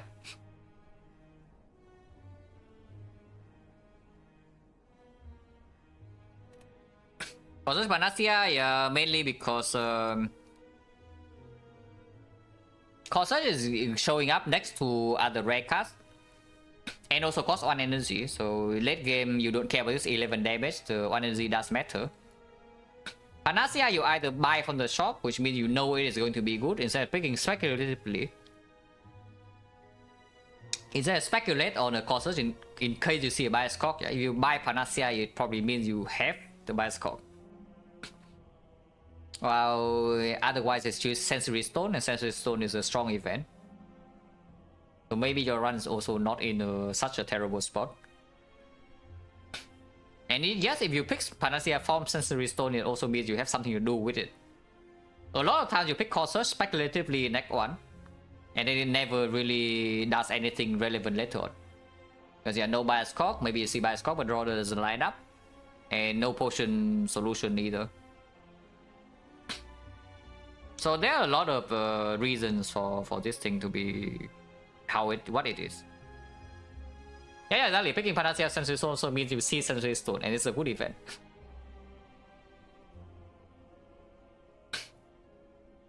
So yeah, low performing cards. Yeah, Hyper Beam. I think I'm getting better at using Hyper Beam though. In the sense that I roughly know when I need this card. As you can see, recently there was a run with Hyper Beam on sale in Act 1. Maybe some people didn't want it. I bought the Hyper Beam. And the run was basically a curse. But it did its job beautifully.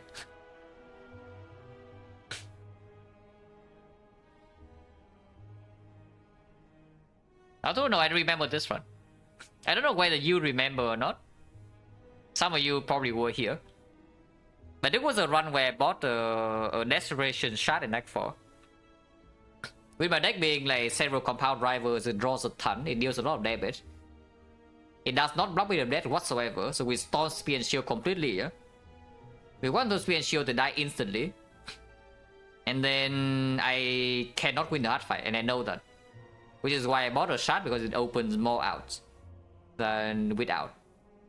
And I see a power through plus after the Act 4 elites, but yeah, it's not enough because the leg was terrible against a hard fight. On over, I think I'm doing one more after this, but I'm just looking at some stats. Yeah, Melter Rainbow, probably overpicking this a little bit. Bow Lightning, this is probably my fault, huh? I would say, yeah, this is probably my fault. Not that the Bow Lightning is so freaking bad or anything, but probably player error. This maybe I overpick a little bit, I don't know. Charge Battery could be as well, overpicking.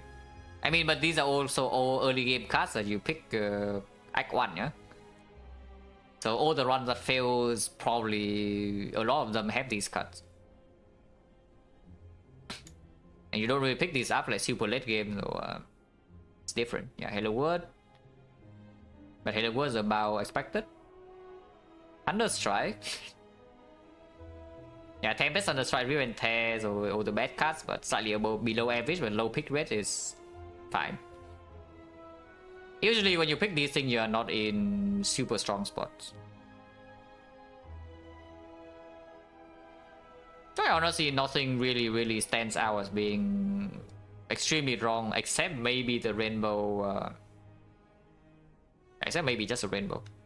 Considering how often I pick this card.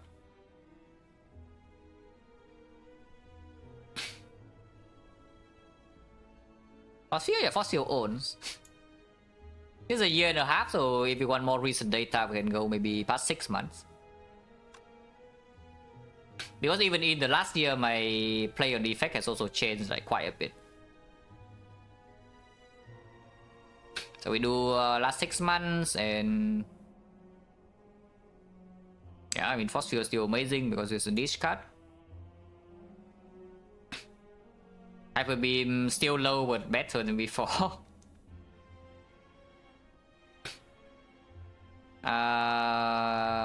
Rainbow still sucks. Yes. Rainbow still sucks. FTL still sucks.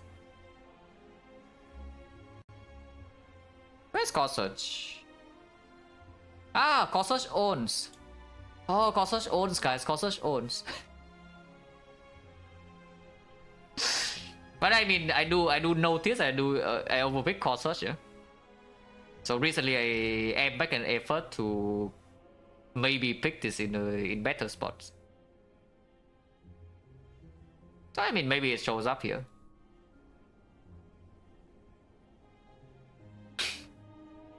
And yeah, Equi 87, Glacier 88.9. Pick rate is fairly similar as well, so of course this is Equi is still very strong, yeah? Glacier is OP, but this is also very strong. My Auto Shield, yeah, here. You can even go back further. You can go back 1 year back and it's still 100%. This is about when I started streaming. I started getting good results on Defect though. After my big training break. So when I broke into maybe 70+% on Defect. Watcher is honestly not much to see. I guess you can check Neo bonus.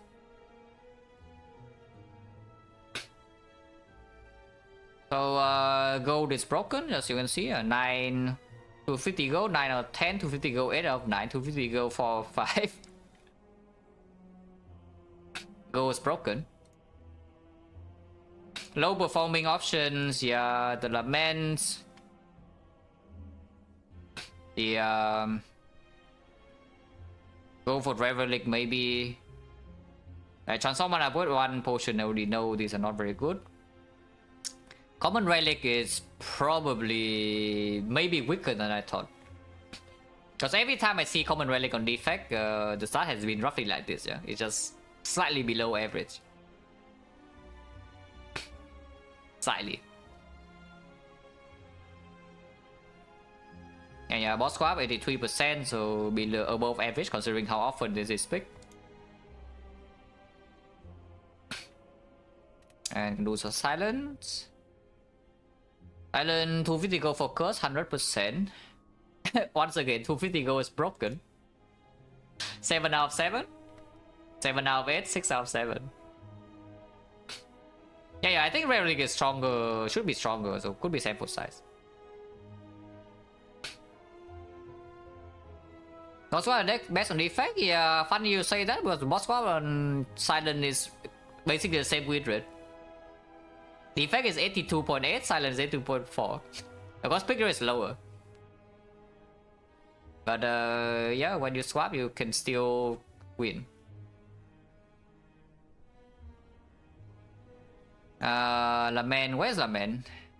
Oh yeah, Lament on Silent, 91%. Because simply because the effect really does not appreciate an empty Act 1. It's like you take your snipe on the effect and then what you get? You get, if you try for the snipe, you get no card rewards in Act 1. You get an empty neo bonus, and now suddenly your end game is also weak because you have your freaking crack core. Silent does not actually care about that game that much. So even though you take an empty neo bonus, if it gives you a safe act 1, that is already way better. So get why you take Lament and Watcher, someone understand? Very easy, you die in act 1 before. And sometimes you speedrun. Yeah, sometimes you speedrun. But the most common case of people will probably be the die in act 1 before. But yeah, for Silent, yeah. Red colorless on Silent, pretty strong, but yeah, we know that. And then choose a red card is he has like 3 out of 3, not that often. Yeah, with the this is just sample size issues. As you can see, it's like 2 out of 3 is like nothing significant. Now 13-70%, so slightly below par. But this this definitely is not better than this, yeah. But it is 3 out of 3, so it's just sample size things. Random rare 3 out of 3. Rare relic broken. 11 out of 11 for rare relic with max HP. For tech damage, and where is the other option? Yeah, where's rare relic for gold? Oh yeah, rare relic for curse also high. Oh, yeah, rare relic for gold is here. Oh, so 1 loss with relic for gold, 1 loss with relic for curse. Otherwise, relic start is just winning every single run. Relic is good. Yeah, who would have thought? Once again, common relic performs below par, yeah. So I am probably overpicking this. I don't think I'm overrating it. Maybe I am a little bit, but even 2 years ago I already talked about this. Is that common relic 40% of the time you just get nothing, and the long-term value of this option is also not quite there, and it doesn't necessarily make your act 1 safer either. So yeah, maybe it's not that good.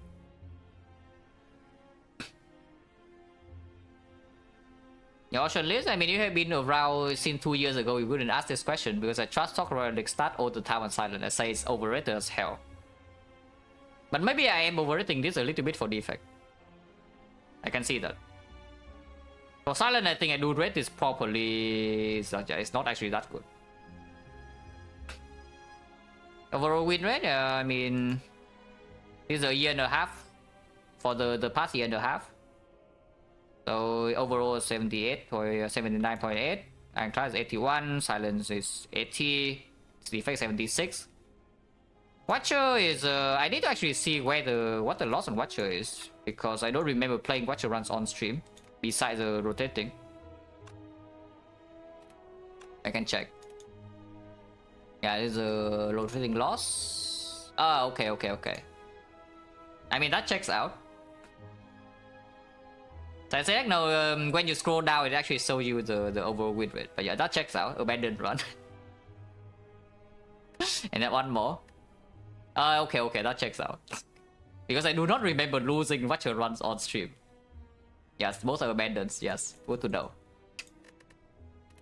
I wish you get filter out abandons because my off-stream profile cannot really see anything. You look at my off-stream profile, my Watcher win rate is 59% because it's abandoned runs over the place. So I cannot really see anything in my off-stream profile. Oh yeah, it checks out. The actual Watcher win rate is only 2 loss. Yeah, 50 wins, 2 loss. So it's at 96 or so.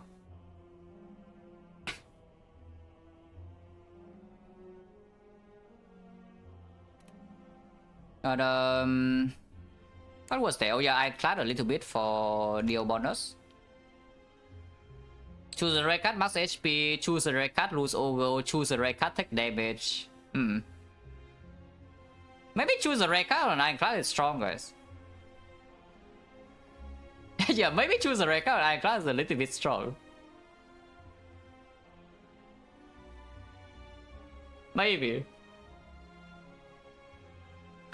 So where's common relic? Because common relic for Ironclad should be not that bad.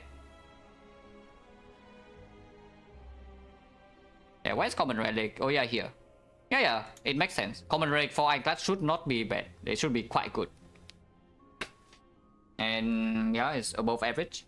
Because Ironclad is not... is that you do not mind getting nothing in Act 1 if it does play later, even something like more bang or the fish. It does not change your Act 1 that much, you are still strong. And anything that stays relevant, for example, battle prep or whatever, Centennial Puzzle or plays, anything that says cheap damage and whole way fight, the Butterfly or Smooth Stone also works well with your Burning Blood. And you can change your pathing and squeeze more value out of that. So yeah, in theory, Common Relic for Ironclad should be strong. Boss Swap sucks. We need to go over the plays, yeah, for max HP 100% expected. You gain the curse 7 out of 8, so above average. And then tech damage is apparently quite bad. But I don't know, could be sample size. But taking damage is definitely a little bit weird considering if the early shop is not good, you don't have a lot of room to make plays, yeah? Is that suddenly you see some greedy stuff in the shop, first shop, and buying that is dangerous now. Like just now, the one just now you saw. We went to the shop on defect. We have like 20 whatever HP and we bought a freaking prayer wheel. Could have just died. I didn't die, so I ended up winning because it was greedy, but could have just died. But still fine, yeah, sure. I mean, it's different enough that I don't mind playing more swap runs, but I do think the conclusion about this is the same as my initial thought before I went into this again. I have done this before, and so this is the time to revisit because I was feeling like maybe my playstyle is different enough that evaluation is different. Unfortunately, evaluation is exactly the same. Is that when you're losing run because you see garbage card rewards, yeah, you still die. Even if you gain one extra boss relic, you still die. And it opens some other low roll potential too. So you need your Act 1 map to be very specific before clicking swap is good. Are you mistake? Yeah. Because my playstyle is different and I can mitigate Act 1 low rolls better, yeah? The problem is that the future low rolls are still there. I don't really die in Act 1 with swap on Ironclad. It's just that the long-term value is not good enough. It actually is just not good enough. Like, the quality difference between card rewards for Ironclad is way too high. Yeah, you literally see a difference between a run that sees Shockwave and the run that doesn't is more than a boss relic, which is stupid. It shouldn't be like that, but Ironclad is just like that.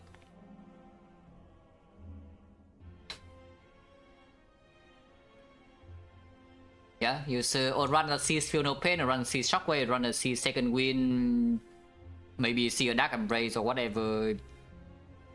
It's more than a boss relic. The wood cards are way too good.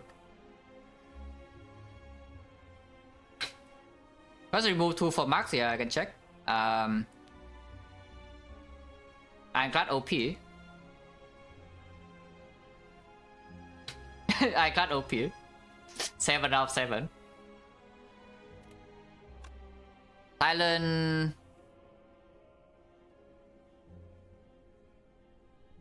sucks.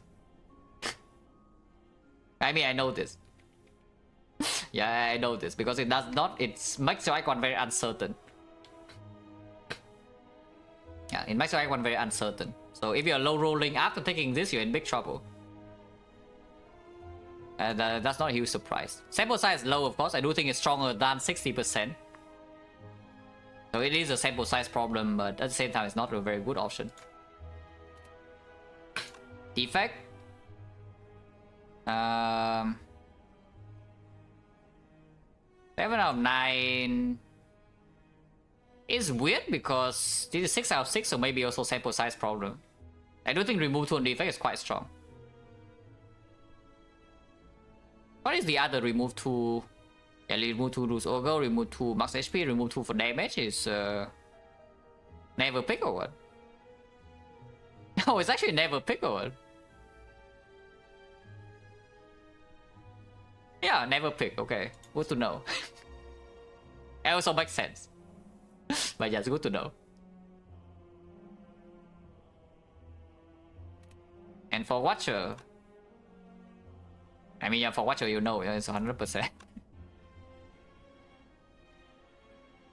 Yeah, before I remove 2 for damage, just swap. Okay, let's play a run. And update title, yes? Yes, I did.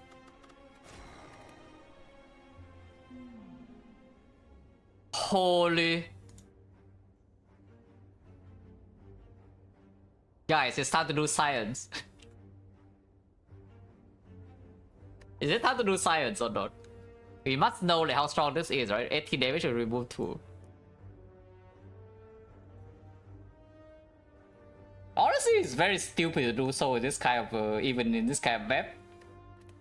Considering that the street will remove 1 here for not 80 damage. Just compare this to this, it's like quite sad though.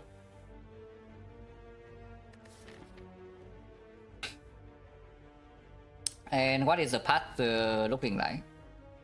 Right path is, if we can force this portion, is very strong.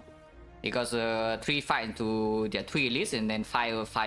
So 3 elites, 3 fire in the act, extremely powerful. Otherwise, yeah, no fire either. Otherwise, you probably do this elite or this elite into either this fire elite fire here, or you do fire shop, fire elite. If you're somehow overpowered, so we're probably going to try for this elite if we can. If somehow overpowered, you can try to fight burning.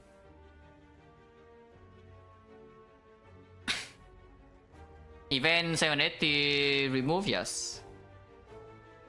Yeah, it's always 7 HP. The wing statue is always 7. Swapping here slightly annoying because it's frost very early elite and no fire, no option to dodge. But we can get early shot.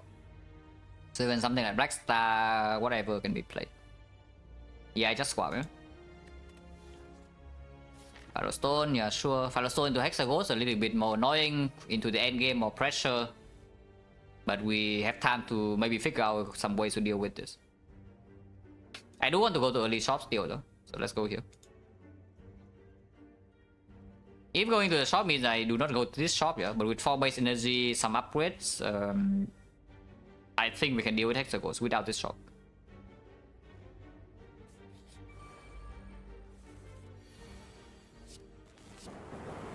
Effect owns.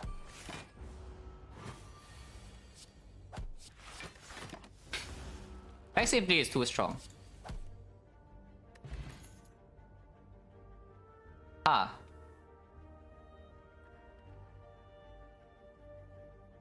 Oh, I mean, it has to be Glacial, right?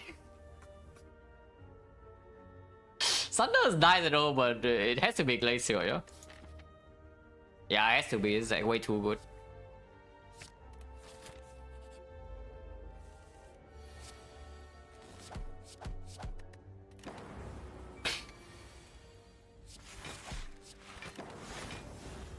Hopefully I don't die to Knob because I took that over the thing. Scheme, yeah, sure, scheme. Oh, 100% win rate.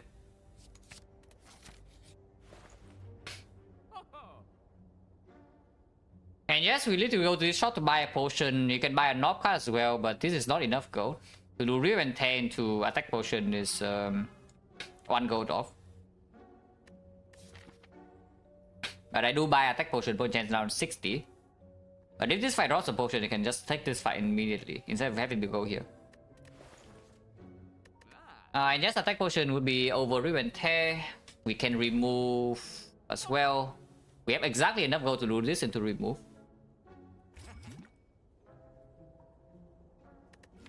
Yeah, sure. I think in this spot after Glacier pick and remove defend, no? Instead of removing strike. Even with attack potion, I'm still more scared than not. Power, yeah, you can do that, but I would prefer attack remove instead then of doing this line.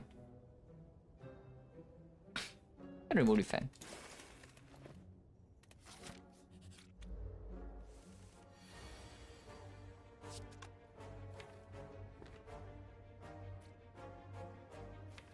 No reason to really scheme here, right? If I draw to Glacier now, it's just not good.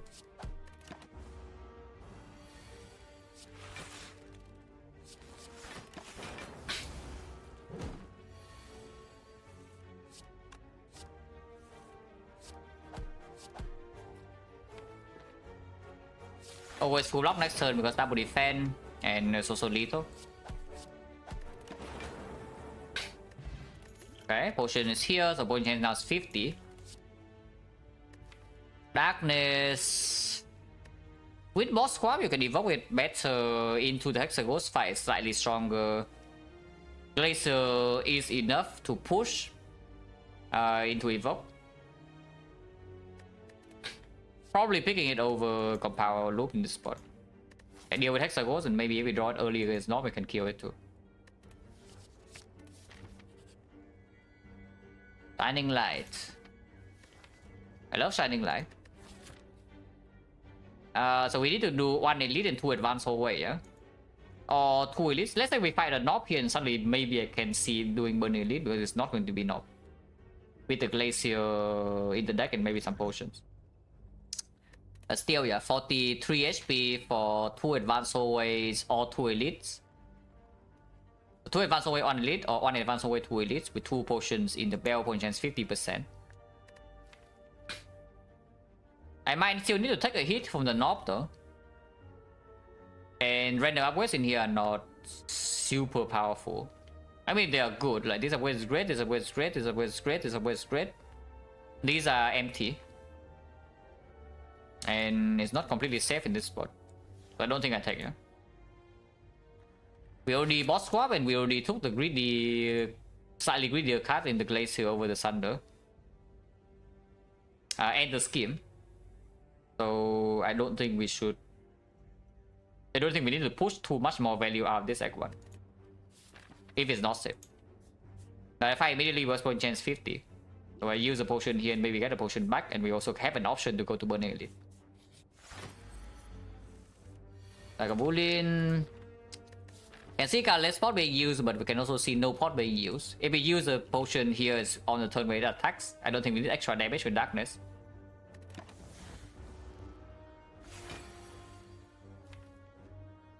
Yeah, that is if we draw the Darkness.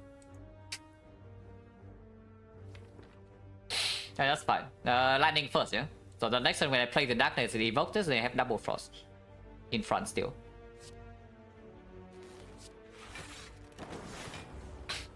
Bottom decking most Scheme and Darkness here is slightly rude, but maybe that's fine. Drawing Glacier here is also rude, but we can do a cast next turn the thing at least.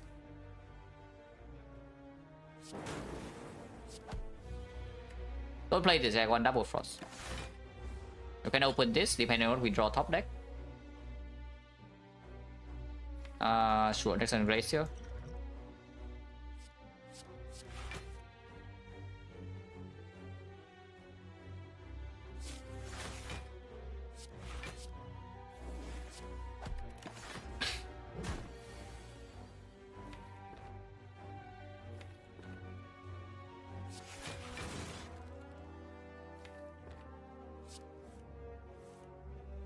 Drawing Glacier immediately here is not even a problem because we shuffle in 2 turns.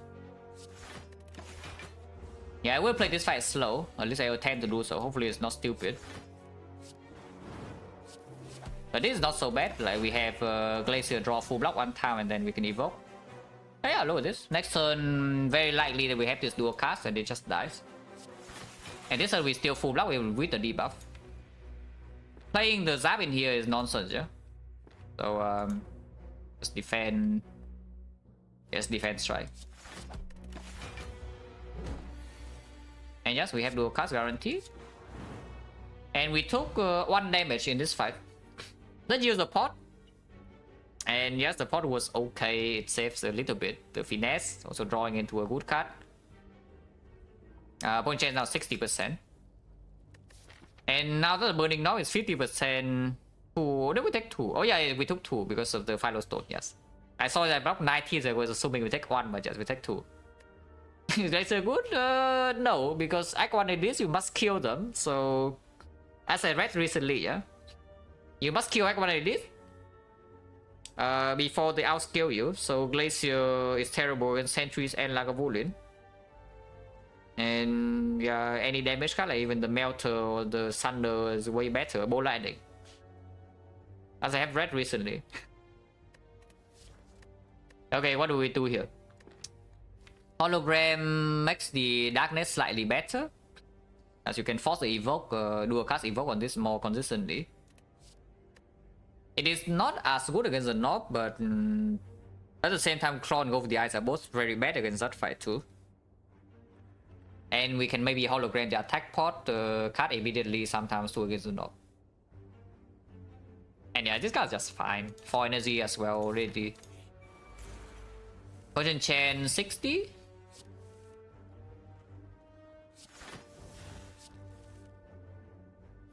Now the problem with this is that I'm losing gold. Yeah, I'm spending my entire turn to just block and without deploying orbs.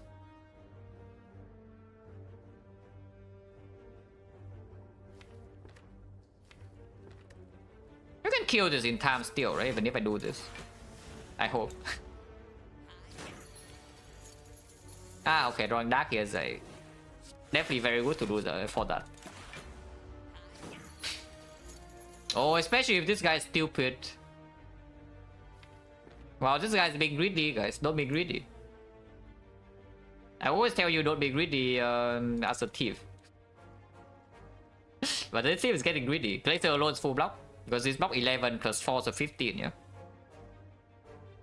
And yeah, I think dual casting this dark right now is good. And we just play Zap Glacier and that should be enough to cash in. Yeah, I guarantee lethal here. No potion, so we fail the 60% as well. 1, 2, 3, 4, 5 fights. And 1 potion drop, currently 70%. Damn. Not allowed, right?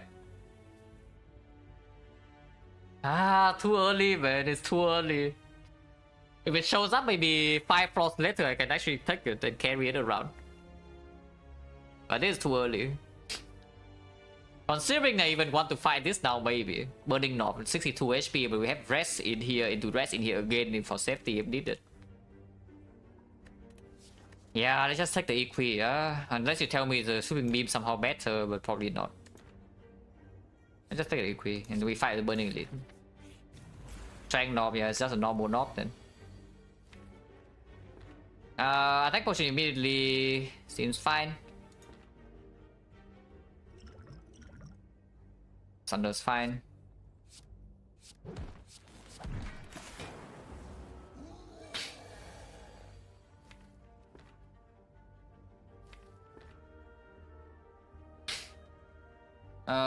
I know for sure I have the Hollow Thunder next turn, yeah? But it's not quite lethal, right? 6, 6, 28. Yeah, we are 4 shot. But I can do Darkness into Hollow. Darkness dual cast. And the next one I have Hollow dual cast on the Dark Orb, which deals 24. So it's a Thunder that is 1 energy cost, so I can play extra attack. So yes, it's lethal right now, I cannot play Equi. But I play Darkness dual cast, Strike, I'm facing 13 damage. But it's dead. I just double check. Let's go to 40, let's go to 28, and 28 here, Darkness is here, next one is 12, and 12 I can Hollow dual cast, and deal 24, followed by Strike, that's dead. And this is why we bought Attack Pod.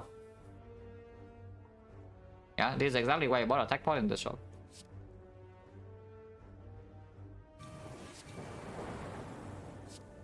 Cannot play Equi here, yeah?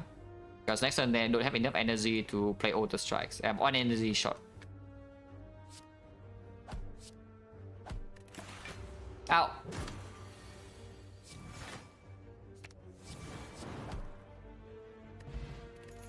Garbage potion, but yeah, at least it's a potion, so 60% now.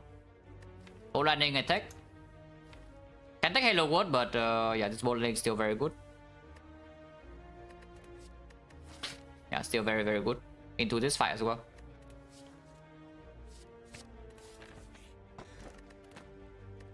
Ah. Okay, maybe Halo Word was better. Yeah, maybe the Halo Word was actually better, but you can never tell. Impossible to tell. In this part, I could upgrade Darkness. Can also upgrade Dual Cast, but with 4 base energy already, with Mummified Hand, yeah, upgrade Darkness Scheme or Hologram are all effective. And for now, I think this is still our main damage into Act 2. Also, why I pick up the Bow Lightning, yeah, because I do not want this deck to be 100% dependent on this to deal damage in early Act 2. Right, that's a terrible idea. But if we have a spike up plan in here, then this upgrade is still powerful. With the hologram as well, with the boss swap, so we can do a cast this fairly quickly. It's strong. Yeah, no reason to go to shop. That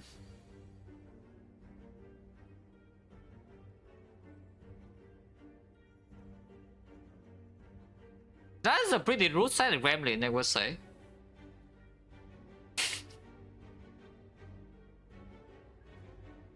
Yeah, this is a pretty natural set of gremlins, yeah. With both of these fat gremlins rolling absolute maximum HP as well. Oh, 18. This guy is not even rolling 12. If this guy rolls 12, maybe we can even do scheme into double strike here into the darkness. Am I actually playing scheme or not? Now the problem with not scheming and trying to get darkness is that killing this is very difficult on turn 3, yeah? At the same time, playing the scheme means I either lose a zap, lose a strike, or if I draw to darkness and I lose both, or I lose a glacier, which is also not really acceptable. No darkness on turn 1 though says that if let's say I do strike here into zap, there's no guarantee I can actually kill the wizard by turn 3 when I'm perma weak. That's a big problem. Maybe not that big, because with the EQ and the glacier, sometimes we can even bluff the wizard. And we also perma frail. So that's probably not the best idea. Yeah, that's quite bad, yo. That's quite bad. But maybe I still just want to use my energy, all my energy efficiently now, instead of just scheming blindly and hoping that I get the darkness. Because if I scheme into anything except darkness, then this turn is just bad to play scheme. So it's only 3 out of 11. It's only 3 out of 11. Oh yeah, by the way, this can be Thunder, but instead it's a Glacier. But it's fine. Zap goes first, right? So Zap, Glacier, Strike, and I think we need to strike the Wizard. I think we actually need to strike the Wizard here, instead of putting the Strike on this. I will use Dex Spot though, because I am legit scared of sometimes even dying here. Unlikely to happen, but we can take a ton of damage in this fight from this spot. And yes, we side the Wizard, yeah?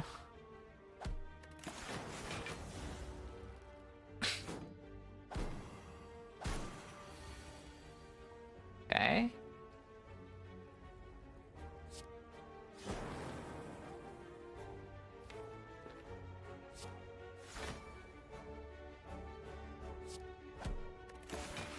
Always kill this next turn, so we have successfully destroyed the wizard, but these things are still annoying as hell.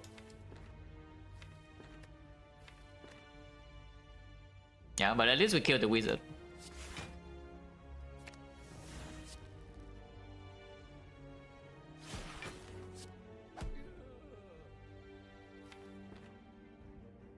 $13, $19, so if I do a cast in here, we take a bit more. And yeah, we're not failing to kill wizard, now we stop taking that much damage. We still get chip a lot, but yeah, we're not going to die. Not dying is good. Yeah, this fight still long enough that I think I do that over dual casting. And now we can kill the Fat. Ooh, Equi, so full block this. Yeah, next spot value to the roof.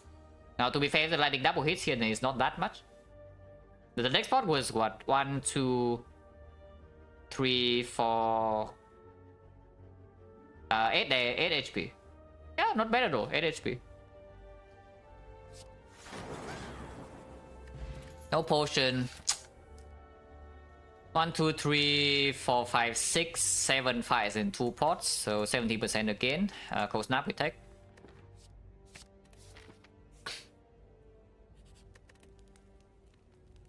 And then Hollow Upgrade can happen, Scheme Upgrade can happen. We face either Sentries or Lagavulin here, but try Needle into this hallway fight with Smooth Stone. We should be fine without resting, even without potion. Yeah, we have Essence of Steel for both fights. We do have Essence of Steel for both fights, so it should be somewhat okay. In this part, I think Hollow Upgrade reasonable. With one remove, with not a lot of cards added scheme. This Hologram Upgrade will perform. Also, +2 block is +2 block. Not amazing, not terrible. It opens up maybe a dual cast upgrade in the final floor, if we don't see anything better with the hologram. Yeah, 2 block is 2 block. Lagavulin again.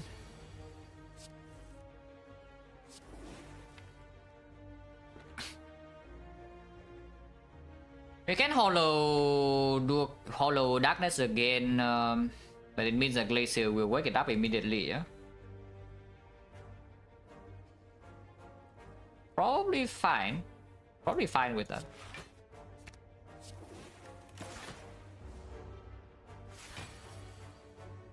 Okay, so we just wake it up then. In fact, I can evoke both Dark Orbs right now. We can do Bow Lightning. I want to evoke a Frost next turn, or maybe it's like Bow Lightning into Glacier, into Zap. So then the order will be Frost, Lightning, and next time we play Cold Snap, evoke Frost to block.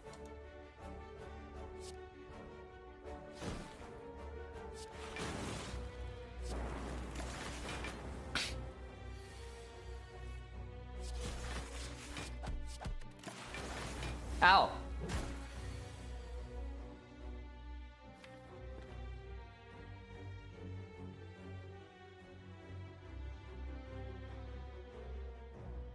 It's full block, right? It's 10. Yeah, it's full block.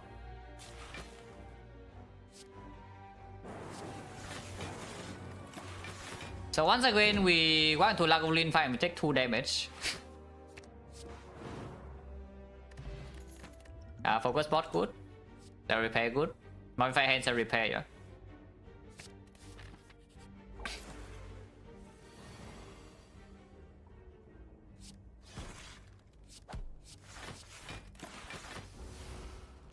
$41 is not exactly an amazing hexagon threshold, but at the same time, yeah, that's fine.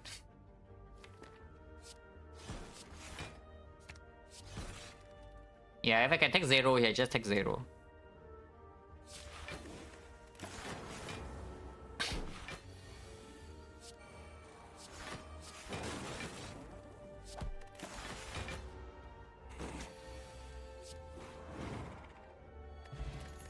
Okay, potion good.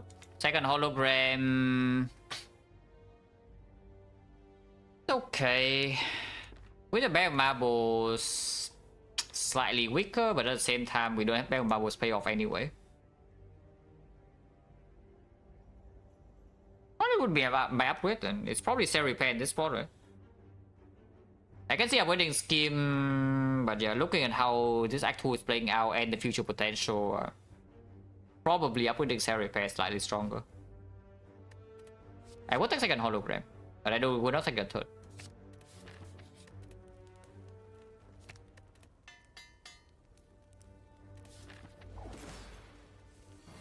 Is Spirit good? Yeah, we'll find out right now.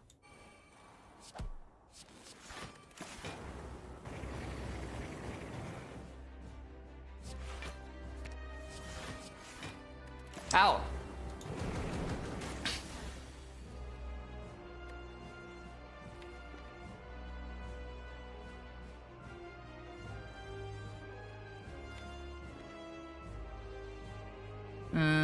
how do I do this turn? I think I just want to deal max damage, right? So it's actually like this.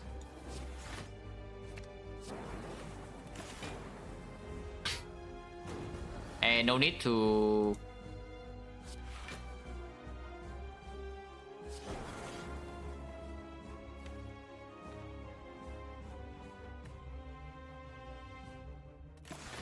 Yeah, no need to potion at all. With the darkness plus and such.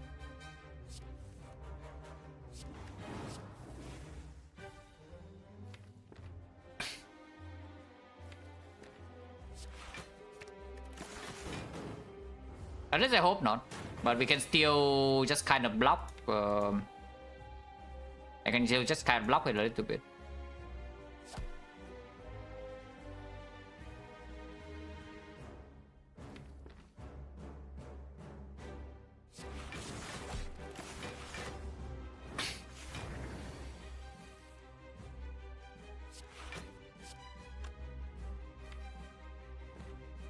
I shouldn't play this, yeah. I shouldn't play that.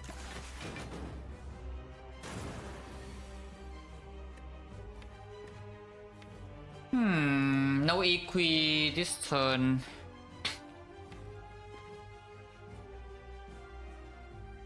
Yeah, no equi this turn, no dual cast this turn either, so that's a bit annoying. Considering next turn is 7 times 6, yeah, it's not 6 times 6, so blocking is not always super easy. If I do darkness, hollow darkness, ball lightning again, and I fail to draw this, do I die? Equi lock 14, so 15, 43, 43. If I draw with burns and I draw not this, and I would die.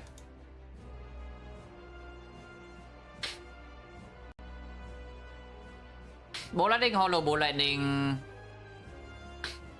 No, darkness first will just be better, yeah? So darkness first into ball lightning, hollow ball lightning is potentially aligned as well. That full block this turn. Deals 30 damage, deals another 14. So 44 damage with the double lightning, 50 damage. 50 damage and Black Orb is doing 18. Next turn to do cast is 36. Otherwise, I'm doing what? Strike, hollow strike, defend, full block. And next turn, this dual cast 72, 72 plus the 12 here is still not good enough. Now, the thing is that if I keep my Frost Orb, I do open... Yeah, if I keep my Frost Orb, I do open... like, focus spot to maybe save. If I fail to kill next turn. If I focus spot next turn with lightning instead, then how far off am I? Darkness 30, double lightning 44, 44, 50. 50 is a 59, yeah? 59, then double lightning next turn will be 10. So 49. 49 Dark Orb is 18. That's quite far off, no? Wait, double check. 14, 44, 50, 59, 59, 49, 49 Dark Orbs, 18, 36.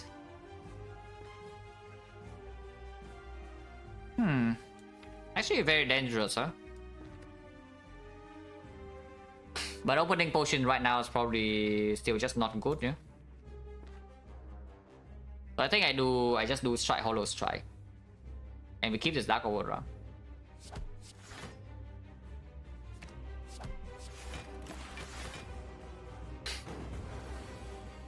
Okay, we are like fine. Not amazing, but like fine.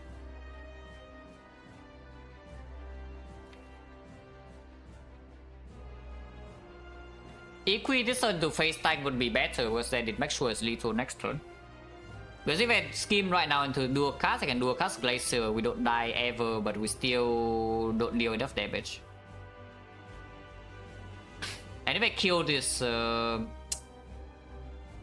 yeah, that's like pretty spooky. Maybe I should potion. Let's have repair early act 2, so we don't need the potion nearly as much.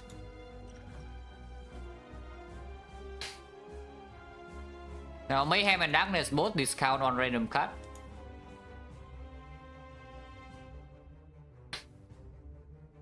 So, I guess I'll take the Mayhem. But 0 cost and redraw does not matter, yeah? Yeah, I guess I can take the Mayhem and see what it discounts. Oh, good. So now I can skim. Okay. Still no dual cast, but now I can just take this hit and then we are solving the fight, yeah? Unless we want to just use this right now and then we have Zap or dual cast next turn to maximum block, because this blocks a lot. The line to full block would be Zap into Glacier. And then off order would be Lightning Frost. We deal 36 damage, 39 damage, which is 58 still. Next turn we can do a cast for 16, go to 42. But Mayhem is in play. And we block how much this turn? This is 10, so 24, 32, 33, 37. 37 facing 46. So we take 9 damage, go to 19, 19. Not actually a problem, we don't die to burn in that case. And we can still focus spot after. The other line playing Equi wins the fight immediately, but however we are blocking what, 19? Blocking 19 and facing 46. So we go to 1 HP.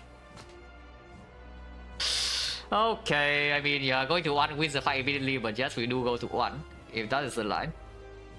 If we just play Equi end turn, we go to 1 HP and we win next turn. Otherwise, we take 9 damage. Go to 19. So I potentially can save 5 HP to next act. There is a risk to die, but it's not very high. Because 19 we can still, we actually are safe for like at least 1 turn, and Mayhem is in play. Right, 2, yeah, plus 4 for burns of 46. We block like 15, 19, here 47. So we live on 1.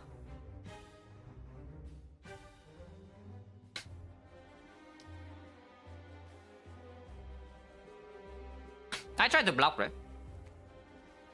Yeah, I tried to block, yeah. So we do Equi Zap Glacier.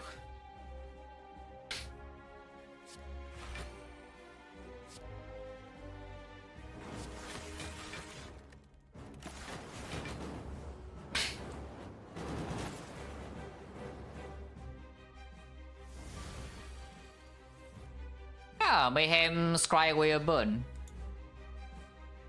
Yeah, look at that. Mayhem scry away a burn and now we have no problem. No burn first for next turn. Okay, still plenty of burn first, but at the same time we also deal damage. So this time we Equi again, just block and then maybe followed by dual cast Zap or what.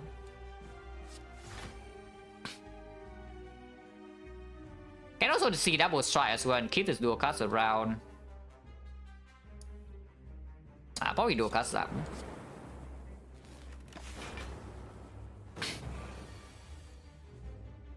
Another burn goes away.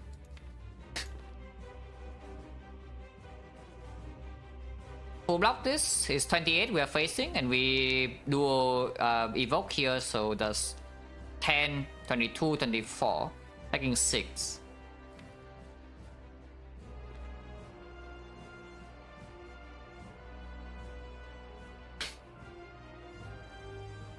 Darkness Cold Snap double defend.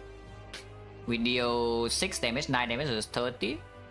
Dark Orb is cooking with second sword, but however Glacier is instant. Next time at least 6 cards. Technically we can draw 5 burns and then Mayhem play only strike though. If that's the case, we are actually in trouble. By in trouble I mean we are dead. So is there a line that secures the fight completely in this spot? Guaranteed. No. Unless I focus spot, which I don't want to. So we just block and take damage, and if we die, we die. Yes, if we die, we die. So Darkness, Cold Snap, defend.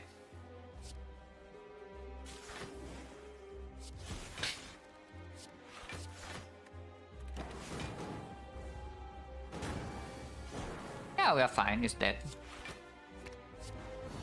So we just save 14 HP, which is translating to 3 or 4 next act. I can calculate exactly whether it's 3 or 4, but yeah, it's 3 or 4. Creative AI Mummify Hand Cell Repair, so we're healing 20 per fight. Or we can take the 6. Healing 20 per fight seems like quite nice, you know? What do you think? Also killing automaton for us immediately. Cham is probably already dead with the darkness and the equi and the hologram and the smooth stone. But collect the automaton still pretty dangerous.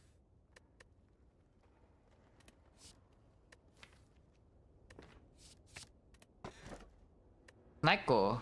4 energy base already. Hologram plus in the deck. Laser is here. No energy upgrade made yet. Mummify Hand. 3 costs. The other options are not that good either. Yeah, Snecko's fine. Psycho Philo is a little bit dangerous for the Act 4, I would say, but hopefully by the time we get there, we are just strong enough. Not exactly Force Elite, and yes, that's what I would like. If I go here, I'm forced into 2 though, so I think I want this shop instead. And yes, I do want the shop. Even though the shop is quite low value with only 230 gold or so. 250. We do have enough late game, the things that speak for late game at the moment. And the deck is also quite greedy as well. That buying front load power in here is just a good thing to do. Automaton, so yeah, Creative AI probably deals with that.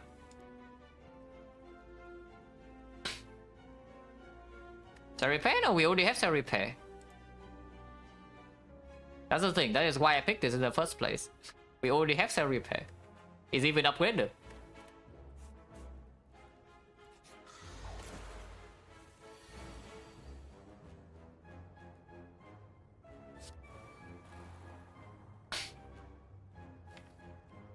With that said, I don't think this fight we should try to store, yeah? So I play Cell Repair immediately. And yeah, discount code snap is good. Hollow code snap doesn't work though. Wait, for once the Chosen doesn't do the worst pattern. Like, what is this? Am I cheating? Wait, am I cheating? Chosen is not vulnerable on turn 2. Actually, just cheating.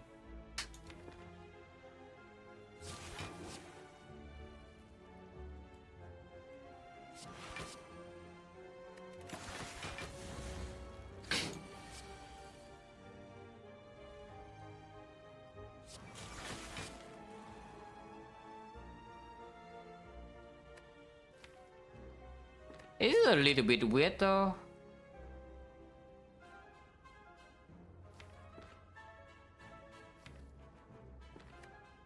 Or we should do it like this instead.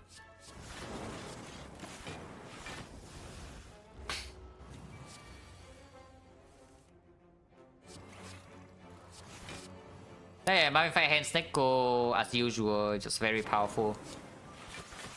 As you can see, like the Mummify Hand cover for the Snecko variants. And we just play a bunch of cards. Especially when you only have 4 energy from swapping. Dual cast not guaranteed next turn.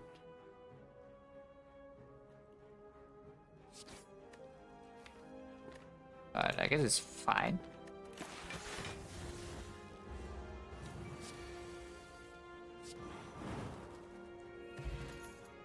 Hitsings, Mummify Hand, even with Snecko still decent. On the other hand, you can take Recursion.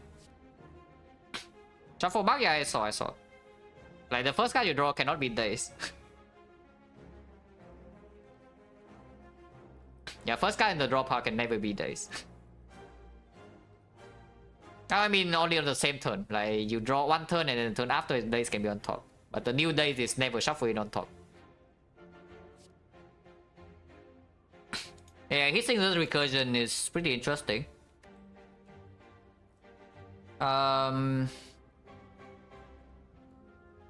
Hitting is probably just better, right? We are not fighting Cham, Recursion is not as necessary for the short term. It's also a common. Hitting plays immediately, and yes, card draw with Snecko is still performing quite well, especially when we have Creative AI to print more draw.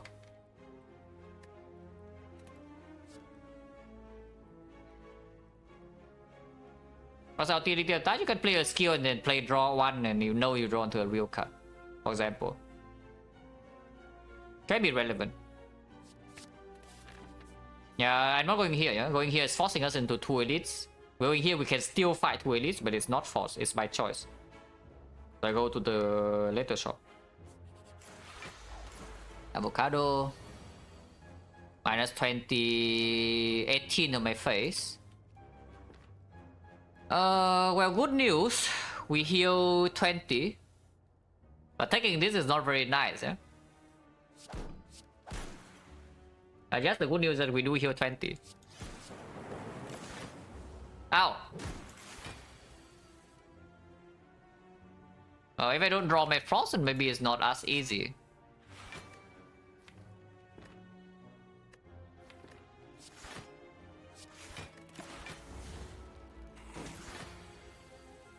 Okay, okay.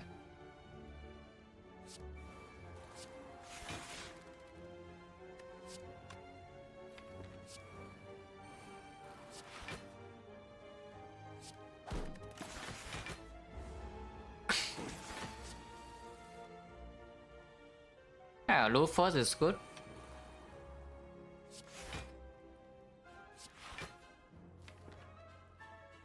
Equi now doesn't really matter. Next Glacier's full block anyway. So just we have full HP. But at what cost? Not quite there yet. I need a defrag or something before I feel safe. Because this is definitely not full blocking just yet. So some buffers, some defrags.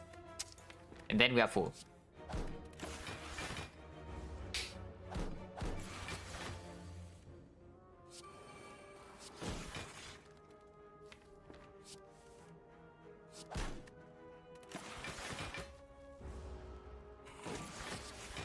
Okay, more loops, good. Oh yeah, the hitting is also better when stalling like this, because it does make these turns slightly smoother. When you're still trying to... when you still have to block turn by turn before the Pitfire outscale you completely. Just getting one extra card here and there is just making a difference. Yeah, his defrag echo form, so that's very good.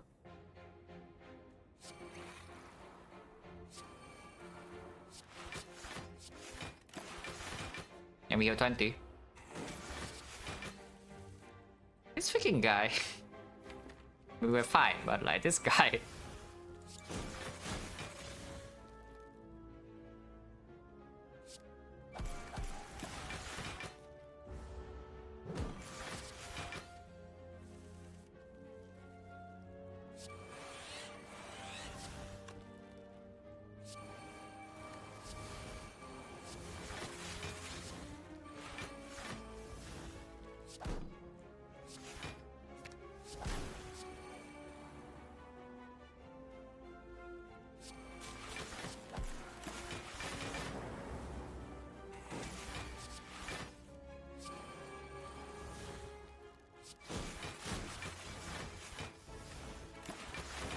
Yeah, we're full.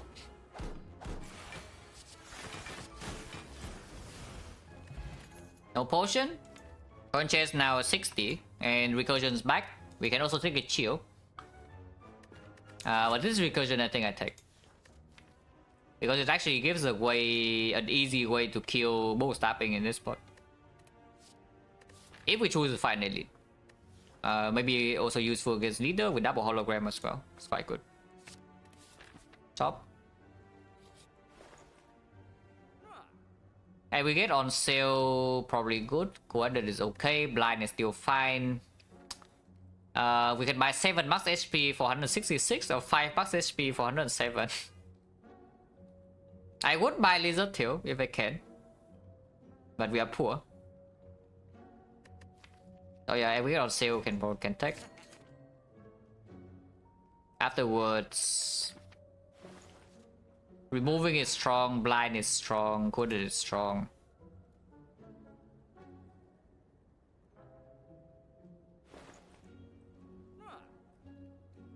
Hello is not even bad.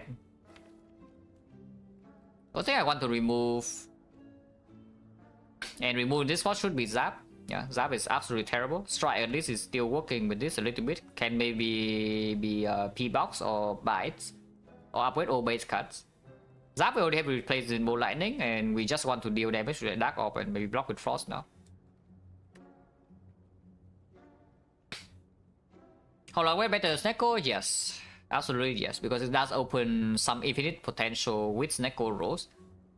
And you also draw back into this thing faster.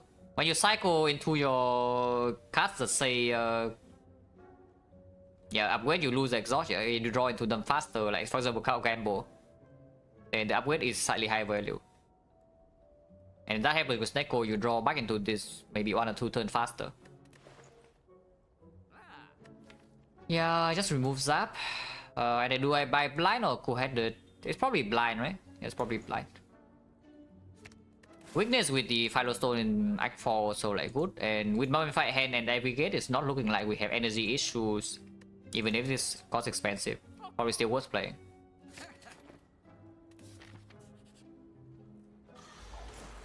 Sure, they can fight these, right? I hope. We don't have real AoE in this deck.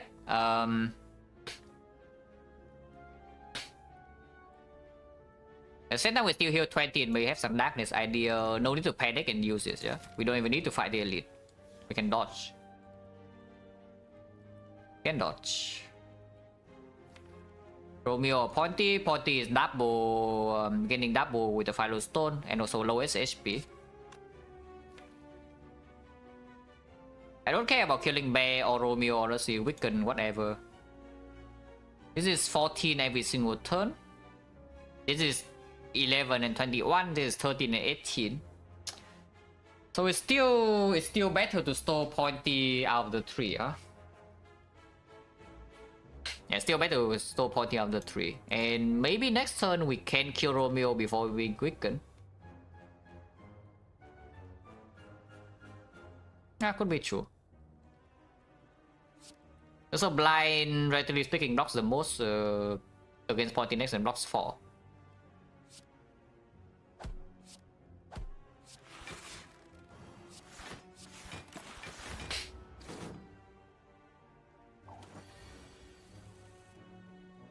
Oh, that's not good. That is a terrible draw. So now we're Wiccan. Creative Eye is not in play yet, Darkness is not in play.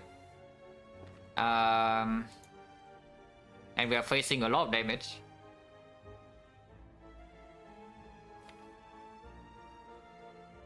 I'm using Focus Pot, right? I'm actually scared now with this turn 2.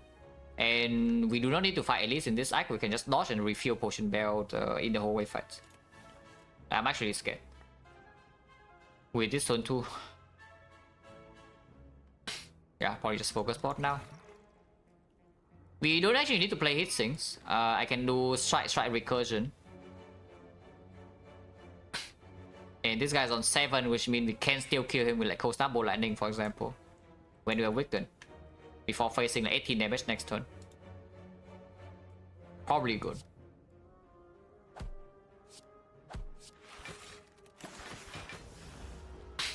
Ow.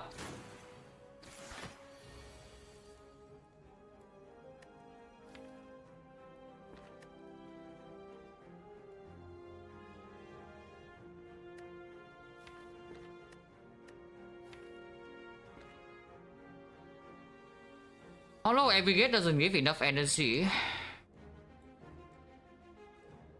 to guarantee kill this, so if I Hollow Strike instead, then sure we kill. I should probably Hollow Glacier honestly and just block this hit. Kill this slightly slower, but it's fine. Maybe this can draw into something too. Yeah, I should have just Hollow Glacier. I want to shuffle in Glacier, yeah, so I play that first, and now we can skim. Creative Eye 0 cost. Okay, not that bad. Not that bad.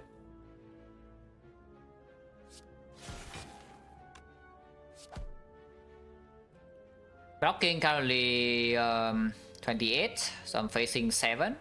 Not, it's not a problem. I can play this. No holograms, so next time when Dog Glacier I'm taking a bit, but this guy attacking small, and Darkness is in play. Maybe it's like fine.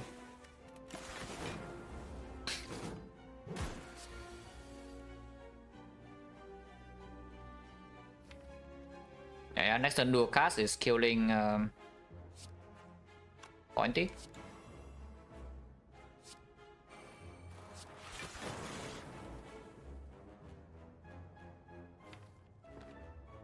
Also hits bear a little bit and that's not super relevant.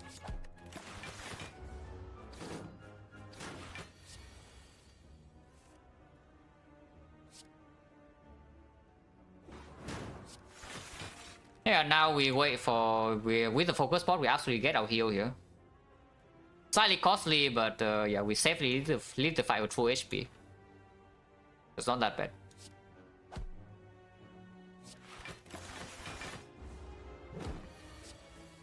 Okay, go farm here is good.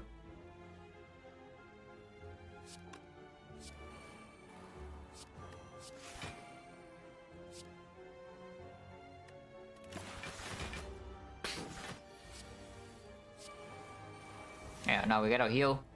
And we just kill it and get out.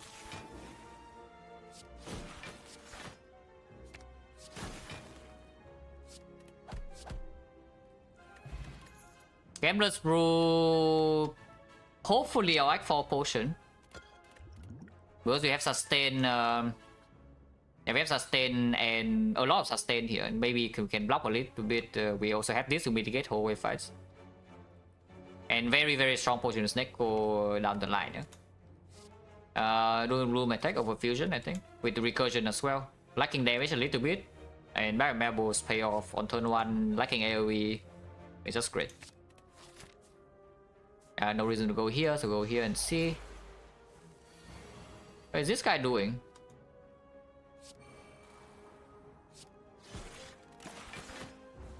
What is this guy doing?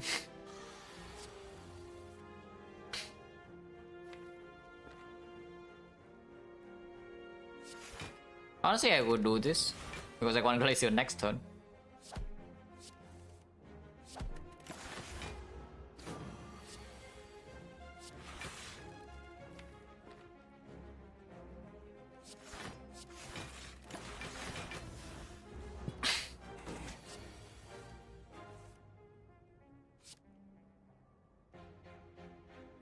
Monka.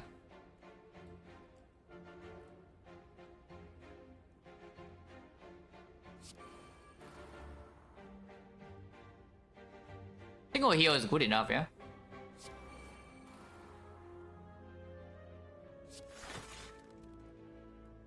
Yeah, single heal is good enough.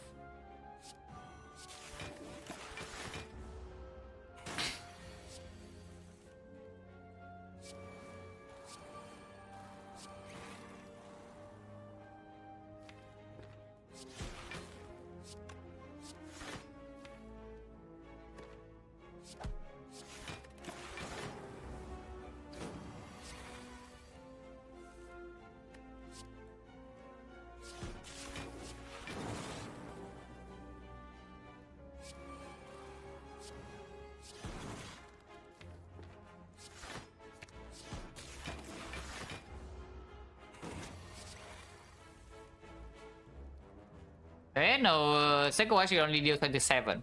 28 is when we have Philo Stone, but normally it's only 27.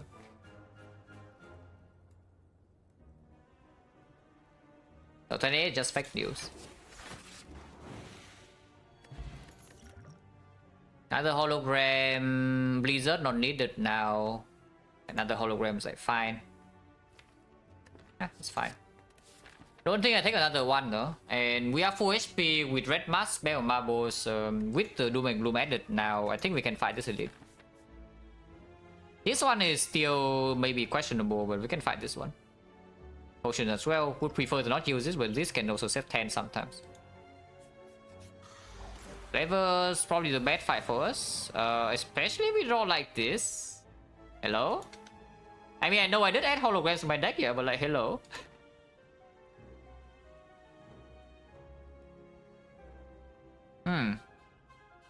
Okay, that's a problem.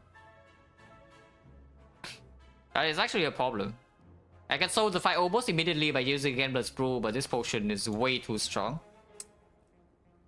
How scary is this? But it's pretty bad. Yes, it's pretty bad. If turn 1 is like this and we don't draw any of our real cards.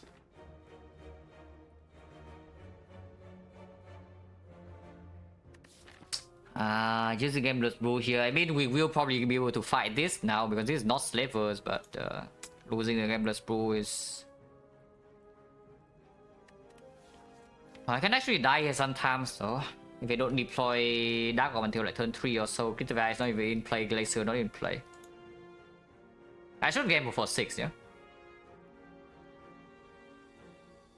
Speedball doesn't do anything now though. It's like I don't have damage at all for 3 turns if I don't potion immediately. And I'm not even setting up block is another thing.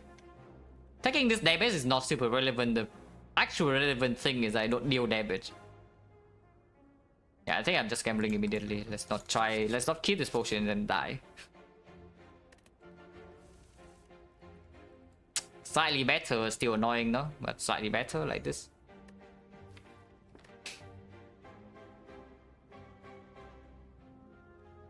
Just do Magloom's 3 costs. Ball Lightning, no, Darkness into Ball Lightning, Hollow Ball Lightning into Glacier. 20. I can also do, I guess I can do Darkness. Ball Lightning, Hollow Recursion. And then Glacier Strike. And then the Dark is in front, we can do a cast. If I Ball Lightning, Hollow Ball Lightning 20, 18, 38, so it's still at 11, but it's mostly solved.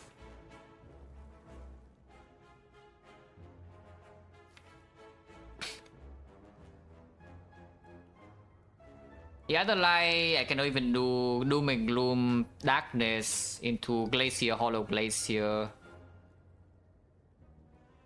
Maybe that's just better, yeah? Doom and Gloom Darkness, Glacier, Hollow Glacier, so we deal 24, 15, so 38 damage. No, 39 damage, but to this guy only. I guess in that case I should Hollow Recursion. So Doom and Gloom, Darkness, Hollow Recursion, play the Glacier. I still deal the same amount of damage, but then we don't full block. 39 is 9, we are vulnerable potentially, but maybe vulnerable is not that bad. But the other line also takes so much damage immediately. And we lose plated armor, so that is more damage afterwards. One more hologram still in here, but it needs to be cheap, otherwise you cannot hollow Doom and Gloom. You can hollow Darkness or Recursion or Glacier though.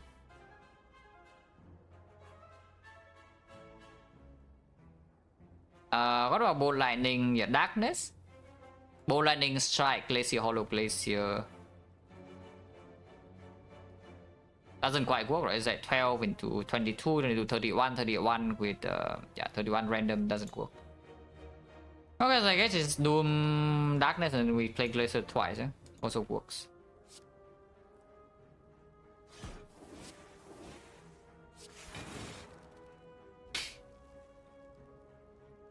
Blocking currently, if I get Recursion instead, then how is it? We currently block for 16, 20. 20 I'm facing 27, so I'm taking 7. If I play Glacier, I'm taking 0. But my Dark Orb is gone. That being gone, yeah, it's fine though.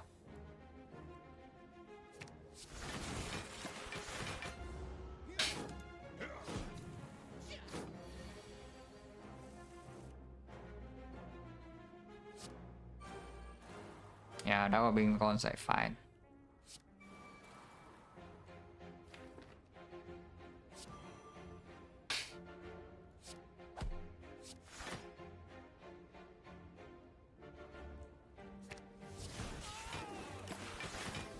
Still full block even though we are vulnerable to this weaken. And we are not even taking a lot of damage, yeah? Because he can still block a lot here.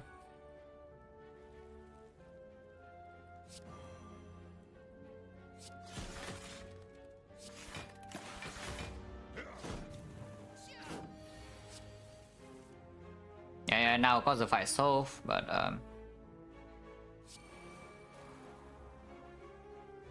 slightly annoying, yeah.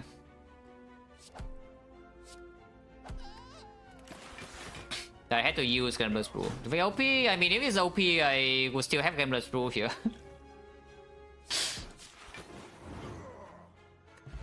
Tiny chest, well, yeah, sure. For search, yeah, for the bias cock. First bias cock, for the bias cock from creative AI, so it can be played immediately. Also, Untangle 25% per turn, slightly higher than 25%, so it's not very high also not be Untangle. Probably a coin flip or something like 50-50 with 4 checks or so.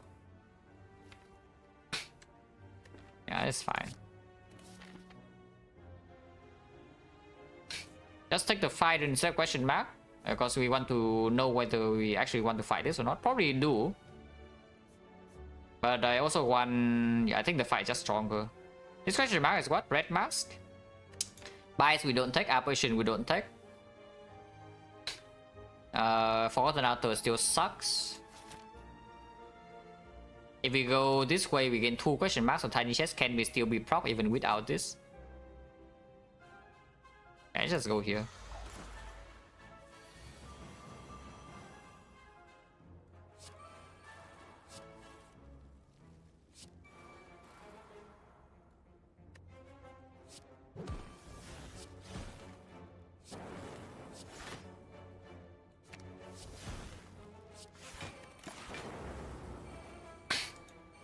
This actually not be a problem.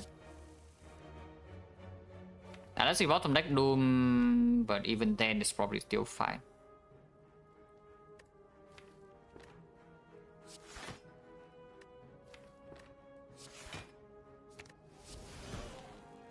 Yeah, even then it's probably still fine.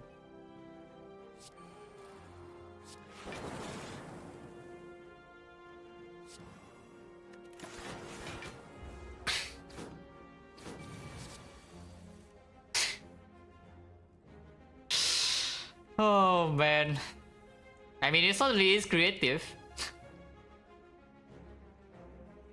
The first 3 powers it generated was 3 creative AIs, yeah? So a little bit too self-centered, but you know, it's I guess I have to deal with it. I guess I have to deal with it. So now I'm suddenly taking damage because of that. But yeah, at least here's the bias cock.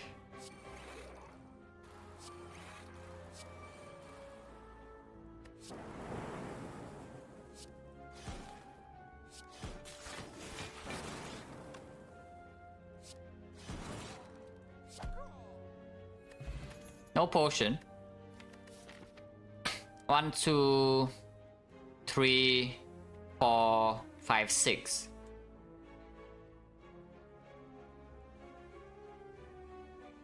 One potion, right? We only got speed pot, or did I get something else? We use focus pot, Gambler's Brew, right? 2 potions. So 6 fight 2 potions, 60%. Second Doom and Gloom, I still take, I think. Our AoE problem is definitely present. You can see in Slaver's fight, if we don't draw Doom and Gloom quickly, we just don't deal damage. And Leader is still there, Automaton still there, Retromancer is still there. And even if it's both stabbing, it's not such a bad draw. That's fine. And we fight this now, yeah? One chance now 60. There's a book.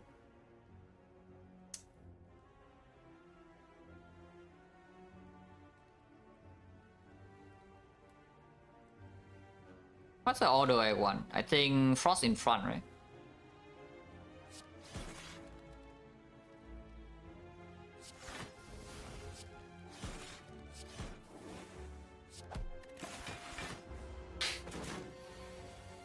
The 5 and turn 2, not ideal, but it's okay.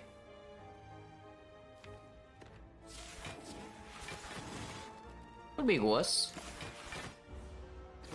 55 is in play now, and yeah, he's starting discharge.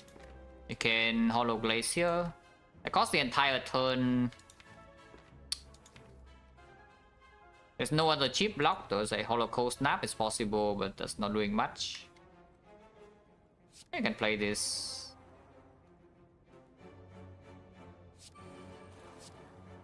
Ah, that's fine. That's actually fine.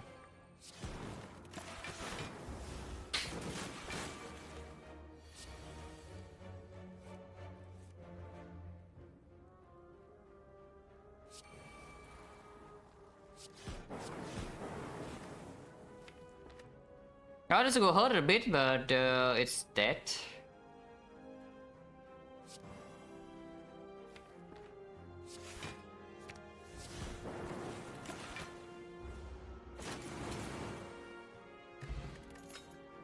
Yes, very fitting relic. And now this bronze skill. Recycle we take, yeah? Yeah, recycle we take.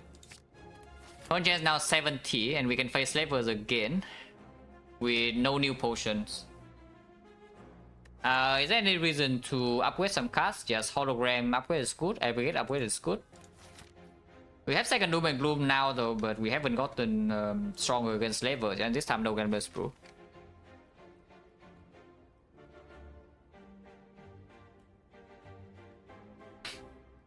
So maybe we dodge the last one because I don't want to fight slavers again. And even lead the, if you draw the thing at the bad time, is still like, pretty annoying. Or maybe the final elite I can dodge. Because the we get on upgrade in exchange for that, and the upgrade is not that weak either. So let's go right side.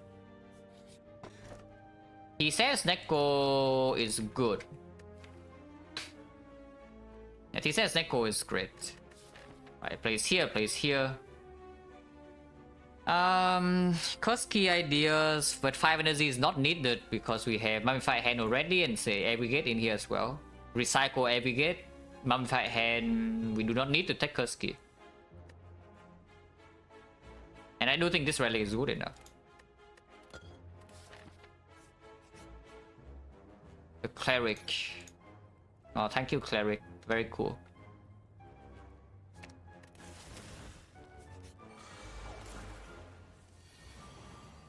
Ow. Well, we heal 20 on this. Not always though, because Bronze Scale can kill this before we have our thing.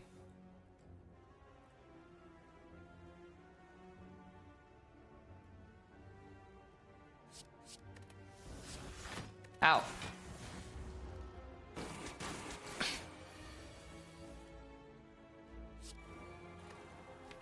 You know Frost, huh? So playing this Equi doesn't even actually matter.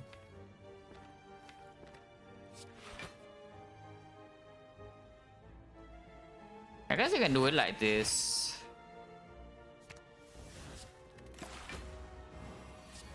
Because if we need the Equi to block, then we can use it to block this turn still.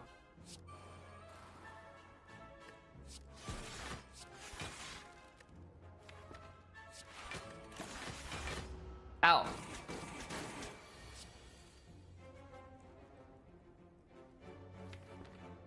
Yeah, this way you can Hollow Glacier.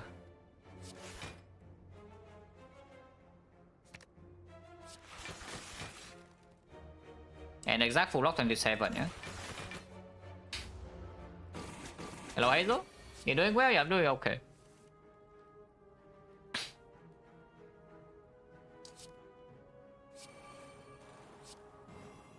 But we have Echo Form now, so hopefully that's good enough.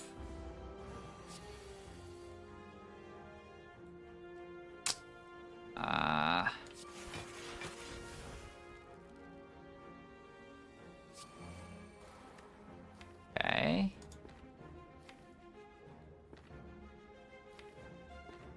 Be fine.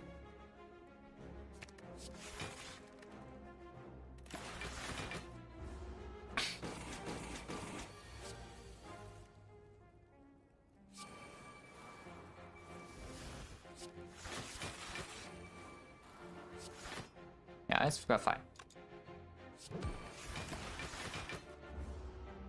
And we have 20.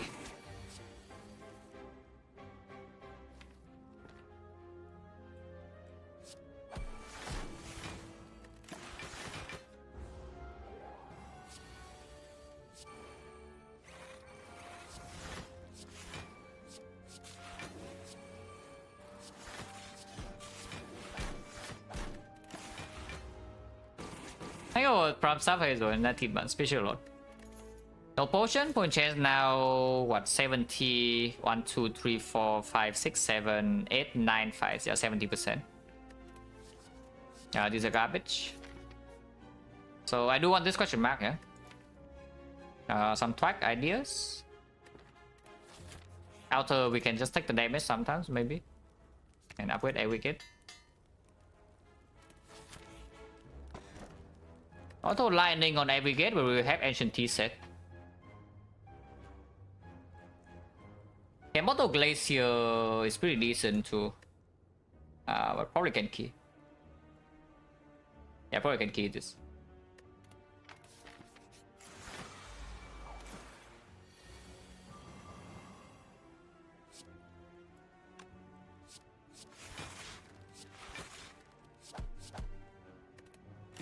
A20 here.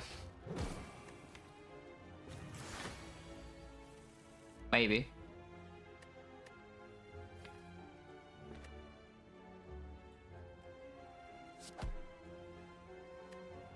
Okay, so it's one. Can do this.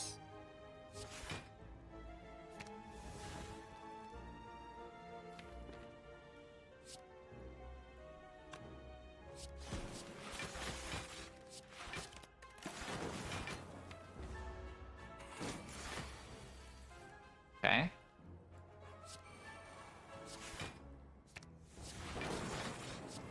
Alright, so we are full HP, yeah, living this.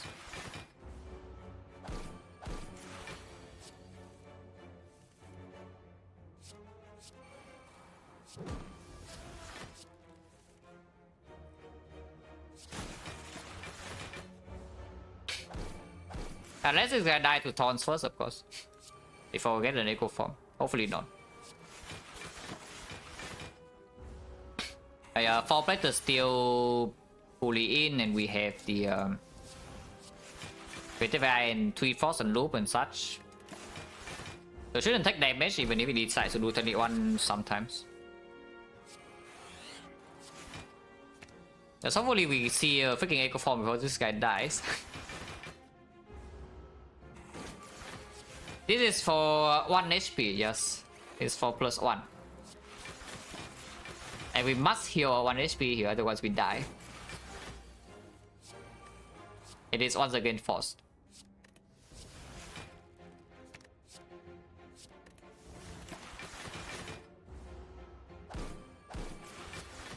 Okay.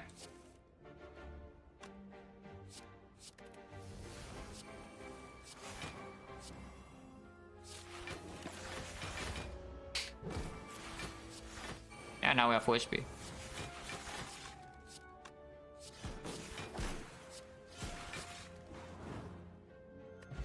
No potion, so we fail another check. That's 80% now. The automaton has an 80% chance to draw a pot. Fourth hologram probably not a good idea. In fact, we are letter opener, whatever. I think we even upgrade hit sinks before the hologram, right? Or skim even, but I think hit sink is slightly stronger. White noise, not really. Second aggregate, not really. With T set as well, maybe 5 energy is coming. Recycle is here. Alright, Recycle is okay. With Mummified Hand is still decent, but not needed. We already have the White Noise in our deck. White Noise is already in our deck. We do not need a second one. No reason to take a fourth hologram either, yeah? We don't actually have that much active draw. Yeah, with heatsinks, we never pick Pyramid with this. Oh wait, by the way,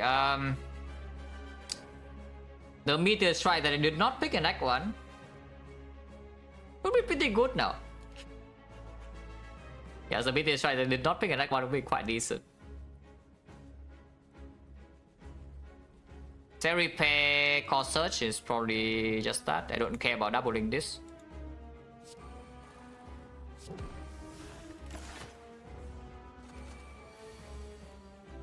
Okay, AI not being stolen is good.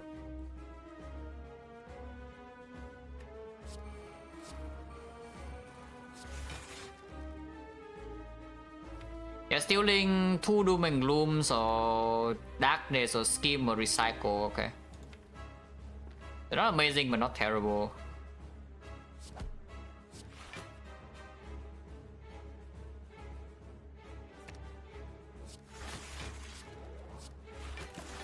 And Creative Eye is in play before instead of getting stolen, so that's already good. Yeah, here's a buffer. Hissing Plus is in play as well.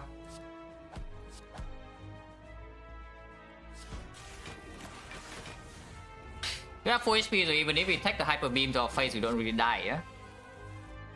I would prefer to not take Hyper Beam to my face.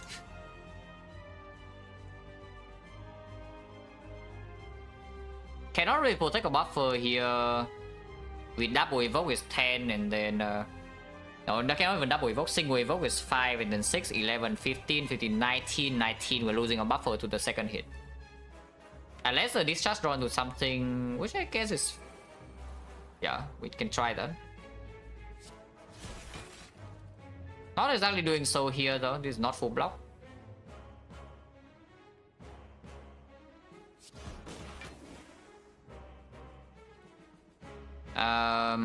16, so yeah, even if we speed pot, it doesn't work. Which means we lose our buffer. Still not awful, but could be better.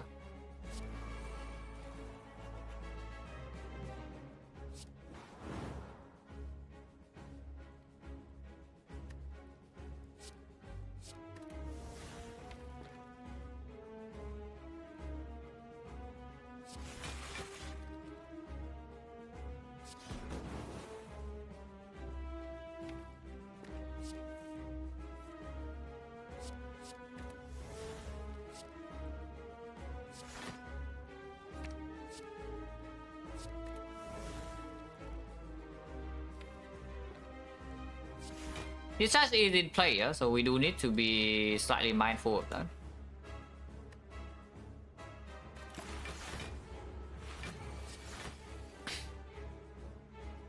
Ow!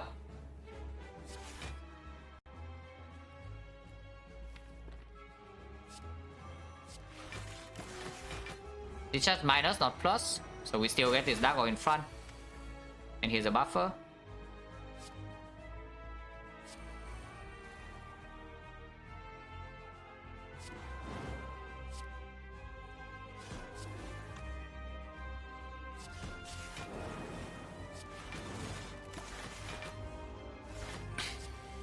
Yeah, perfect buffer tapping, yes. Absolutely perfect.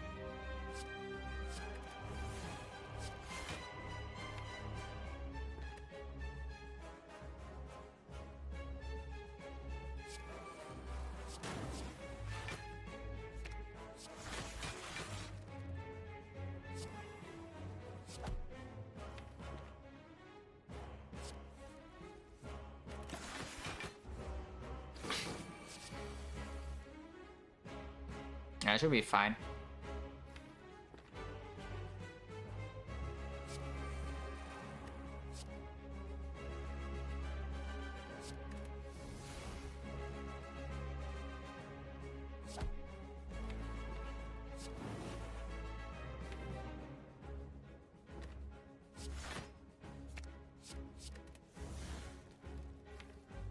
No reason to play this, so I won't.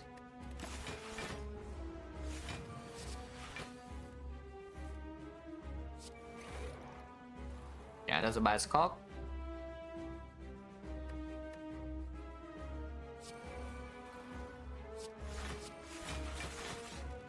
It's full block.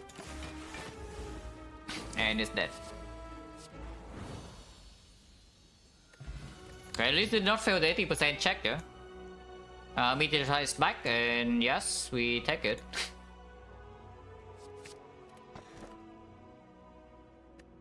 The Gnome Philostone, not exactly great. Only have enough energy in here with this might fight handle the nonsense. He bounces only for 6 at the moment.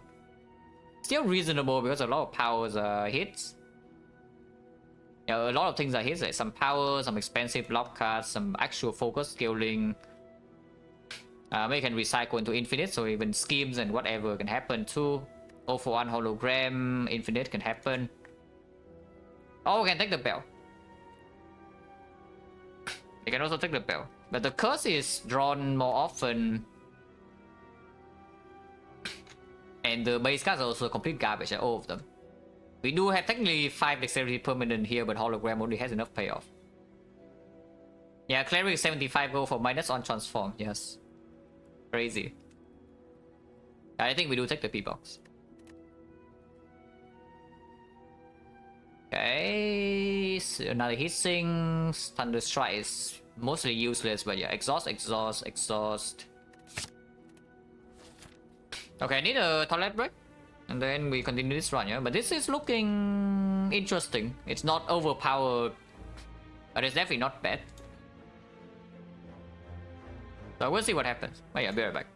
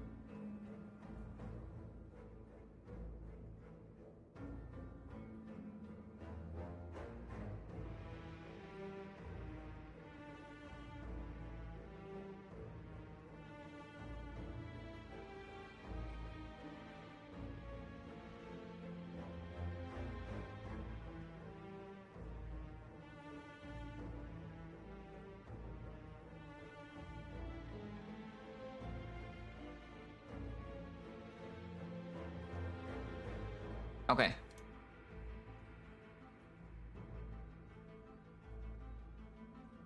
So we have 3 passing. Tiny chest on 2. Already took the blue key. We do have the red mask, so question mark value is slightly higher. Not a lot of gold, so shop is weaker. 2 elite here is forcing into shop, but that's after question mark here, so maybe some red mask, maybe some extra gold here into tiny chest can prop here if it goes right side. If it start left side, then 1 question mark and 2 question marks, so this is a chest into elite, fire elite. So 1 fire only and 2 question marks in here is a little bit. Maybe it's like 5 because of this, but it's not. It's like 3 question mark, 3 acceptable, not great. Here we only get 1 row of question marks, so sometimes we just see like bad falling. Maybe sensory stone is not that strong, but still decent. Med is empty.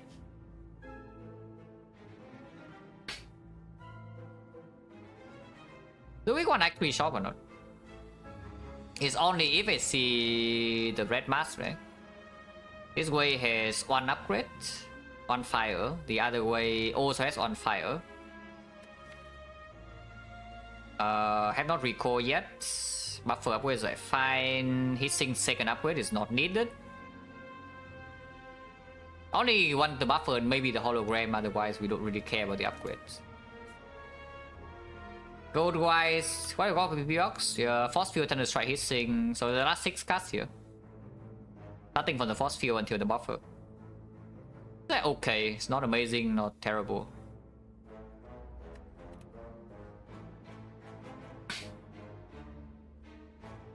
Yeah, this shot is Force, so if I choose right side, I need to start here.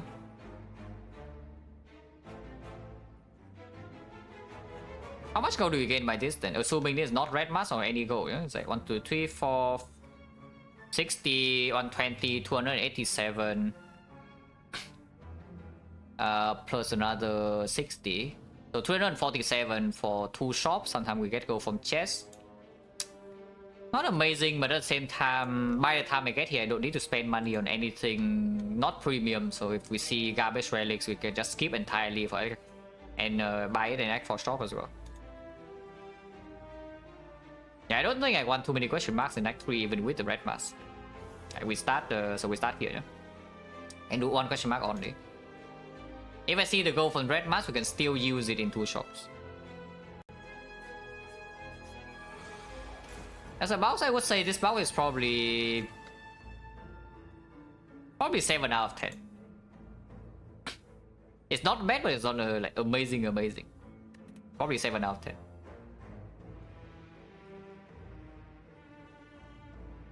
A lot of trees. And it did not discount my frost card, so I guess I'm taking 4. That's okay.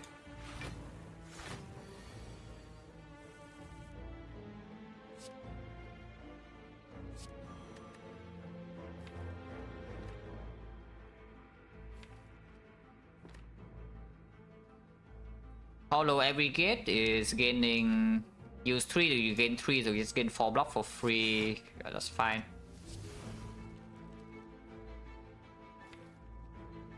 Now I guess I can just hollow blaze here.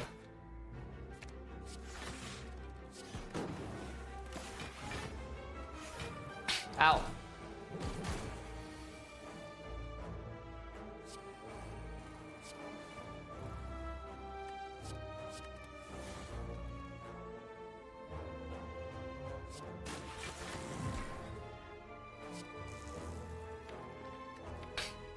If I see 1 cool-headed, we can maybe have some cool-headed scheme meteor strike infinite.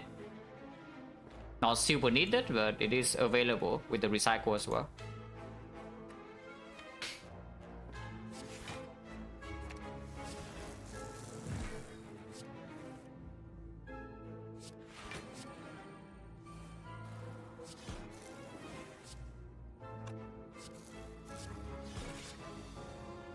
Missing 4 HP, we can wait 1 turn, I guess. Yeah, any kind of draw would be sufficient too. Missing 4 HP, I guess it's fine.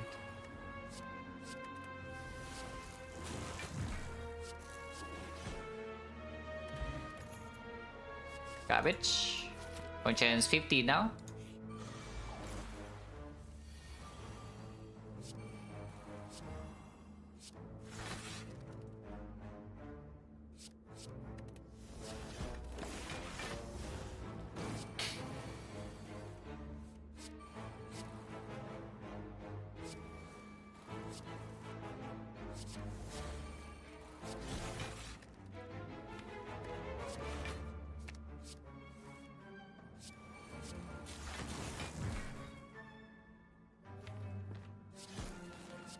Holy 7.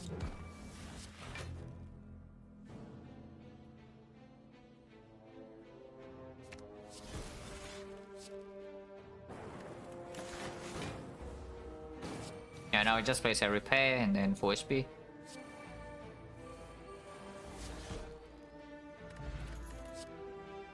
Compound driver is not it though. Yeah, compound driver only changed with the cool-headed, not the scheme. Yeah, probably not it. Yeah, probably not it. Landing plus not needed. Streamline not needed. We skip. Explosive over skill. Retomancer, where we have double doom and gloom meteor strike now. Yeah, this is probably not important. Yeah. Yeah, exactly. When you draw it on turn 1, it also is a complete brick with no starting orb. Point chance 40.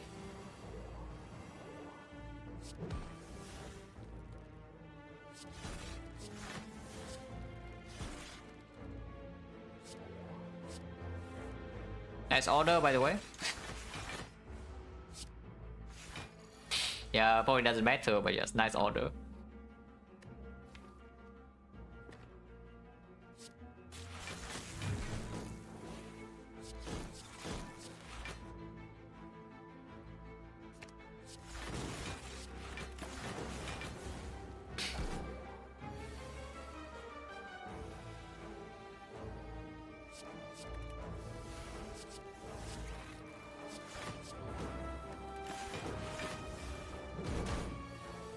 Nothing to set up, so if we can kill, just kill and get out.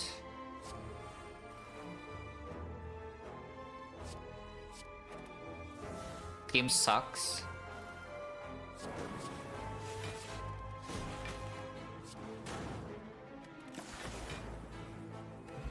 Chance 50, defect plus we still take. Defect plus we absolutely still take.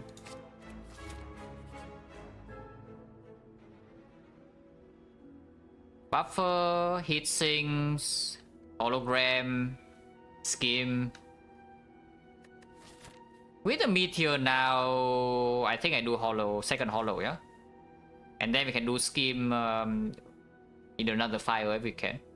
Act 4 we can do buffer, maybe. For now, I think I do hollow. With the recycle as well.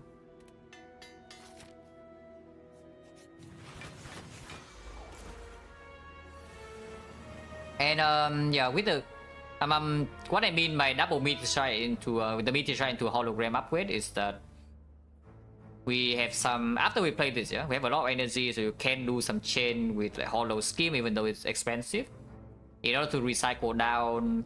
Or if you roll like 0, 1 for example, and you gain meteor strike energy, you can also just do hollow, hollow, hollow, hollow. We also have 5 permanent dexterity in a potion belt. If the Colossus does not block vulnerable and we don't get a better potion, which can be a way that we block even the hard fight. 5 dexterity meteor strike into hologram chain is available. And it's not such a terrible idea.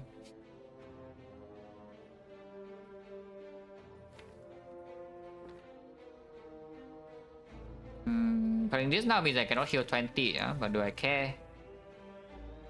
I don't, right? I don't.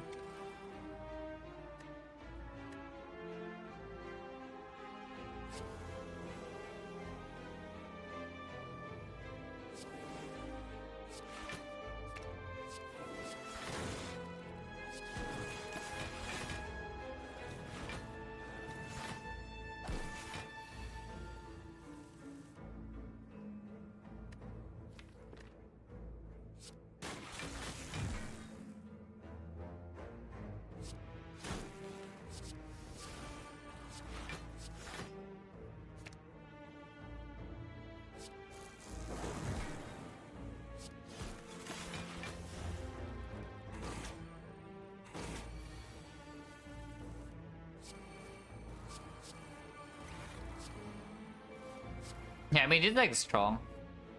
This deck is just like very powerful for now. If it has one problem, I would say it is that we cannot burst block super well at the moment. And that can be a big issue with Philostone in the hard fight, yeah? So hopefully you can find something that covers for that. But we also know that Lizard Tail is already gone. So that's one of the bigger outs. We do have buffer to deal with the first cycle, but only if it lands. Amplify is cute. And it's also probably good. At the same time, there's a cool head that should be picked. This is cute, but this is just good, and it does give us infinite immediately. And yes, we are infinite with Neko after recycling down a bit. Also, initial Frost Field, we don't have that many, yeah? We have like one Cold Snap, 2 Cold Snap, and 1 Glacier, while having focus and maybe extra scaling with powers, creative AI here. So even without the draw infinite potential, this is already strong enough standalone.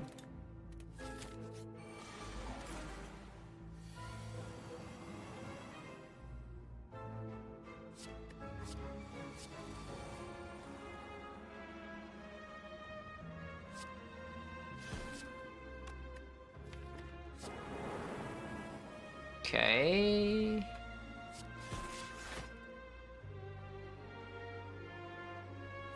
Wound doesn't... yeah, the wounds don't matter too much, yeah? Second holo, we already have the thing. I don't think I got to upgrade the 3rd hologram. Before that, I absolutely upgrade my cool headed. And second upgrade might still be buffer, because right now the only way to cleanly block first cycle of the heart is with the buffer.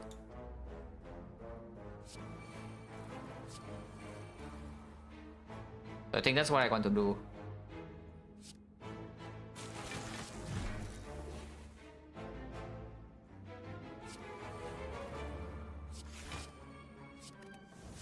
For these fights where we can just spam power to hit things and creative AI, whatever, is never a problem. It's only in the fight that this does not, it's not sufficient, yeah? Which is mainly the hard fight, and we need to find another plan.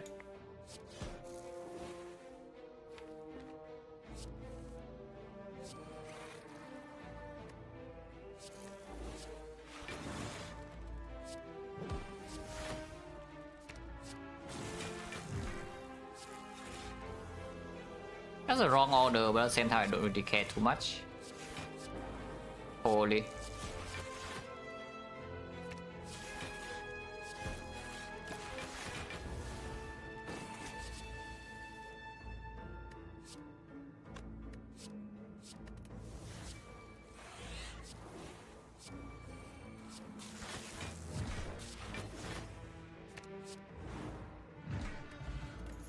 Okay, Gambler's Blue is back, and that's quite good.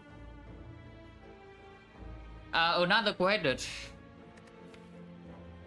But yeah, we just need a bit more draw. It's like our damage output is extremely high. Our draw is good, our energy is good. It's just fat load block is a tiny bit of a problem, but this can help a lot. Because we just recycle down faster and then we are infinite.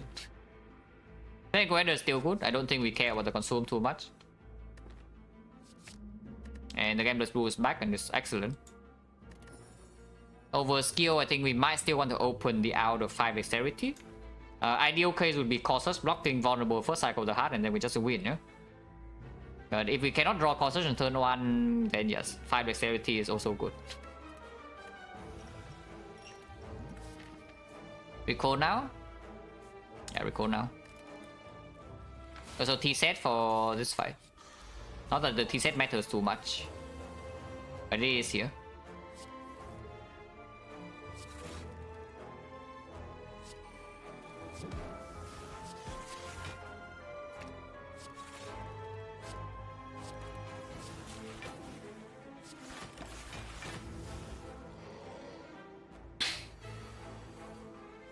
We needed the Gambler's Brew, I hope so. If we draw okay against Spear and Shield, it's not even, we don't even need to draw exceptional, yeah? We just draw average against Spear and Shield, that is probably a 0 damage fight. No damage, no potion, just because spamming cards and dealing damage is sufficient there. And Snake will also cover a little bit for turn 2, turn 1 I have T-set.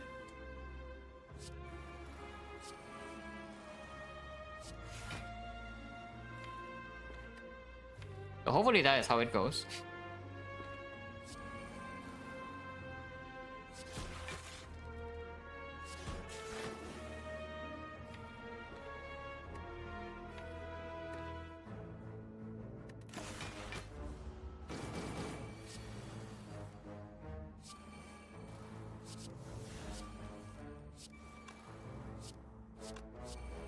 Yeah, we against Speed Shield can do something similar to this, and they kind of die by turn 2 or turn 3. Extension, yeah, I don't think it's working at the moment. Somehow. Could be on my end, could be on the extension end, but yeah, I don't think it's working.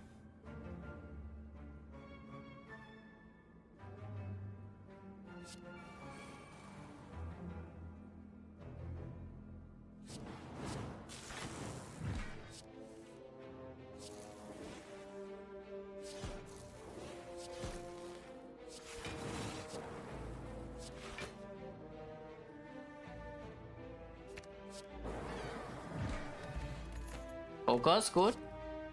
Recursion plus not needed. Stack not needed, darkness not needed, so we skip. Ready show up, not cast, yeah, it's just being weird.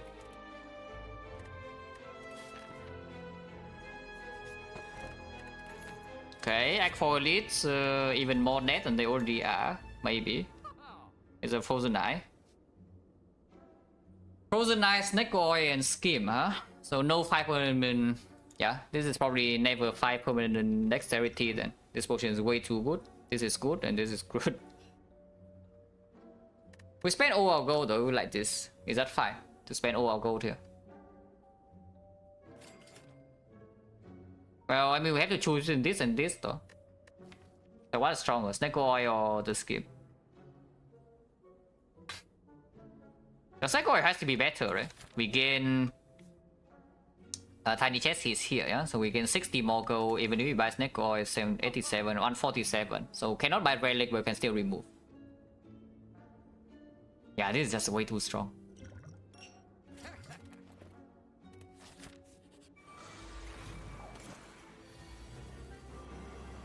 Okay, after last couple of floors, I would say this run is in a much safer spot.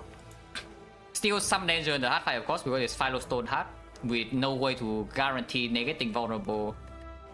But yeah, looking promising, for sure. Yeah, definitely looking very promising.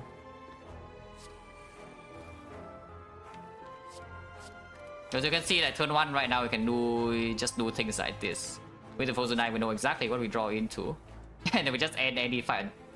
We just end the fight so we can spam cards on turn 1. Rachel Gravy, thank you for the sub and 4 months special on.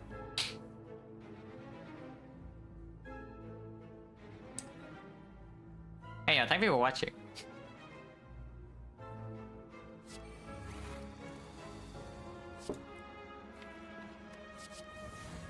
Forms here, not also not needed, but it is here.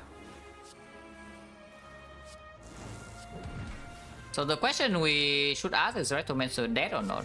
And the answer is yes. This is turn 1, yeah? And we can do almost the same thing against Spear and Shield.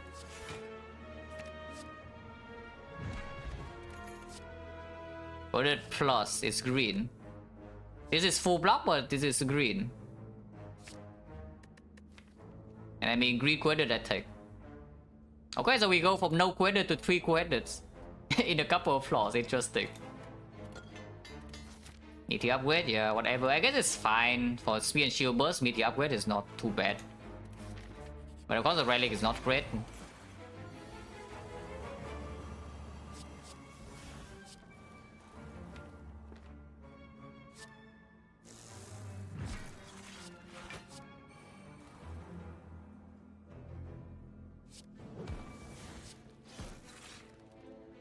What's this? -1, but don't really care.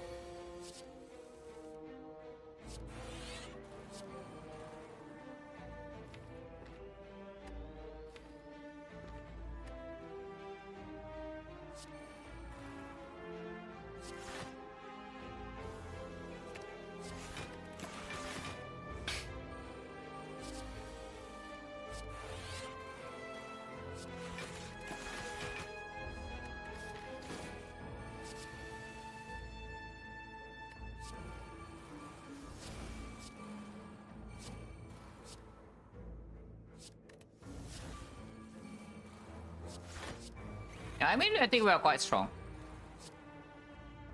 Just a hunch, but I think we are pretty strong.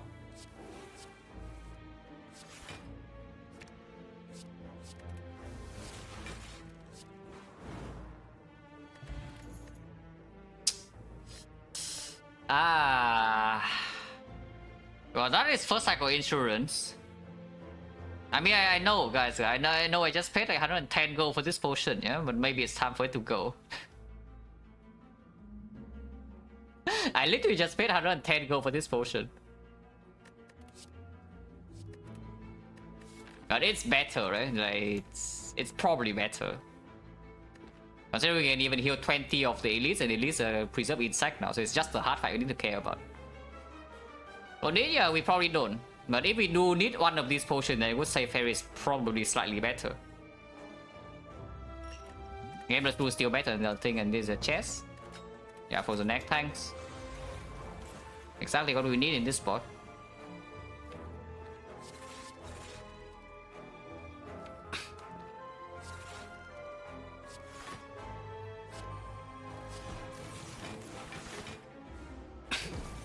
They go to the game board? No.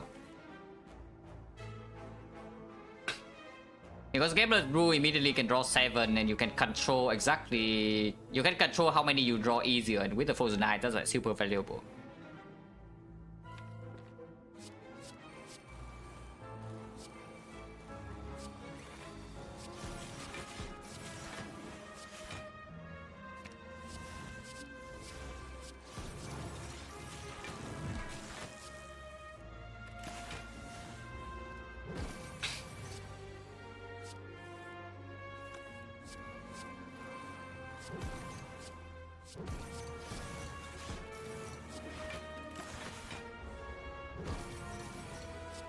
Yeah, control what you keep, like what you play first.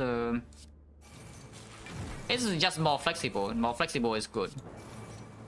Oh yeah, Thunder Strike for 1. Yes, amazing. If we notice it's only 1 hit, but I guess it makes sense.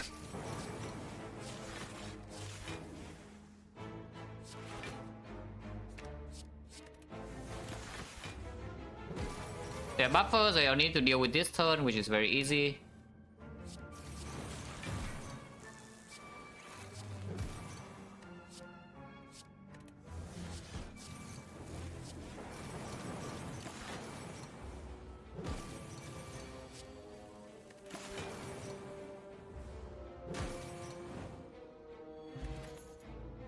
Garbage.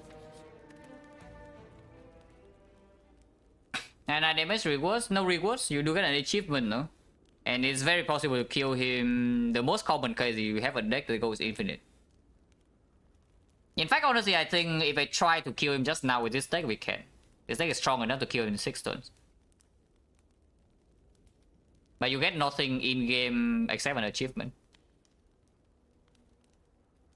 Buffer, now that I have Squared Plus, already I don't think I care about this. So we can still make this upgrade, in case we need to rest an Nightfall for some reason.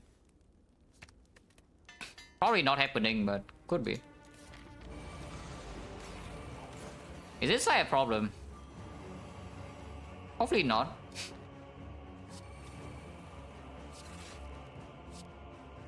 It can be though, it certainly can be.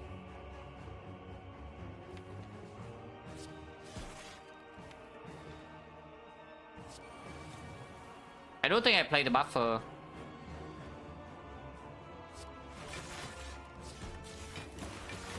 On hit 6 only though. Creative AI, not right now. We will play Defect. And I try to recycle down. You just try to recycle down. This turn is not very pretty though. Yeah, Meteor Strike exactly bottom deck is kind of weird considering we don't really spam powers that well here. Maybe we can spam powers anyway. Yeah, what if? Why don't you just play all the powers?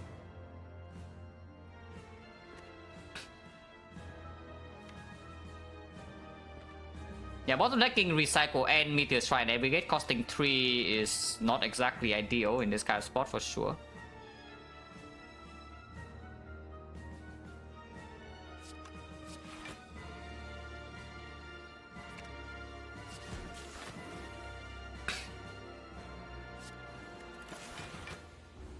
lose on map first stack here. Maybe it's fine.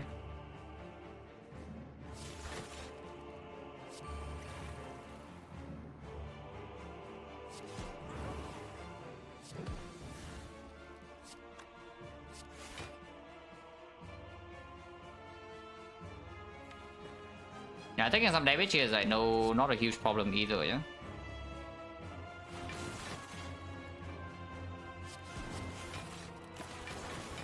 Yeah, not even taking damage this turn. It is running out weak though, and we have played Greater VI, so 3-3 as well.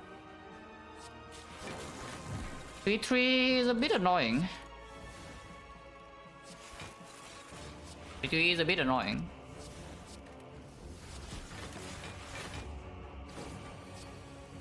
Mostly fine, huh? Yeah, this gives us like a positive block, so we play it.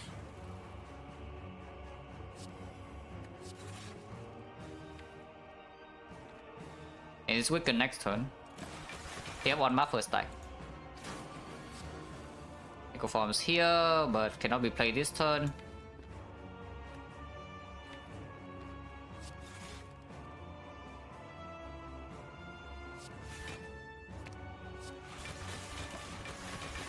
We're fine. Yeah, we're fine. Yeah, the capacitors are also O positive, yeah?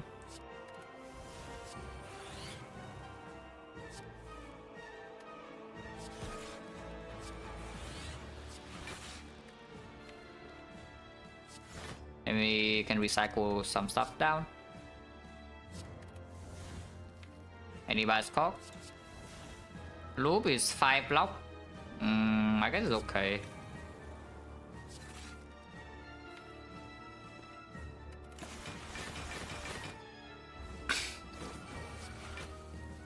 Okay, this capacitor is only one slot, so it's not positive.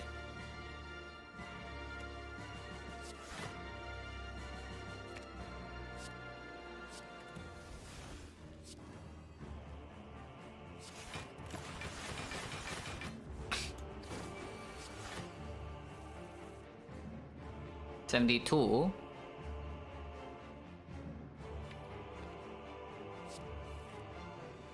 Oh, cost 3, yeah. Try to deal a bit of damage then, I guess. Because we're losing the buffer stack here. Actually, not. We are not even losing buffer stack. Oh, sorry, max is 10.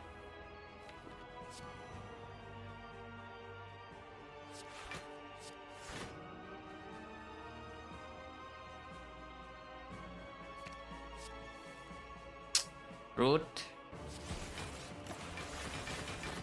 That's kind of annoying that we miss recycle in 2 deck cycles, yeah? Because now suddenly our deck has a bunch of powers that we haven't played. Meteor Strike is not down, this guy is not close to death yet. We of course have not lost HP, but this is not completely sustainable.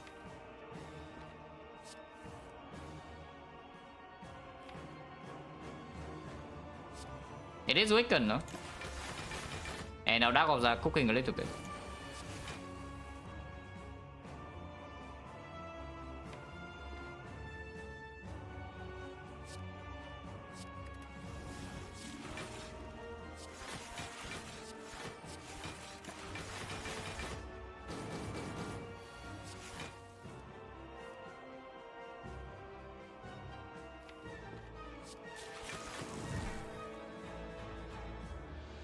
Okay, that's not too bad.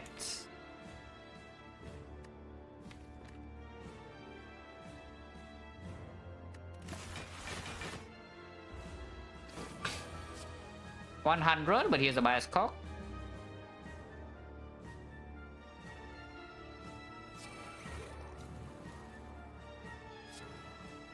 $80, yeah, not a problem. With the bias cock now, we can change the plan a little bit, yeah?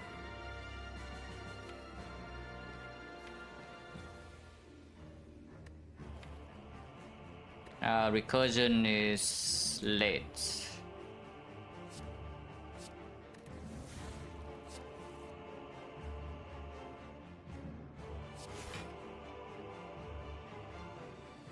Maybe it's fine.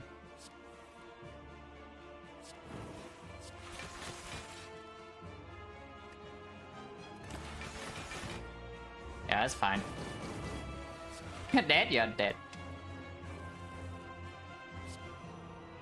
Dead.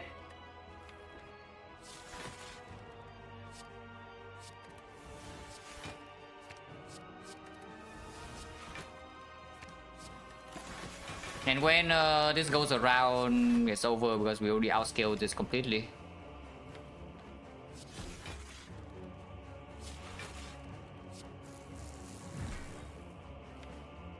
Yeah, that's just recursion and then play some powers and it's done.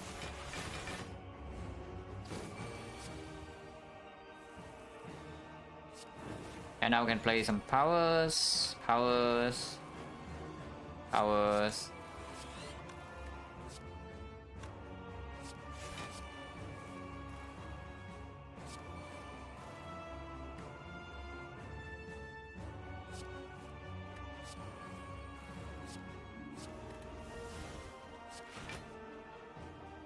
I don't know why I did that, but sure.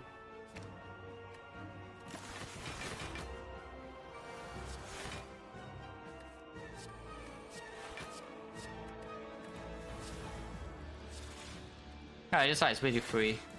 Again, yeah, we do know that Act 3 boss counter is not a problem for this. Like ever.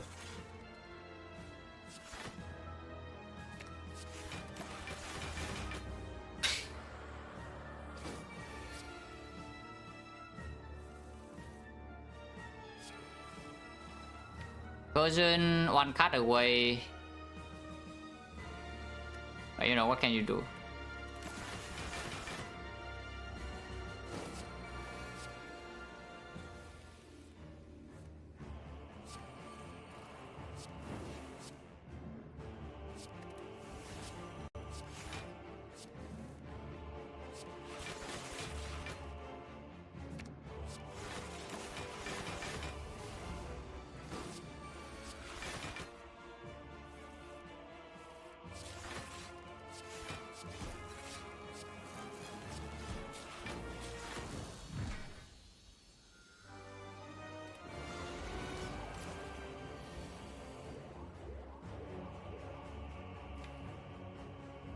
Also necking Meteor Strike again, hitting some hitting, creative AI is slightly late, but should not be a huge problem.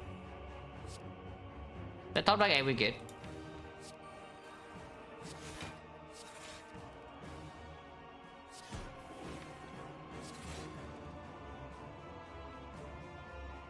Losing one buffer here, probably fine.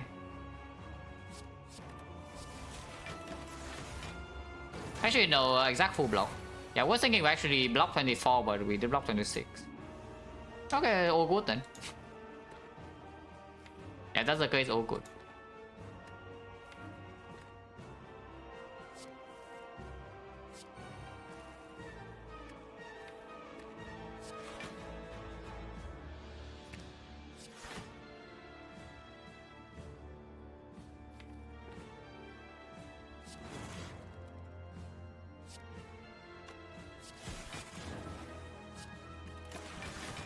And a Thunder Strike.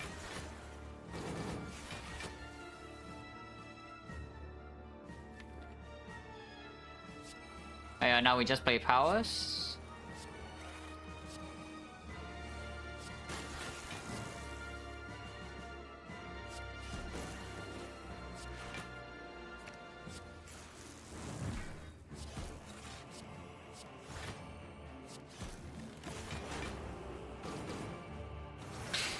And this fight is again basically free.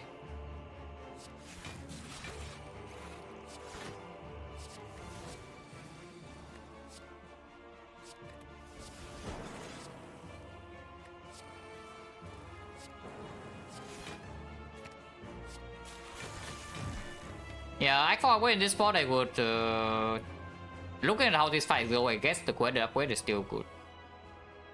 So we can make a second quarter upgrade. Still very solid.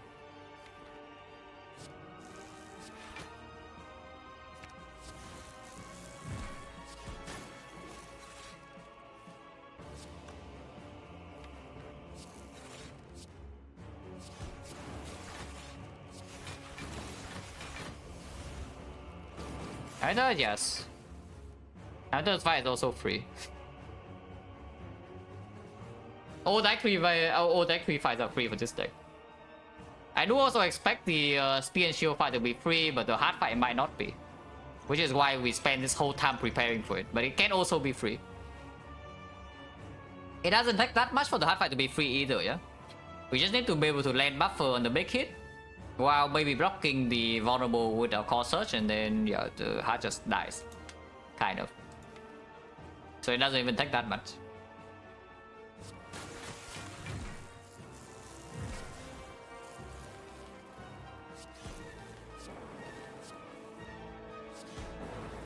Holy. Holy. And to remove the card you just saw we play for 40 damage. So that's the one card that can be removed in this deck.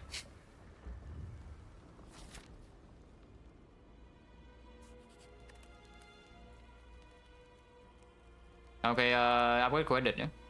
Upgrade credit.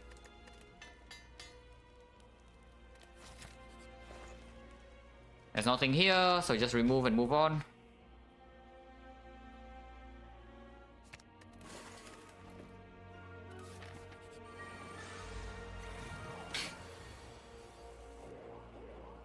They are dead. They might be dead, and maybe not. We bottom deck this, but we do draw a lot this turn, so I just assume that they kind of die. Hopefully that's true.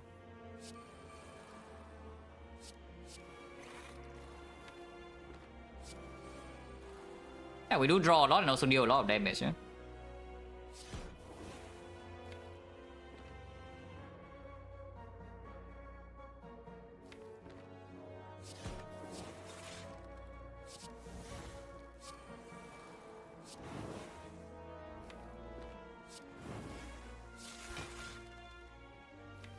Yeah, they are dead. At least this guy's dead.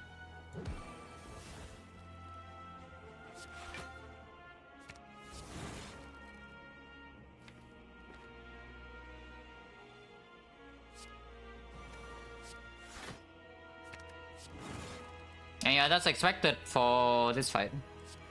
I mean, I did say it. The expected outcome for this fight is that we kill them on turn 1 and take no damage. Exactly what happens here. We kill them turn 1 and take no damage.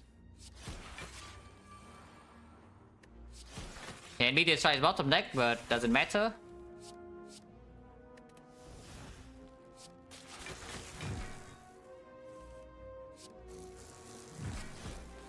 Okay, fine. This guy lives until turn 2. And this guy does get to live until turn 2. And now he's dead.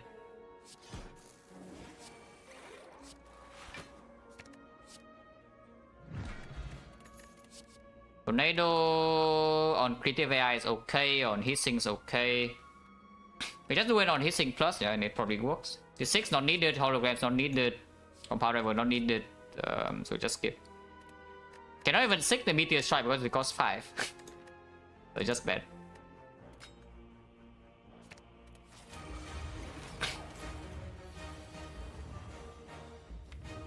Core search, top deck, and buffer top deck, but not guaranteed to be in play.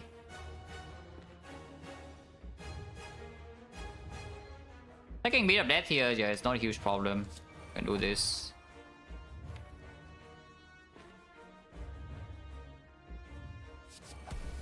Oh. I guess why not is good.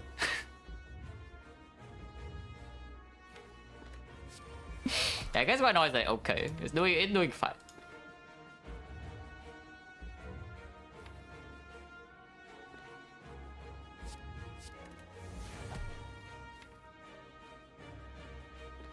I don't think I can move for 4 right now though. So let's do that.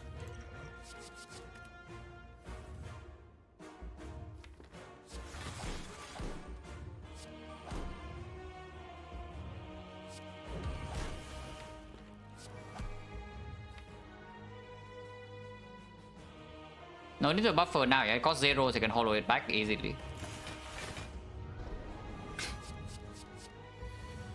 Yeah. If we lose 50-50, just buffer next turn.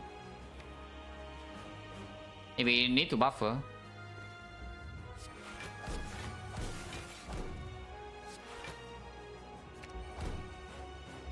Buffering this turn is also working, but yeah, I want to end the turn next turn with the buffer instead, because I want to play out the cast first.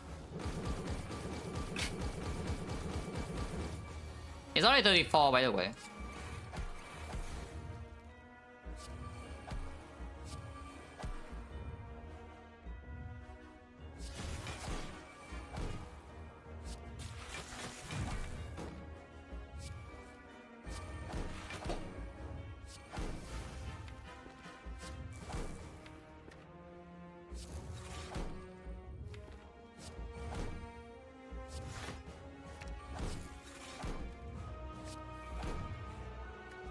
This turn is not going to be over just yet.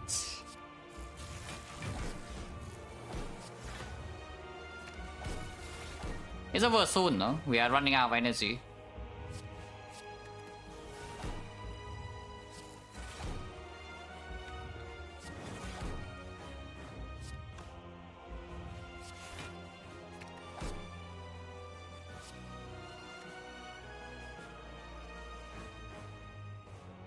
I don't need dark. Nice buffer, by the way.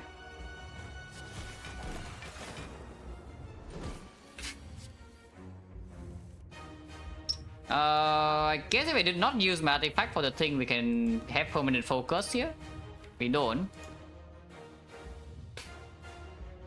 Yeah, that's totally fine. It doesn't change anything, I can just play it. Yeah, good buffer, by the way. We buffer 2 beat of death procs. Good buffer.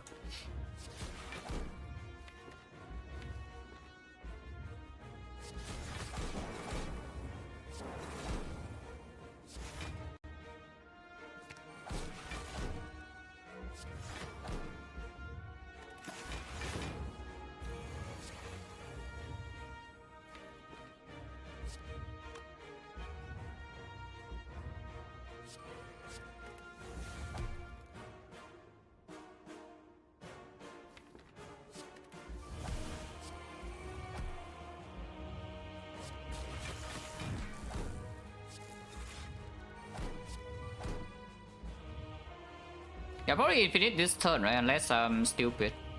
But maybe I am stupid.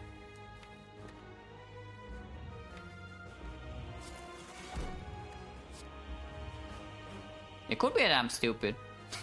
Very possible.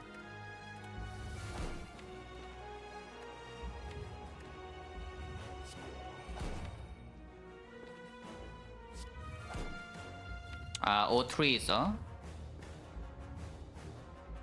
If it's O3, then maybe I'm not infinite yet, but we'll see. I guess it's recycle then if that's the case.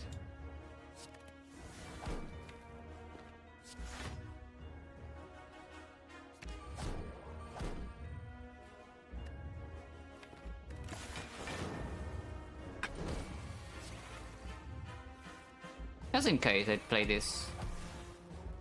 We'll only fight the bias cock a little bit. Not that it matters.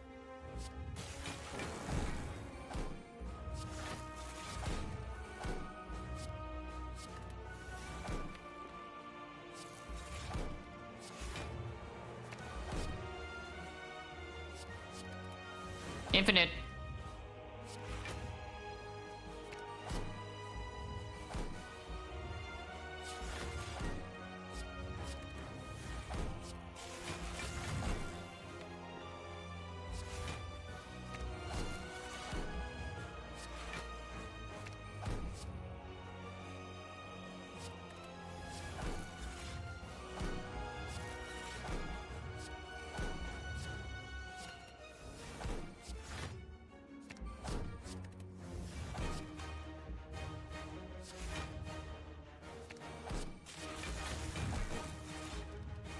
Hello, Kuro. Take over the red. I mean, you can probably tell what's happening here, but we are infinite with Stecco. So, yeah, this house is done for, and I'm about to end stream.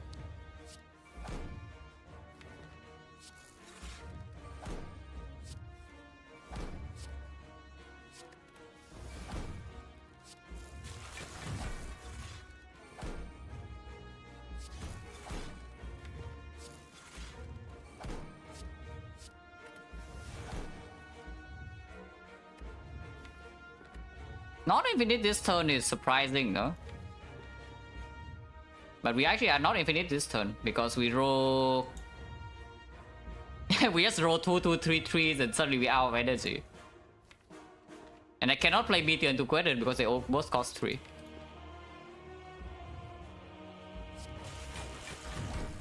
No, I guess it's fine. We just recycle the burn then.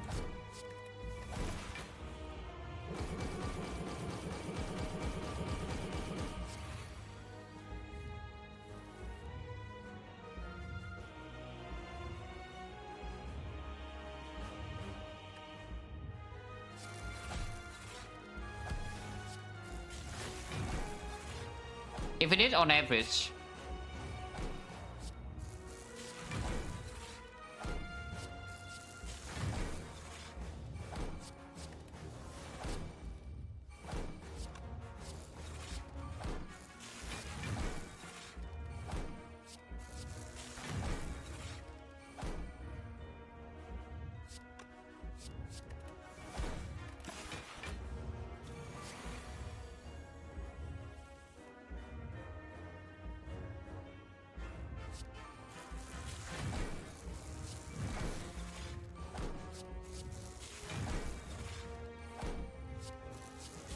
Okay, not quite a full HP fight, yeah?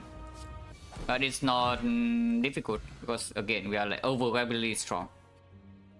And even if the first cycle somehow went extremely wrong, we never die because of the fairy.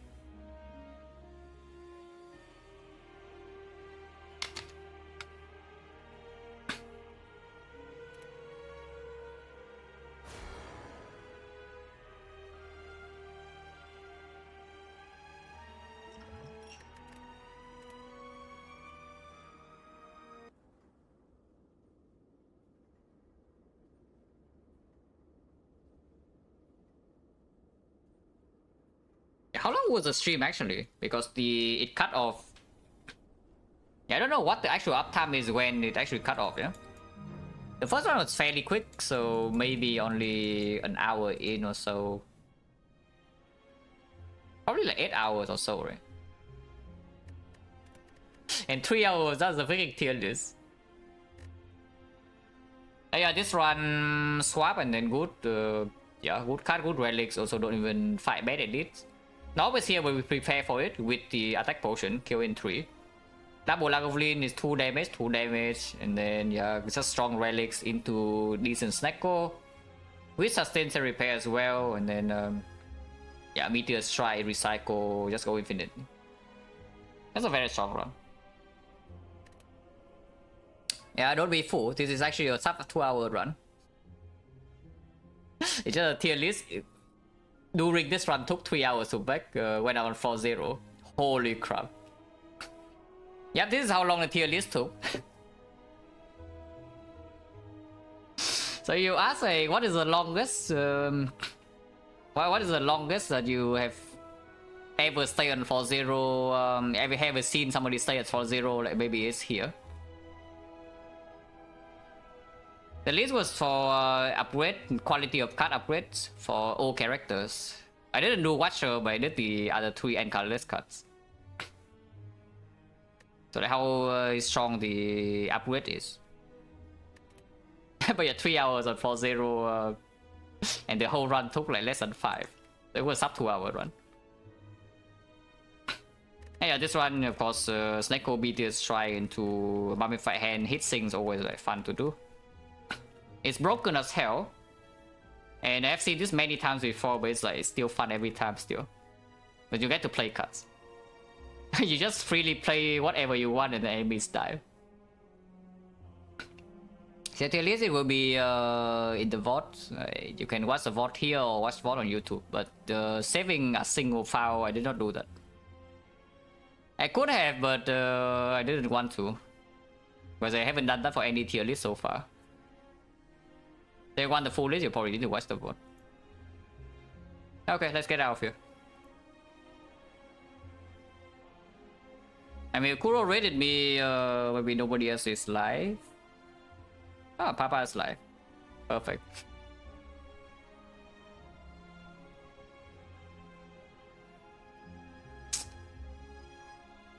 Oh, it freaking refreshed my... Every single time I click the red button, it just refreshed my stream manager. I have no idea why. That's freaking weird. Okay, this time I don't press the accidental space, yeah? So it doesn't... it doesn't unmute me.